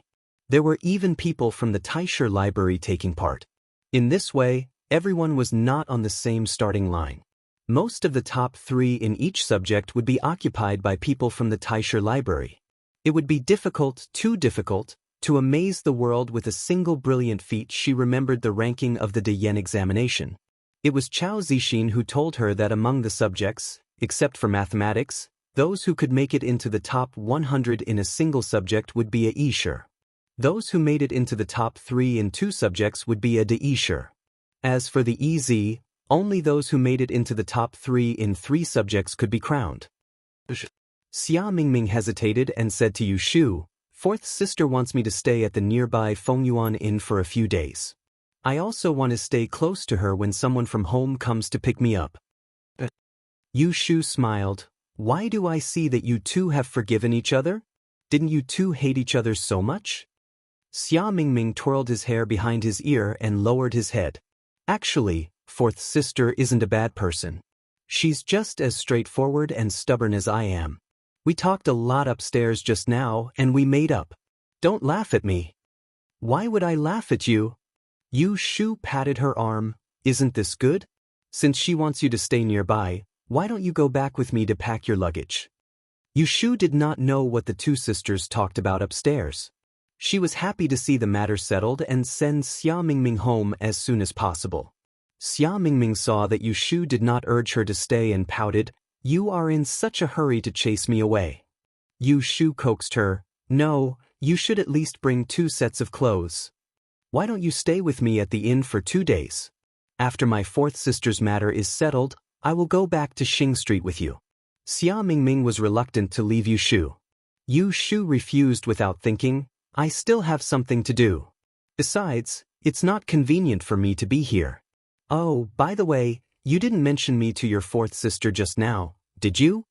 Xia Mingming shook her head. I didn't have time to tell her. I wanted to introduce you just now, but I didn't see you. That's good. Yu Shu cautiously reminded her, if she asks you, just tell her that you only know me as Ah Shu. Don't mention anything else, including the matter of me teaching you the Luyao. Xia Mingming's fourth sister, Xia Jiangying, was a good friend of Ji Xinglu.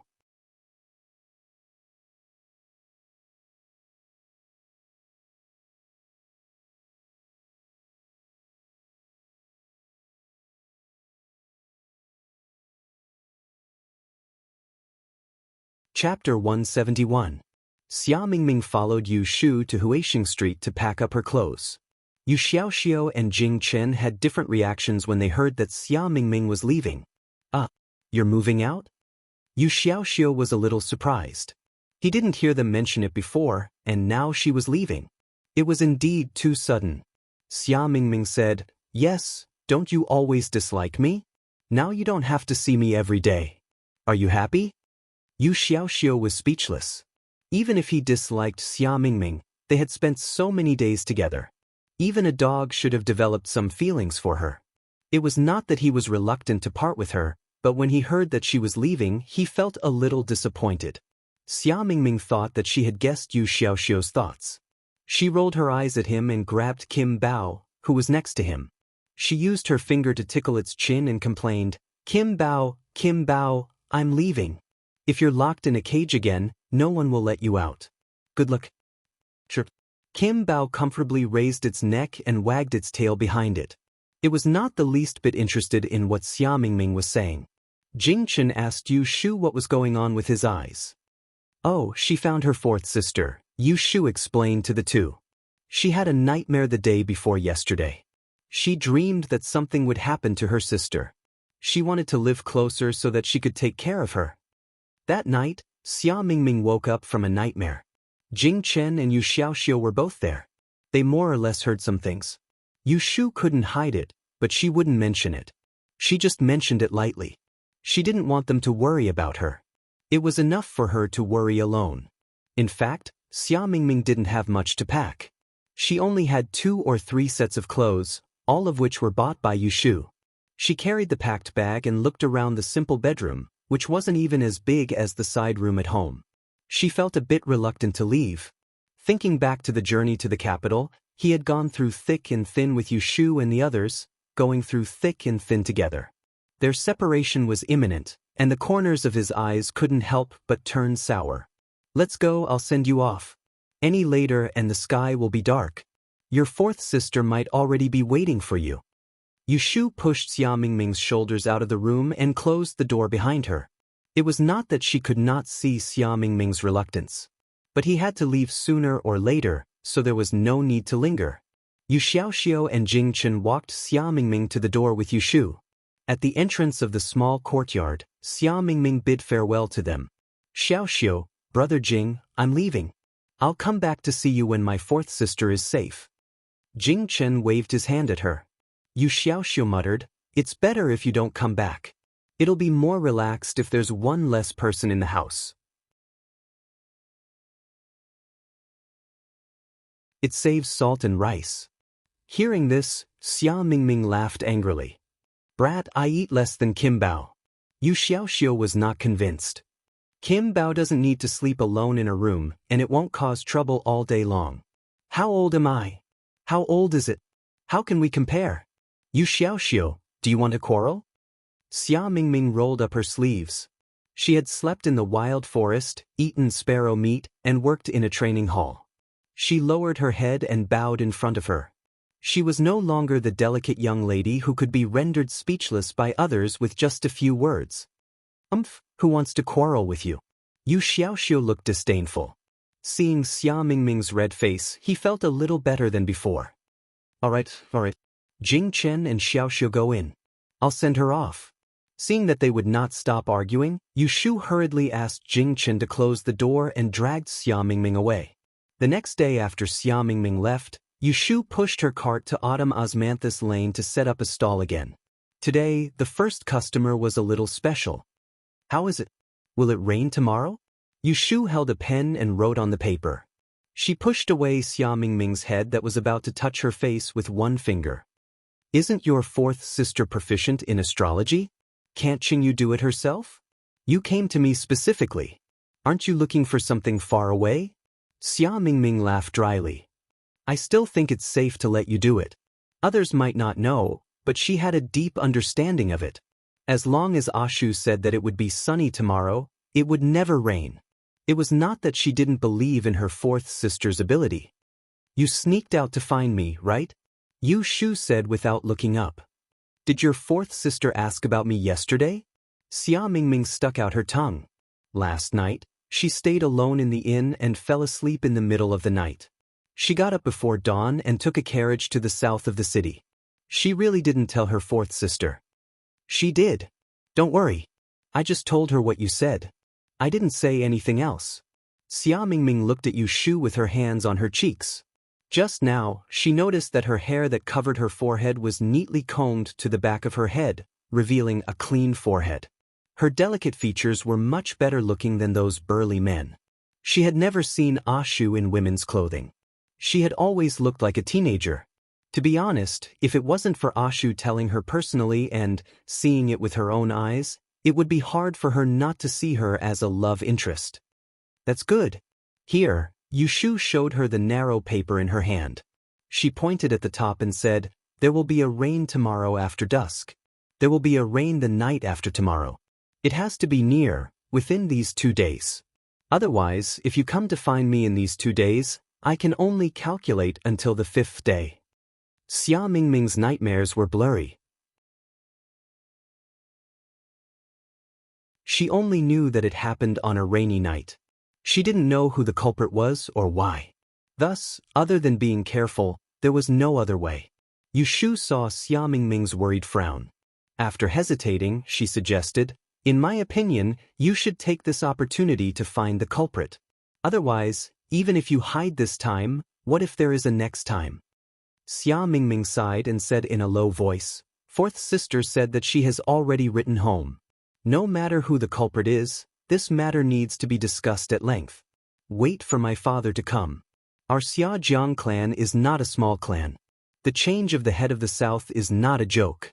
The Dian examination is near, and it is also the meeting between the north and the south. There are many eyes on our Xiajiang clan. The slightest trouble will alarm the court. How can we cause trouble?" After hearing this, Yu Shu's impression of Xia Jiangying immediately improved. She was able to consider the stakes first, put the reputation of her family above her own safety, and remained calm. This Xia Jiang's fourth daughter was definitely not a simple young lady. This kind of girl was worthy of admiration. Yu Shu's fingers tapped on the table a few times. She raised her head and said to Xia Mingming, "Do you know your fourth sister's birthday and horoscope?" Xia Mingming nodded. Yu Shu handed her a pen and paper. "Write it down." Under her deliberate concealment, Xia Mingming only knew that she knew the occult door, the 6 trigrams technique, and knew a little about astrology. He did not know that she was good at other things. Using the law of time of calamity, he could divine for Xia Jiangying. If she met with a fatal disaster, he could at least determine when it would be. Xia Mingming wrote down Xia Jiangying's birthday and horoscope. Seeing that Yu Shu was writing again on the abacus, he knew that she was doing it for his fourth sister.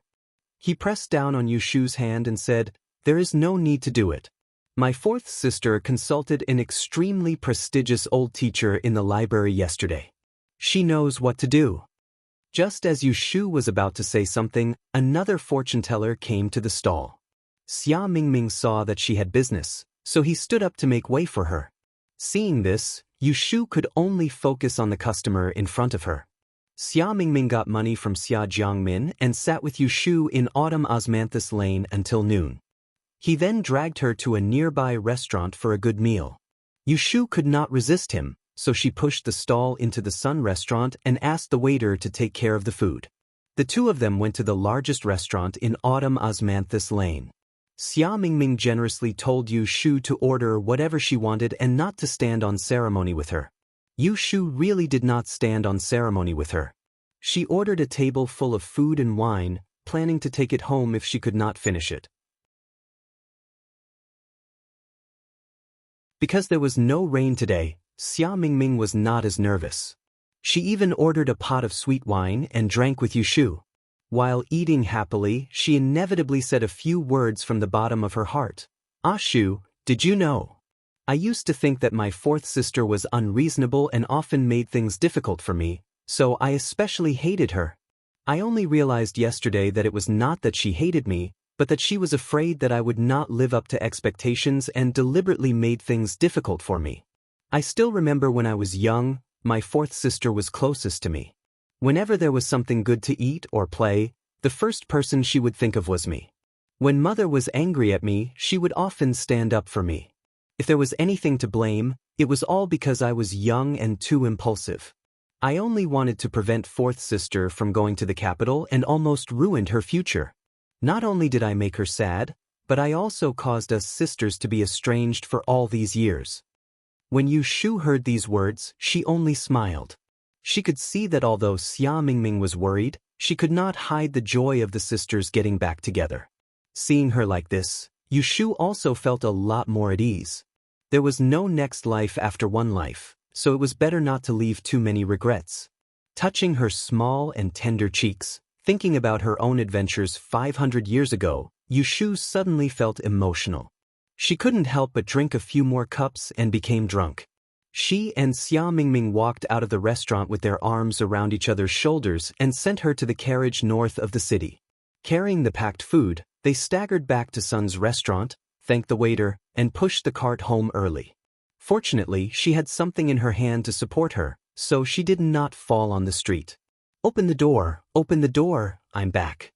Yu Shu slapped the door with her tongue hanging out. Yu Xiaoxiu was taking an afternoon nap when Jing Chen came out to answer the door. Seeing Yu Shu's drunken appearance, he was surprised for a moment. He took the cart with one hand and used the other hand to help her up the stairs. It's okay, burp." Yu Shu burped, pushed his hand away, and staggered into the house. Seeing the table in the middle of the courtyard, she went up to take a look. There was a drawing of Kim Bao on a piece of white paper. The ink was still wet, and half of it was not finished. Pointing at it, she turned around and said to Jing Chen, "Why do you always draw him? Don't you get tired of drawing him all day long? Come, draw me one." Seeing that she couldn't even stand steadily, Jing Chen stepped forward to help her, but was pushed away by Yu Shu. She staggered to the wall and dragged a chair, placed it opposite the desk, and sat down crookedly. With one arm on the back of the chair, she tilted her head and rested her head on her arm.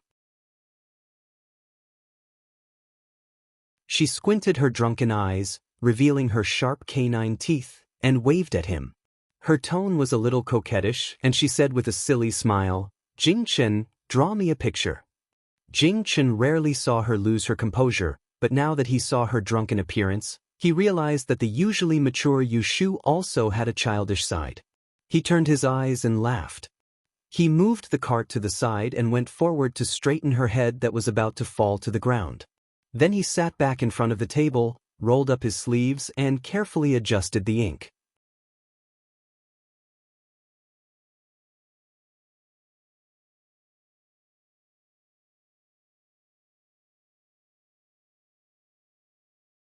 When she arrived at Autumn Osmanthus Lane, it was still early and there weren't many people on the street. Yu Shu set up her divination stall and took out a book from the drawer to read. She accidentally flipped to a page and a note floated down beside her feet. She picked it up and saw that the date of birth was complete. She recalled that it was written by Xia Mingming yesterday. It was Xia Jiangying's date of birth. There were no customers around, so Yu Shu took out a pen and paper and compared the note to calculate the time of disaster. After the time it took to drink a cup of tea, Yu Shu made a tisk sound. She looked at the last few numbers listed on the paper and bit the pen with uncertainty. She tore a clean piece of paper in her hand and calculated again. The result was the same as before. It meant that her calculation was correct. Xia Jiangying's disaster today was a bloody disaster. Is it today? Since she knew that it was the time of disaster, Yu Shu thought about it and felt that it was better to go find Xia Mingming. Thus, she put away the divination stall and temporarily left it at Sun Ji Tavern. She went to the crossroad and rented a carriage to the north of the city. When she found the street of Taisher Shuyuan, before she even reached the door, she realized that today was different. From afar, she could see that there were many people gathered on the street in front of the Shuyuan. There were carriages and horses. When she got closer, she was shocked to see that there were guards with sabers on their waists in front of the two small yellow doors. Yu Shu had seen officers wearing the same uniform when she was gambling at Spring Fragrance Brothel. Thus, she knew that they were from the same yamen. She felt that something was wrong and went forward to ask. There were many people who came out from the tea houses and restaurants to watch the show. Yu Shu randomly picked one and curiously pointed to the Shuyuan and asked, "Brother, what happened inside? Why are there officers here?" "Shu." The man covered his mouth with one hand and whispered to Yu Shu, "It is said that there was a murder case last night." Yu Shu's eyelids twitched. She also lowered her voice and said in disbelief, "Really?" The man pursed his lips and gestured to Yu Shu to look at the officers guarding the gate. "Didn't you see that the Supreme Court has sent people here? If it wasn't a murder case, how could they be alarmed?" Yu Shu took a deep breath. Suddenly, an ominous premonition rose in her heart. She was afraid that the person who met with an accident was Xia Mingming's fourth sister. But it clearly didn't rain last night. Could it be someone else? Fengyuan Tavern was just ahead, so Yu Shu decided to go find Xia Mingming first. Not long after she left, 2 sedan chairs stopped in front of the Shuyuan's gate. Someone came forward to open the curtains. 2 people came down from the sedan chairs. Their faces were dignified. They were dressed in thick official robes and wore a black veil on their heads. One was a young man and the other was a middle-aged man. "Chu Darren by Darren." Shui Rui nodded to the guards at the gate and gestured to the Supreme Court official, Chu Yufeng, to go first. The 2 of them entered the Grand Historian's library. Passing through the flower garden corridors, they went directly to the women's guest house by the lake. Once they entered the garden, a servant came forward to report. Shui Rui and Chu Yufeng listened and their expressions became more serious. They asked a few more questions and allowed the servant to lead them to the east row of rooms. The location of the crime was the second room in the east. Shui Rui and Chu Yufeng went in to take a look. The murdered corpse was still resting on the bed, not moving an inch. The smell of blood made the 2 of them frown. They stepped forward and lifted the white cloth to take a look. However, when they saw the tragic scene, they both averted their eyes. Chu Yufeng stayed in the room to take a look. Shui Rui retreated and stood at the door to take a look. Not far away, he saw the back of a female student sitting with her head lowered. He frowned and asked the servant beside him, "Who is that person? Didn't I order you to gather the people in the women's guest house elsewhere? Why is there someone else?" Reporting to Darren, that young lady was the first person to find the corpse. This subordinate thought that Sarito would have something to ask, so I asked her to stay. Shui Rui nodded and did not blame him. He walked forward alone, intending to ask the female student. "This young lady." Shui Rui stopped a few steps away from the female student and greeted her politely. When he saw her turn around to reveal a slightly pale face, his eyes couldn't help but light up. He'd wandered the world for a long time, and he'd seen all sorts of women, but it was rare to see a beauty like the one before him. It was not to say that she was beautiful, but that her eyes were like the stars and the moon. They were really moving. Shui Rui put away his momentary amazement and combed his expression. He was about to inquire about official business when he saw the female student's surprised expression when she saw him. She stood up and greeted, "Young Master Shui, I trust you've been well since we last met." Shui Rui heard her tone and asked suspiciously, "You recognize me?" The other party lowered her head and said softly, "Mr. Shui, people of high status tend to forget things. We met once in Yang City." After hearing her words, how could Shui Rui not remember her? "You are Miss Ji?" So it was the Ji family's Ji Xingxuan. A few months ago, he met her once in Yang City. But at that time, she was wearing a veil and he had other thoughts in his mind, so he did not look at her carefully. He did not expect to meet her here today. "Yes, it is my daughter." Ji Xingxuan raised her head and smiled weakly at him. Then, a wave of dizziness hit her and she lost her balance, causing her to fall forward. Seeing this, Shui Rui strode forward and supported her arm with one hand. After she stabilized herself, he let go of her slender arm and said, "Sorry for offending you." Ji Xingxuan held her forehead and shook her head. "Thank you." Shui Rui observed her haggard complexion and recalled the bloody scene of the corpses he saw in the room just now. He immediately understood what was going on, so he pointed to the hall next to him and said, "Let's go inside and have a seat first." Yu Shu went to Fengyuan Inn and asked the innkeeper downstairs. She found Xia Mingming's room on the second floor and knocked on the door for a long time before she answered, "Who is it?" "It's me. Ah Shu." Xia Mingming opened the door and rubbed her sleepy eyes. She yawned and said, "How did you find your way here?" Yushu saw that she had just woken up and thought that she still didn't know what had happened in Taisher Library. She pushed her into the room and urged, "Quickly change your clothes and go out with me. Something happened in Taisher Library." Xia Mingming woke up instantly and grabbed Yushu in a panic. "What happened?" "I don't know yet, but I heard that it was a murder." Xia Mingming's heart skipped a beat. She shook her head and said to herself, "It can't be my fourth sister. It didn't rain last night, and we had dinner together in the evening. She promised to take me to Taisher Library today." Although she was comforting her, her expression was in a mess. Yushu pulled the clothes at the end of the bed and put them on her. She comforted her, "Don't panic. We'll know when we go there." Xia Mingming calmed down a little and quickly put on her clothes. She left the inn with Yushu and hurried to the door of Taisher Library. They wanted to enter but were stopped by the guards. "It's forbidden for people to enter or leave here." Xia Mingming said, "I'm here to look for someone. My sister is studying here. Brother, please make an exception and let me in." The guards of the Supreme Court were very strict. No matter how Xia Mingming begged, they shook their heads. "Wait, you can't enter now." Xia Mingming looked at Yushu for help. The latter hesitated and stepped forward. She cupped her hands and whispered, "Can I trouble you to go in and help us find someone? It's the daughter of the Xia family, Xia Jiangyi." When the guards heard this, their expressions changed. They looked at each other. The one on the left asked Xia Mingming, "Who are you to Xia Jiangyi?" "I'm her sister."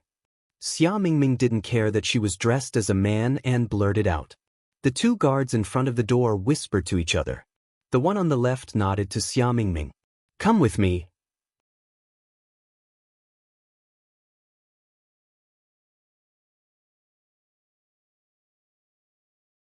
Chapter 173. Xia Jiangying was dead. She died on the night of the 9th day of October. Just as Xia Mingming had dreamt, someone jumped into her room from the back window and stabbed her in the heart. She died on the spot. After the murderer killed her, he covered her body with a quilt to hide the smell of blood. Thus, no one noticed it for the whole night. Xia Mingming was brought to the female brothel where the crime happened. She saw Xia Jiangying's maids and guards and was told of Xia Jiangying's death without warning. In a daze, she was led into the room to identify the body. She saw the horrible state of Xia Jiangying after her death. When she came to her senses, she felt as if her whole body had been sucked dry. She collapsed beside the body and cried uncontrollably, "Fourth sister, fourth sister." Yushu accompanied her from the beginning to the end. When she saw Xia Jiangying's body, she couldn't bear to look back. She felt a chill in her heart. This was the second time she saw a dead person. The first time was on the merchant ship. Corpses were strewn all over the ship. At that time, she was desperate to survive. Apart from fear, she was also nervous. Now that she saw a dead person in broad daylight, she had two different feelings. Xia Mingming cried miserably. She and Xia Jiangying had been close and had grudges against each other for years. Yesterday, they were separated by life and death before they could make up for the lost sisterhood.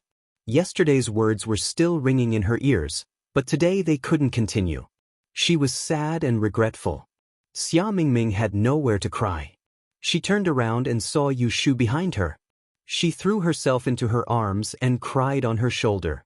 "Ah Shu, my fourth sister, my fourth sister." Yushu didn't know how to comfort her. She could only silently hug her back and gently pat her shoulder to comfort her. In the flower hall of the female brothel, Shuirui was asking Ji Xingxuan about the case. They heard the crying in the garden and stopped talking. Shuirui stood up and walked to the door. He asked the servant, "What happened? Who is crying?" The servant answered, "Your Excellency, it is Miss Xia Zhang's younger sister. We have asked someone to identify her." Younger sister? Shuirui was perplexed. He had heard a lot about the Xia Jiang family. The murdered Xia Jiang's fourth daughter had gone to the capital alone to study. Since when did she have a younger sister? Ji Xingxuan walked up from behind him and said tiredly, "It should be the fifth daughter of the Xia Jiang family, Xia Jiangmin. A few days ago, she came to the library to look for Sister Ing. I met her once."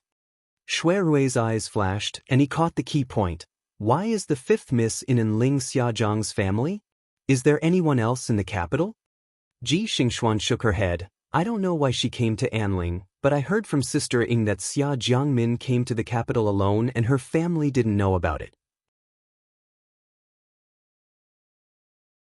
Shui Rui pondered for a moment and walked towards the room where the accident happened.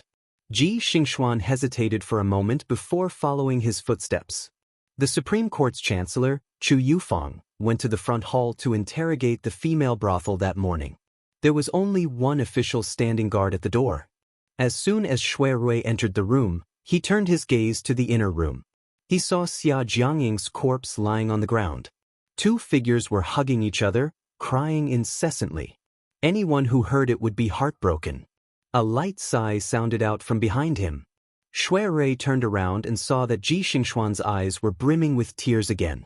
Taking into consideration that she almost fainted earlier, he said, "Young Miss Ji, why don't you go next door and rest first?" At the same time, a voice came from inside the room, "Mingming, don't cry. What's the use of crying at a time like this? You should figure out what's going on." Both inside and outside the room, they heard a familiar voice and turned around. Yushu saw Shui Rui, and Shui Rui saw Yushu.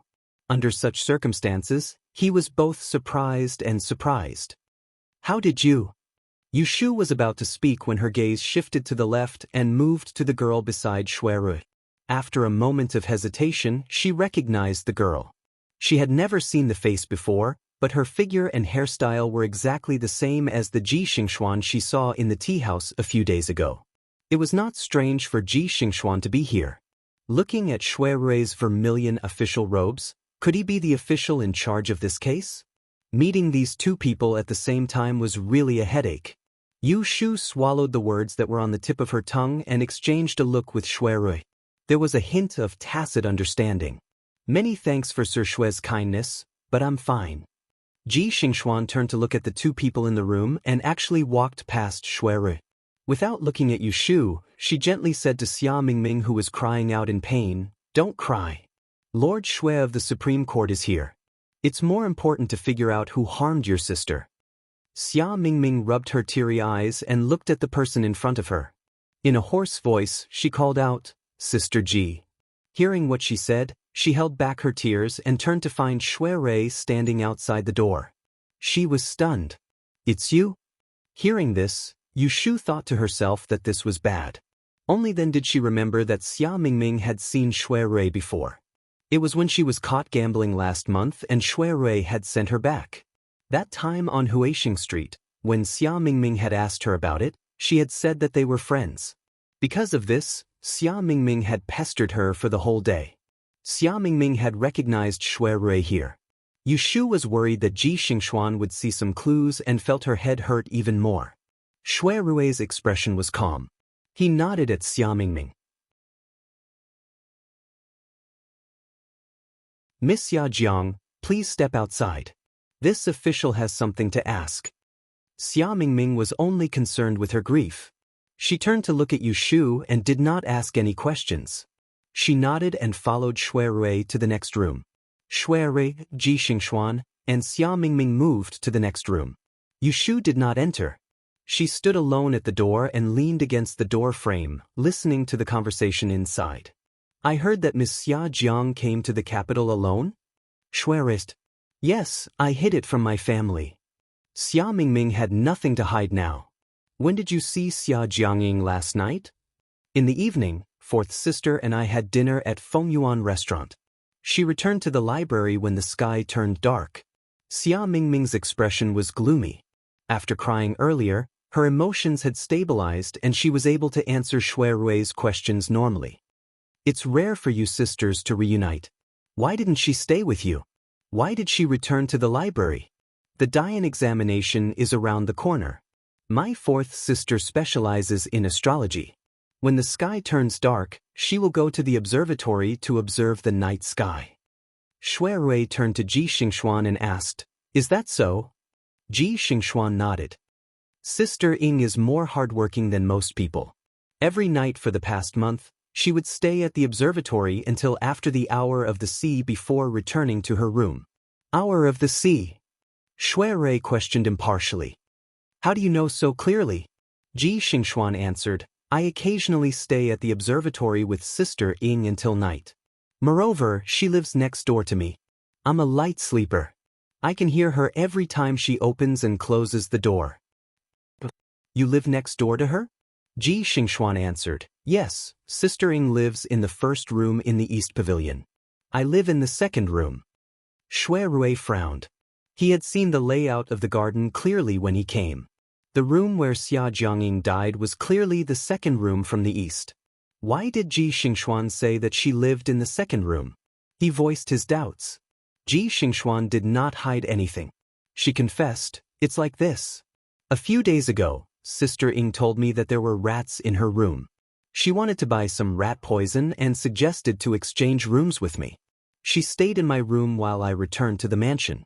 Because I had classes in the morning, I left home before dawn. I wanted to go back to the female library to get 2 books. I knocked on the door, but it didn't open. When the guard at the door realized something was wrong, he knocked the door open. Sister Ying was already... At this point, Ji Xingxuan did not continue because Xia Mingming, who was sitting opposite her, started to cry again. Yu Shu touched her chin outside the door. It seemed that Xia Jiangying did not tell Ji Xingxuan the inside story. Instead, she found another excuse to exchange rooms with her. Could it be that Xia Jiangying's ability to dream could not be known by others? However, it clearly did not rain last night. Why did Xia Jiangying sleep in Ji Xingxuan's room and still die? Yu Shu's heart was full of doubts. At this moment, Shui Rui found it strange. Is there a rat in the room? He called in the servant at the door and sent someone to check Xia Jiangying's room. Half a cup of tea later, a servant came back and reported, Reporting to Your Excellency, we did not find any rat poison in Xia Jiangying's room, nor did we find any other suspicious traces. If there was no rat poison, then either Xia Jiangying is lying or Ji Xingxuan is talking nonsense. Shui Rui's brows raised lightly, and he turned around to look at Ji Xingxuan as he waited for her to explain. Ji Xingxuan didn't know what was going on either, so she could only say confusedly, That's what Big Sister Ying told me. It has nothing to do with her. Xia Mingming suddenly said, It is true that Fourth Sister wanted to exchange rooms with Miss Ji. Fourth Sister mentioned it to me. Shui Rui shifted his gaze to her and scrutinized. Then did she tell you why she suddenly wanted to sleep in a different room? Xia Mingming lightly bit her lips. She did not say. Shui Rui knew that Xia Mingming was hiding something. However, this was not a court and it was not convenient for him to ask. He suppressed his suspicions and stood up. In that case, both of you can go back first. We will wait for the court hearing another day. Xia Mingming hurriedly asked, Then will my fourth sister's body be left here forever? After the coroner's detailed examination, it will be temporarily sent to the memorial hall. The magistrate has already sent a letter to the south to inform your residents.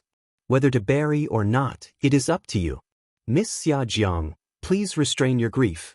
Shui Rui stood up and nodded to Ji Xingxuan before leaving first.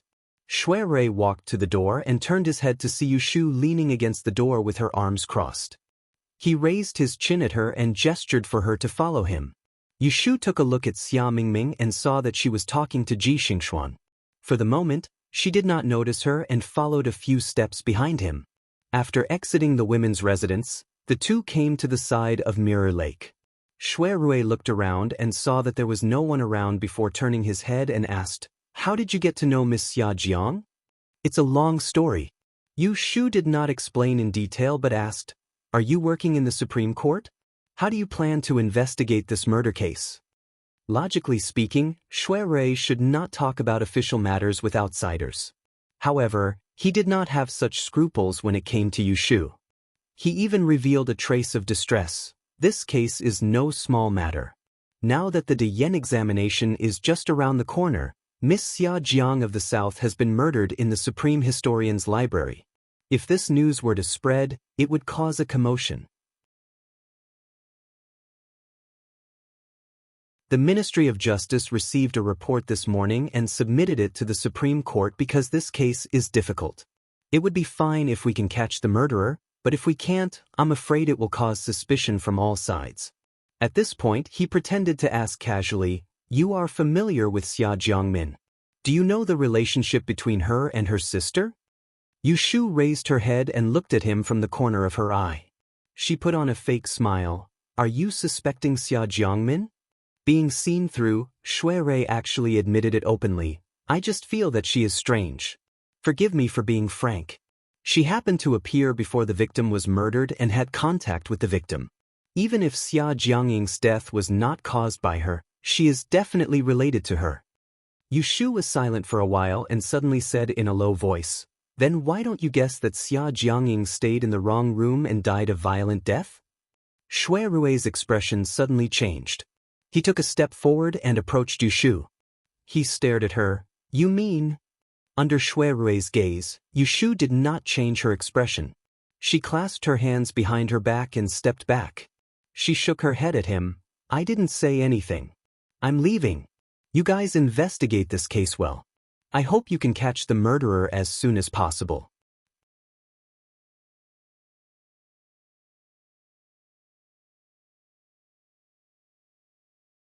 Chapter 174. It was all because of her reputation. In order to avoid suspicion, the daughter of Xia Jiangying, the leader of the South, was studying in the capital.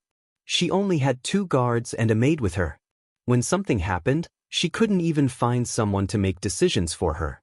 After the female coroner examined the corpse, Xia Jiangying was sent to the memorial hall. Xia Mingming rarely showed her independent side. She arranged for guards to accompany her and personally went to the nearby post house to write a letter home. After everything was done, she returned to the memorial hall with the maid to sort out Xia Jiangying's belongings. The trial was all handed over to the Supreme Court. At this critical moment, Yu Shu certainly wouldn't leave Xia Mingming alone. She accompanied her from beginning to end and was duty-bound to help if there was anything she could do. Xia Mingming was sad and didn't suspect anything about Xia Jiangying's death. Yu Shu was suspicious about the fact that Xia Jiangying died on a rainy day in her dream, but it didn't rain in reality.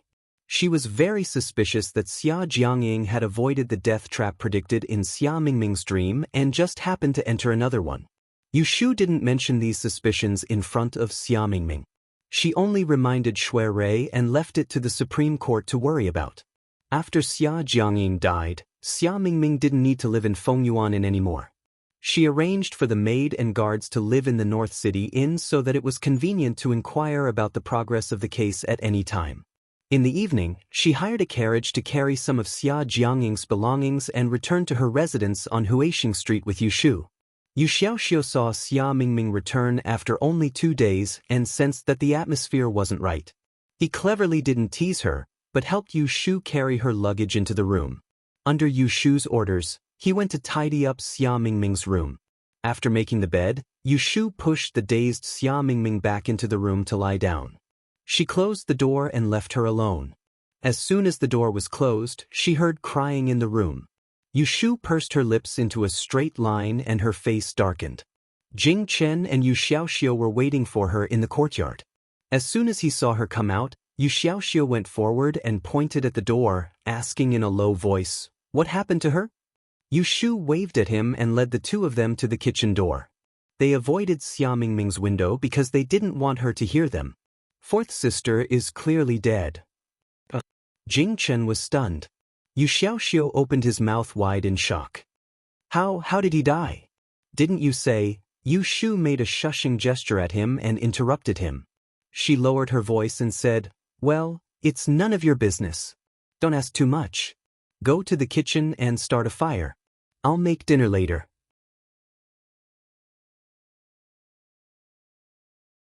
Yu Xiaoxiu scratched his head and looked sympathetically at Xia Mingming's door before obediently entering the kitchen.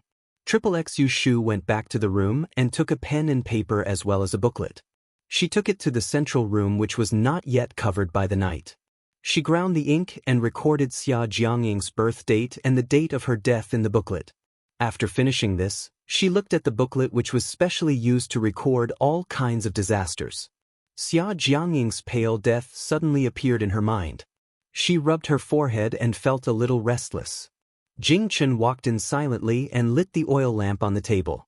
It was already dark outside. Her sight suddenly became bright. Yushu blinked her eyes and turned her head to meet Jing Chen's eyes. She didn't know why, but when she saw the clear and clean eyes which could reflect her figure, her restless heart suddenly calmed down. Jing Chen sat down on the left side of Yushu. Seeing that she had finished her work, he poured a cup of tea and dipped his finger in it. He wrote on the table, "What are you thinking about?" Yushu looked at the transparent water droplets that were slowly dispersing on the table. She was a little distracted and blurted out, "I was thinking if I was a little heartless?" When she heard about Xia Mingming's nightmare that day, she didn't think that Xia Jiangying's death had anything to do with her. If it wasn't related to Xia Mingming, she wouldn't even interfere. But this person really died. She saw Xia Jiangying's death with her own eyes and saw Xia Mingming's grief. She felt a little regretful because of sympathy. She even thought that if she didn't treat this matter so carelessly and didn't have an attitude of looking on coldly, would Xia Jiangying have been able to escape this disaster? Was this kind of thinking after the fact considered a tiger's concern for its pearl and fake compassion? Yushu pursed her lips in a self-deprecating manner. She saw Jing Chen shake his head at her, using a gesture to deny her ridicule towards him. He then used a line of words to refute her doubts towards him. "You're very kind." Yushu stared at the flashing words on the table that were drawn by the dim yellow light. After a moment of silence, she remembered that this person had once said these words to her. She raised her head and stared at the seriousness on Jing Chen's otherworldly face. For a moment, she felt that these words, which used to be unreachable and mocking to her, had become kind and cute. "Thank you," Yushu said softly. She threw away those messy thoughts and swept away the worry on her face. She rested her chin on her hand and said to Jing Chen, "After what you said, I realize that I'm really quite kind. Now that you mention it, I realize that I'm actually quite kind. Look, I saved both your and Mingming's lives. I took care of the two of you along the way, providing money and effort, going out early in the morning to earn money so that you could eat and wear warm clothes. Don't you think I've treated you well?" Although it wasn't right to hear someone praise him like this, Jing Chen still nodded and agreed with her. He didn't remember the people and things before he lost his memory. If only after he lost his memory, she was undoubtedly the person who treated him the best. Yushu saw that he fell into the trap, but she didn't show it on her face. "Then tell me, I'm so good to you. Shouldn't you find a way to repay me in the future?" Jing Chen nodded without hesitation. Yushu secretly laughed at him for being fooled. She quickly got up and went back to the house to get a clean piece of rattan paper. She placed it in front of him and handed him the brush. She arrogantly ordered, "Here I say, right?" Jing Chen took the brush from her hand, dipped it in ink, and waited for her to speak. Yushu scratched her chin and thought for a moment before saying, "You right, I, Taoist Jing Chen of Dragon Tiger Mountain, was saved by Yushu of Yang. My life was saved. Today, I swear that after I regain my memory, I can't leave without her permission." Jing Chen wrote halfway, then he stopped and looked up at Yushu. Didn't she say that she wanted him to repay her? Why did she write like this? Yushu felt a little uncomfortable under his stare, but she couldn't honestly tell him that she was afraid that he would remember what had happened and say something like, "Let's part ways," to her because of that Kei Dixing. Then he would walk away and never talk to her again. She had been taking care of him for so long. Wasn't she working for nothing? "What are you looking at? I asked you to write. Write quickly." Yushu knocked on the table with a fierce face and urged him to write. Jing Chen nodded. Although he didn't understand what she meant, he still wrote according to her words. "Well, one more sentence. If I break this promise, I will be a mangy dog in my next life." Yushu was somewhat pleased with herself. She had learned this poison oath from Taoist Qing Zheng. It was vicious yet humane. It was much more tasteful than the heart-cursing of those dead parents. Jing Chen's hand paused and looked up at Yushu's proud face. He clenched his fist and put it under his lips, laughing silently. Yushu saw that he suddenly laughed and was confused for a moment. Then she suddenly realized that she just called herself a mangy dog. Her face darkened and she angrily hit the table. "What are you laughing at? Write quickly. Write that you are a mangy dog, not me." Being scolded by her on purpose, Jing Chen didn't argue with her. He held back his laughter and picked up the pen to complete the sentence. Since he wouldn't break the promise, there was no harm in making an oath. Seeing that he had finished writing, Yu Shu took the note away and looked at the top. She found that there were no other mistakes except for one place where the word she was written as he. She nodded her head in satisfaction and blew the ink dry. She carefully folded the note twice and went back into the room. She put it at the bottom of the cabinet and put it in a cloth bag with her ancient sword covered in green rust. Jing Chen sat in the central room with his hands clasped together.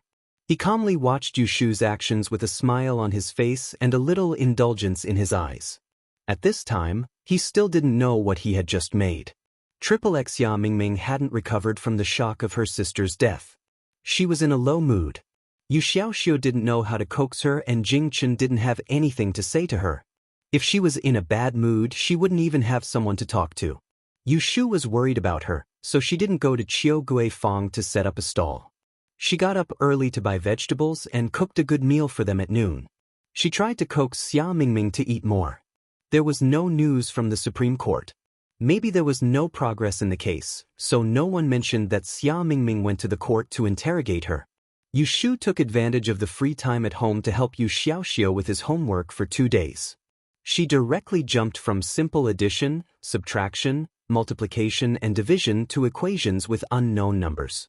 Yu Xiaoxiu didn't know that this was knowledge from 500 years later. He learned whatever Yu Shu taught him. He made full use of his hard work and didn't complain about Yu Shu's harsh requirements. During this period, there was another thing that gave Yu Shu a headache. Brother Jing, how do you write the character that in the water tank?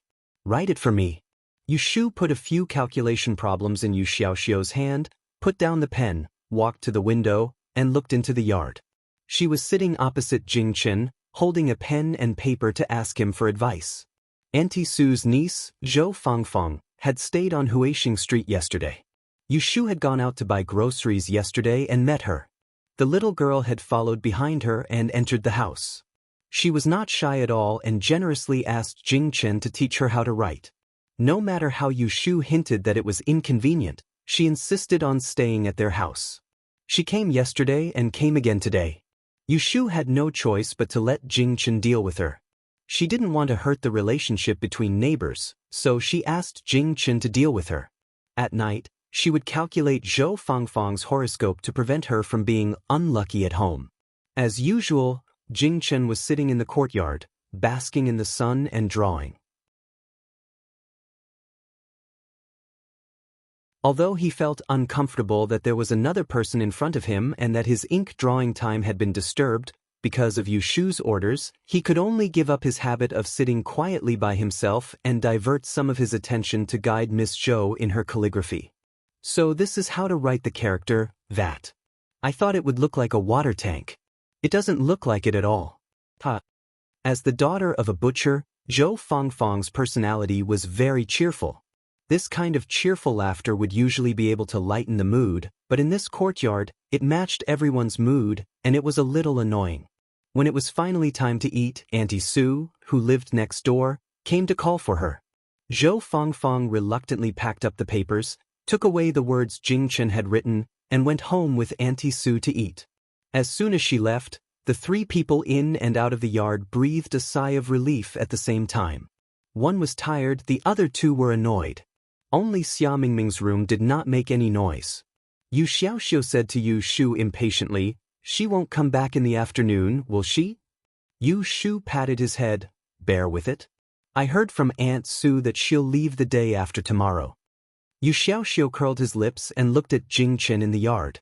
He whispered, "It's all Brother Jing's fault."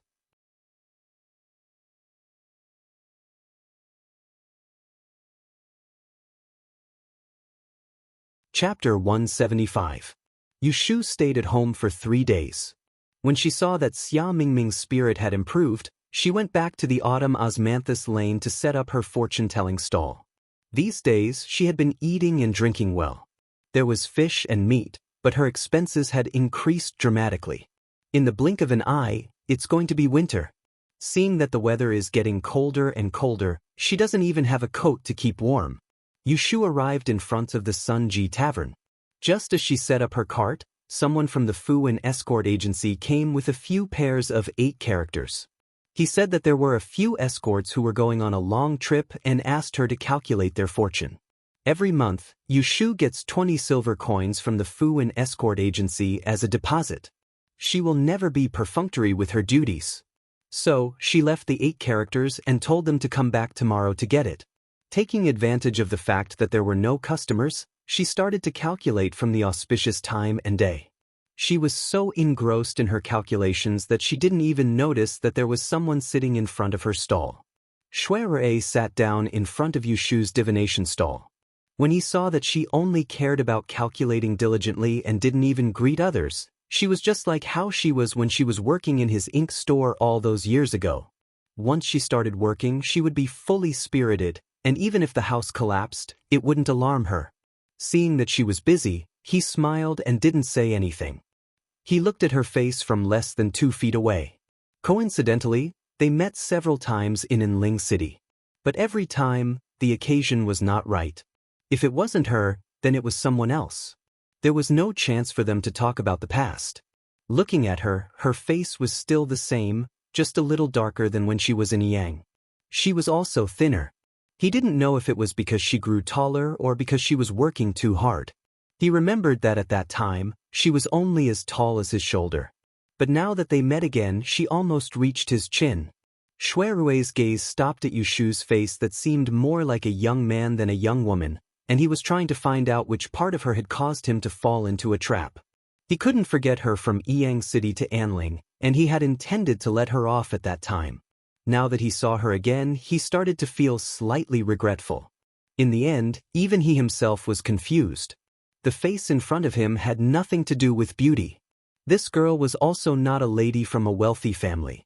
She did not know any of the 4 arts. She was petty and liked to be slippery. If one really wanted to count, she had a whole bunch of faults. But when he looked at her, he found her to be inexplicably pleasing to the eye. It was just like the signature dish of the Longjing restaurant. It did not look good, but it suited his taste the most. Yushu matched the auspicious time of the 8 characters of the 8 characters of the 8 characters of the 8 characters of the 8 characters of the 8 characters of the 8 characters of the 8 characters of the 8 characters of the 8 characters of the 8 characters of the 8 characters of the escorts.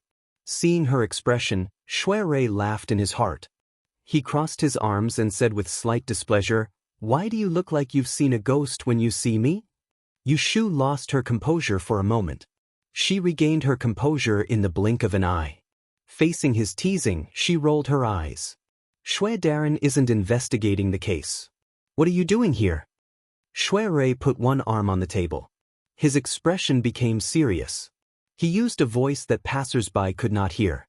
Xia Jiangying's case has been investigated for a few days without any progress. I have something to ask you. The murder case of Tai Shu Garden was tricky. The Diyen examination was approaching. Suddenly, the daughter of the southern E capital died. The day before, the morning court session was reported to the emperor. The emperor was furious. He ordered the Supreme Court to investigate the case within a day. However, Xia Jiangying's death was still a mystery. They had arrested a few suspects, but there was not a single piece of evidence. You've got the wrong person. Yushu yawned. She propped up her chin with one hand and looked at him. I don't know Xia Jiangying. She doesn't even recognize me. If you want to ask, you should ask someone who understands. Aren't you an understanding person? Shuai's words seemed to have a hidden meaning. Yushu was silent. It was not that she did not want to help him, but it was not her place to interfere. What Shuai wanted to ask was definitely about Xia Mingming. She obviously didn't tell Shuai about her dream of Xia Jiangying being murdered, so she naturally had her own plans. If she were to butt in like this and say something that she shouldn't say to Shuai, she wouldn't know if it was a good or bad thing. Is there something you are not convenient to tell me? Shuai observed Yushu's expression and saw that she was in a difficult position. He thought it was a pity. He was anxious about this case, but he did not want to force her. Yu Shu hesitated for a moment and said, "What do you want to ask?" Shui Rui said, "Forget it. You don't have to say it if it is not convenient. I asked you to ask. Why are you wasting time?" She might not answer him anyway. Shui Rui couldn't help but laugh in his heart when he saw her impatient temper. He cleared his throat and stared at her face as he asked with a serious expression, "How about this? You just have to answer one question of mine. Why would Xia Jiangying move into the room of the Ji clan's fourth young miss for no reason?" Yu Shu guessed that he was going to ask this. She sighed and shook her hand. "I can't say this. Is there anything else you want to ask?" Shui Rui's eyes flashed. He sat up straight and shook his head with a smile. "No, thank you." Yu Shu felt strange and said, "Why are you thanking me?" "I didn't." She suddenly stopped halfway. She looked at the smile on Shui Rui's face. She thought for a moment and suddenly realized what she had just revealed to him. She looked angry. "Are you trying to trick me?" This guy didn't want to find out the reason why Xia Jiangying changed rooms from her. He was obviously testing whether she knew the reason or not. She said, "I can't say it," which clearly told him that she knew the inside story. She was not related to Xia Jiangying, so she must have learned it from Xia Mingming.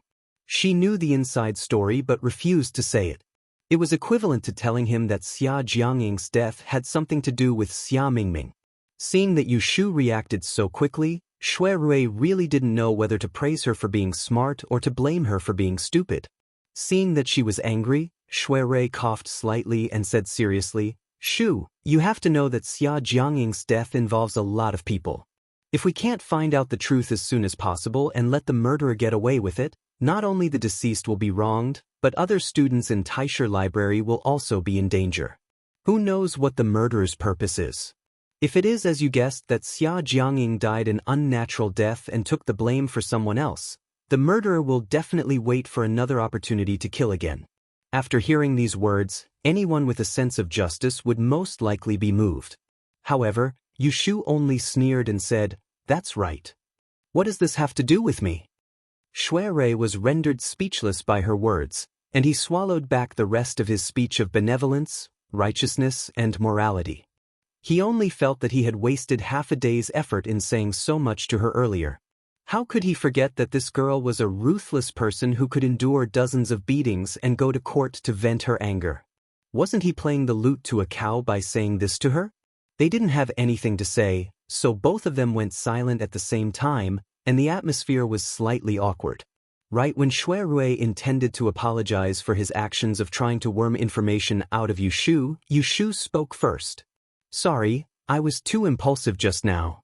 You are investigating a case, so of course, you have to focus on the case and do things impartially. There's nothing wrong with that." Shui Rui looked at Yu Shu and saw that her expression was relieved and her gaze was magnanimous. He knew that her words were not perfunctory, nor was she angry, but she had really thought it through and gotten over it. Besides feeling annoyed, she was still able to calmly consider the problem from the perspective of another. This sort of mature attitude that didn't conform to her age at all caused Shui Rui to be unable to help but arouse a strange feeling. It was as if the person before him wasn't an ignorant little girl around the age of 15 or 16, but a woman with a clear mind. At this time, he suddenly thought of the signature dish of Longjing restaurant. It did not look the best, but the content was rich. However, Yu Shu changed the topic. Investigating a case is investigating a case, and our friendship is friendship. If you continue to trick me like just now, don't blame me for falling out with you. The youth in front of her had a jade-like complexion, and his eyebrows were like swords. When he smiled, he looked even more handsome. His eyes were like ink, and when he looked directly at others, it would make women blush. Yu Shu had developed an immunity to Jing Chen at home every day. She generously glanced at Shui Rui, then lowered her head to tidy up the table without any obsession. She did not even raise her head and said, "How much did you spend on buying shoes for me last time? I will give it to you later." It was not that she was calculative, but there was a difference between men and women. It was not right for a girl to wear shoes bought by a man for free.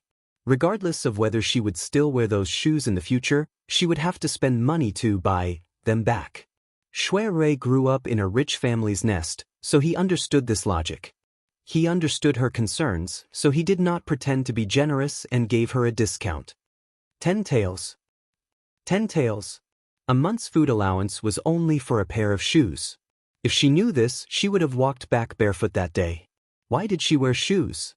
Yu Shu regretted it so much that she wanted to scratch the wall.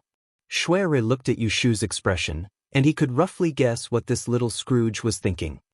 I did not bring enough money today. I will give you the money next time. Yu Shu said awkwardly. Shui Rui picked up a tortoiseshell that was placed on the small table. Compared to the divination tools sold at the great exchange shop in the north of the city, it was crude and unbearable to look at. Such inferior divination tools could only be found in the south of the city. How much money can you earn by sitting on the street for a whole day? Yu Shu said, on a good day, I can earn 2 taels a day. On a quiet day, I can only earn enough to eat. Shui Rui frowned, so little. Yu Shu said contentedly, it's not bad. In the first half month, I just sat on the street and ate dust every day. I had to pay for the paper and ink inside, not to mention the money for food. Shui Rui knew that the price of sesame seed cake in Anling City was almost the same as the price of meat in Yang City. He knew that Yu Shu lived such a poor life. He wanted to help her, but he knew that she would not accept it. He thought about it and suddenly remembered the invitation from those playboys. He looked at Yu Shu in front of him and asked, do you want to make a lot of money? Yu Shu suddenly became interested. Why? You want to introduce a business to me? Shui Rui thought it was not wrong, so he nodded, sort of. That's good. Yu Shu clapped her hands and asked curiously, what business is it? Feng Shui of the house? Good or bad luck? Or asking for money? Shui Rui shook his head and said calmly.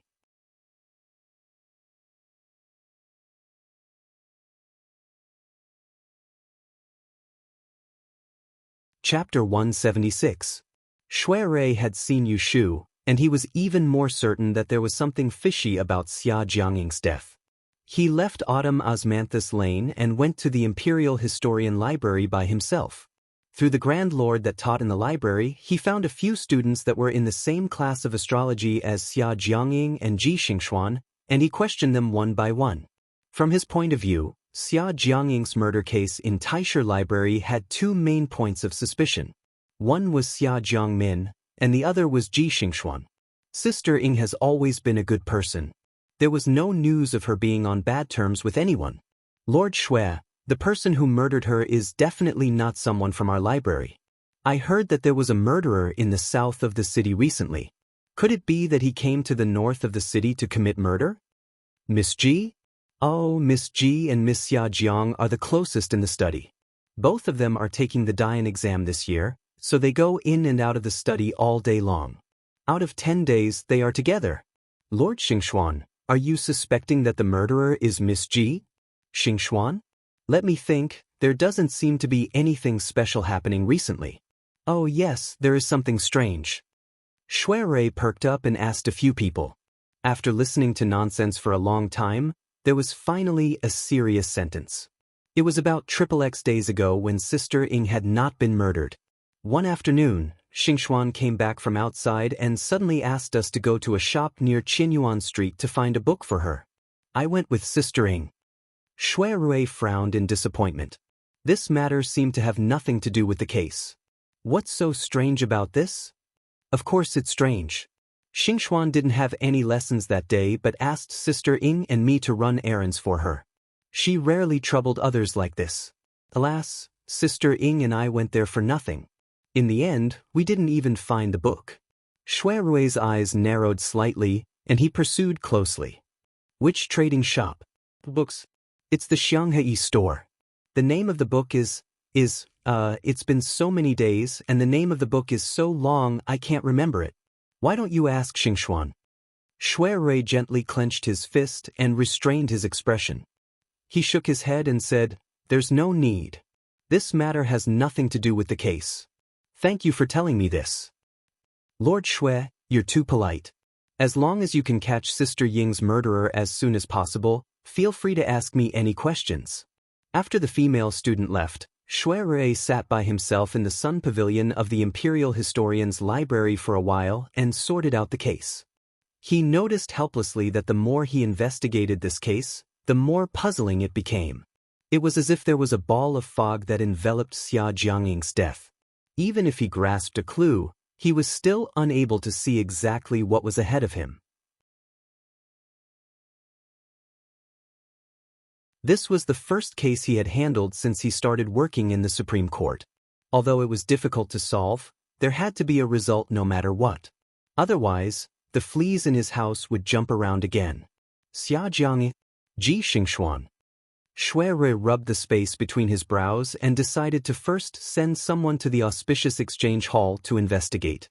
He stood up from the stone bench and had only taken a few steps down the pergola when he saw a lowly official hastily running towards him along the small path in the garden. Lord Bad News. A group of people from the south heard about the murder of Miss Xia Jiangying and claimed that it was done by the northerners. They gathered dozens of people at the human training hall. Shui Rui's face darkened. What he was afraid of had come true. Let's go and have a look. XXX on the 14th day of the 10th month of the Yin calendar, there was a big mess at the human training hall where the people from all over the city gathered. The matter was instigated by the people from the south, and they had a dispute with the people from the north. More than 100 people fought in broad daylight. In the end, the local government sent out patrols to arrest a few of the people who led the fight. Only then did the storm temporarily calm down.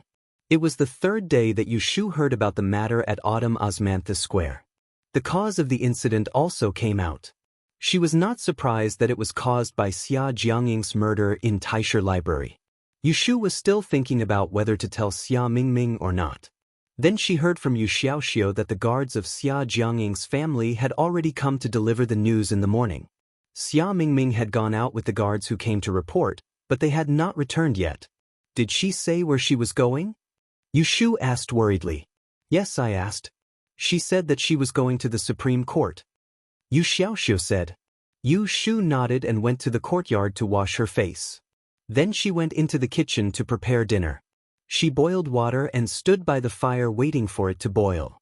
Only then did she realize that something was wrong. In the past, when she came home, no matter what Jing Chen was doing, he would come out with Yu Xiaoxiu to welcome her.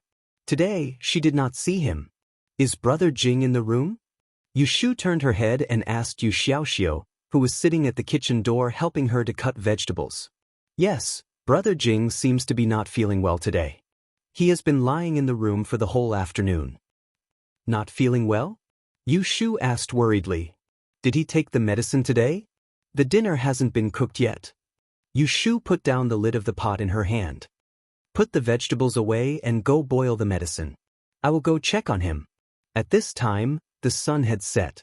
Jing Chen's door was ajar. Through the crack of the door, she could not see what was going on inside. Yushu knocked on the door. Jing Chen, are you sleeping? After knocking a few times, there was no response from inside. Yushu pushed the door open and went in. There was no cover in the room, only a screen for changing clothes. Yushu saw Jing Chen lying on the bed. Taking 2 steps forward, she could clearly see that his hair was disheveled and his head was covered in sweat. His face was flushed and his eyes were tightly closed. His curly eyelashes were stained with tiny beads of sweat. His body seemed to be struggling in a nightmare. His lips opened and closed as if he was talking in his sleep. But because he could not make a sound, he could only pant pitifully. Jing Chen. Yushu was scared and rushed to the bed. She held his shoulder and shook it, trying to wake him up. However, Jing Chen was deep in his dream and could not hear her. No matter how she shook him, he did not wake up. Jing Chen, wake up, Jing Chen. Jing Chen's body couldn't stop trembling.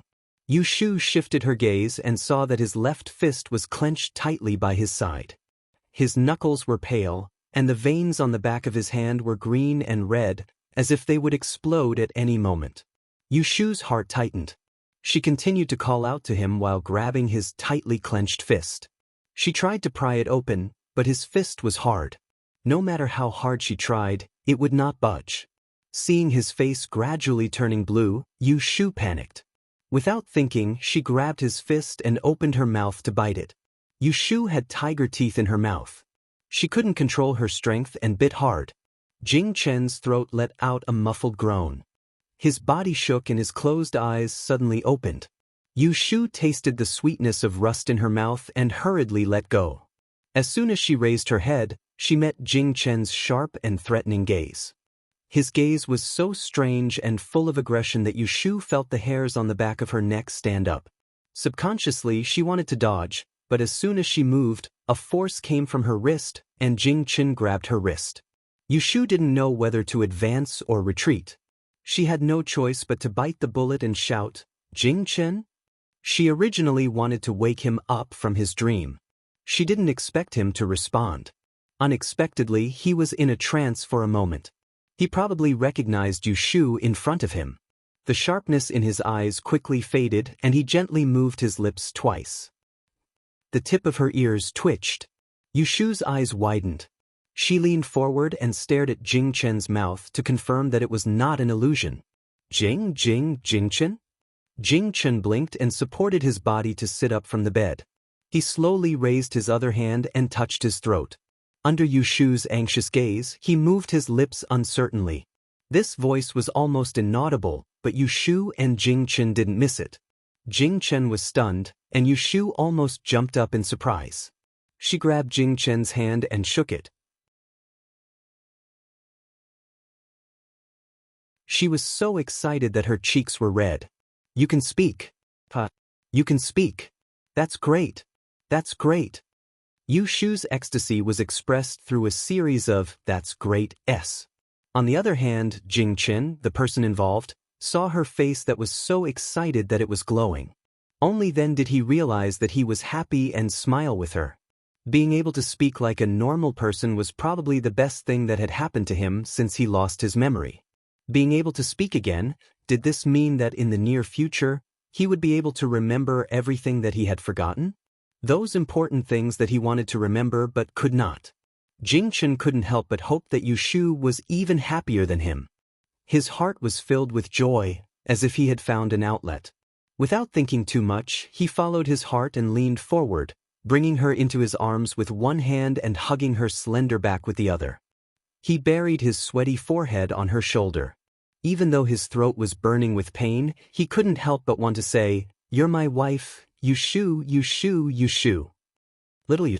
He always remembered that night when he woke up on the drifting ship. His mind was empty. He couldn't remember his life, and he didn't know his life. In that bleak emptiness, there was someone who could tell him who he was. How grateful he was to have such a person by his side when he was helpless and hopeless. Yu Shu was suddenly hugged by Jing Chen and couldn't react for a moment. She lay on his chest, listening to his warm heartbeat and the indescribable soft call on his shoulder, calling her name.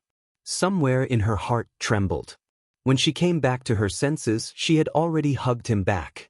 Her hands tightened around his slender waist, and her nose was slightly sore. "That's great. He can recover. It's really great." The two of them hugged each other quietly, forgetting about the nightmare just now and sharing the same joy at this moment. Until Yu Xiaoxiu's shout sounded at the door. "What are you two doing?" Yu Xiaoxiu heard the noise in Jing Chen's room from the kitchen and came to take a look out of curiosity. As soon as he came over, he saw this scene. Jing Chen was sitting on the bed with his sister in his arms. They were usually close, and he turned a blind eye to Jing Chen's special situation. But now, the two of them were actually hugging each other. How could this be? Yu Shu and Jing Chen heard the noise and turned their heads. They looked at Yu Xiaoxiu, who was at the door with a face of catching them in the act. They paused for a moment. Yu Shu was the first to come back to her senses. Her face turned hot, and she removed her hand from Jing Chen's waist. She pushed his chest and broke free from his shoulder. She quickly jumped up from the bed and took 2 steps back to show her innocence. However, Yu Xiaoxiu still saw what he wanted to see. He angrily went forward to separate the two of them, glared at Jing Chen, and dragged Yu Shu, whose face was red and suspicious, out of the room. With a bang, he slammed the door shut. Jingchen looked at the door that was slammed shut in confusion. He lifted the quilt and wanted to get out of bed, but his left hand was stinging. He looked down and saw a row of teeth marks on the back of the web between his thumb and index finger. There was also a small red wound. He raised his hand to lick the blood off, but just as he put it to his mouth, he stopped and took his hand away. He stared at the row of small teeth marks, and the sharp canine teeth at the corner of Yushu's mouth when she smiled flashed in his mind. He smiled and gently pressed his thumb against the web between his thumb and index finger. Then he put down his hand and got out of bed. You're tuning in to the Passion Pages YouTube channel. We're so grateful for your support, and don't forget to subscribe to join us on this incredible journey through captivating stories. Your generosity through donations truly makes a world of difference, as it's the primary source of revenue that allows me to expand and enhance this channel for you. Thank you from the bottom of my heart for being a part of this adventure.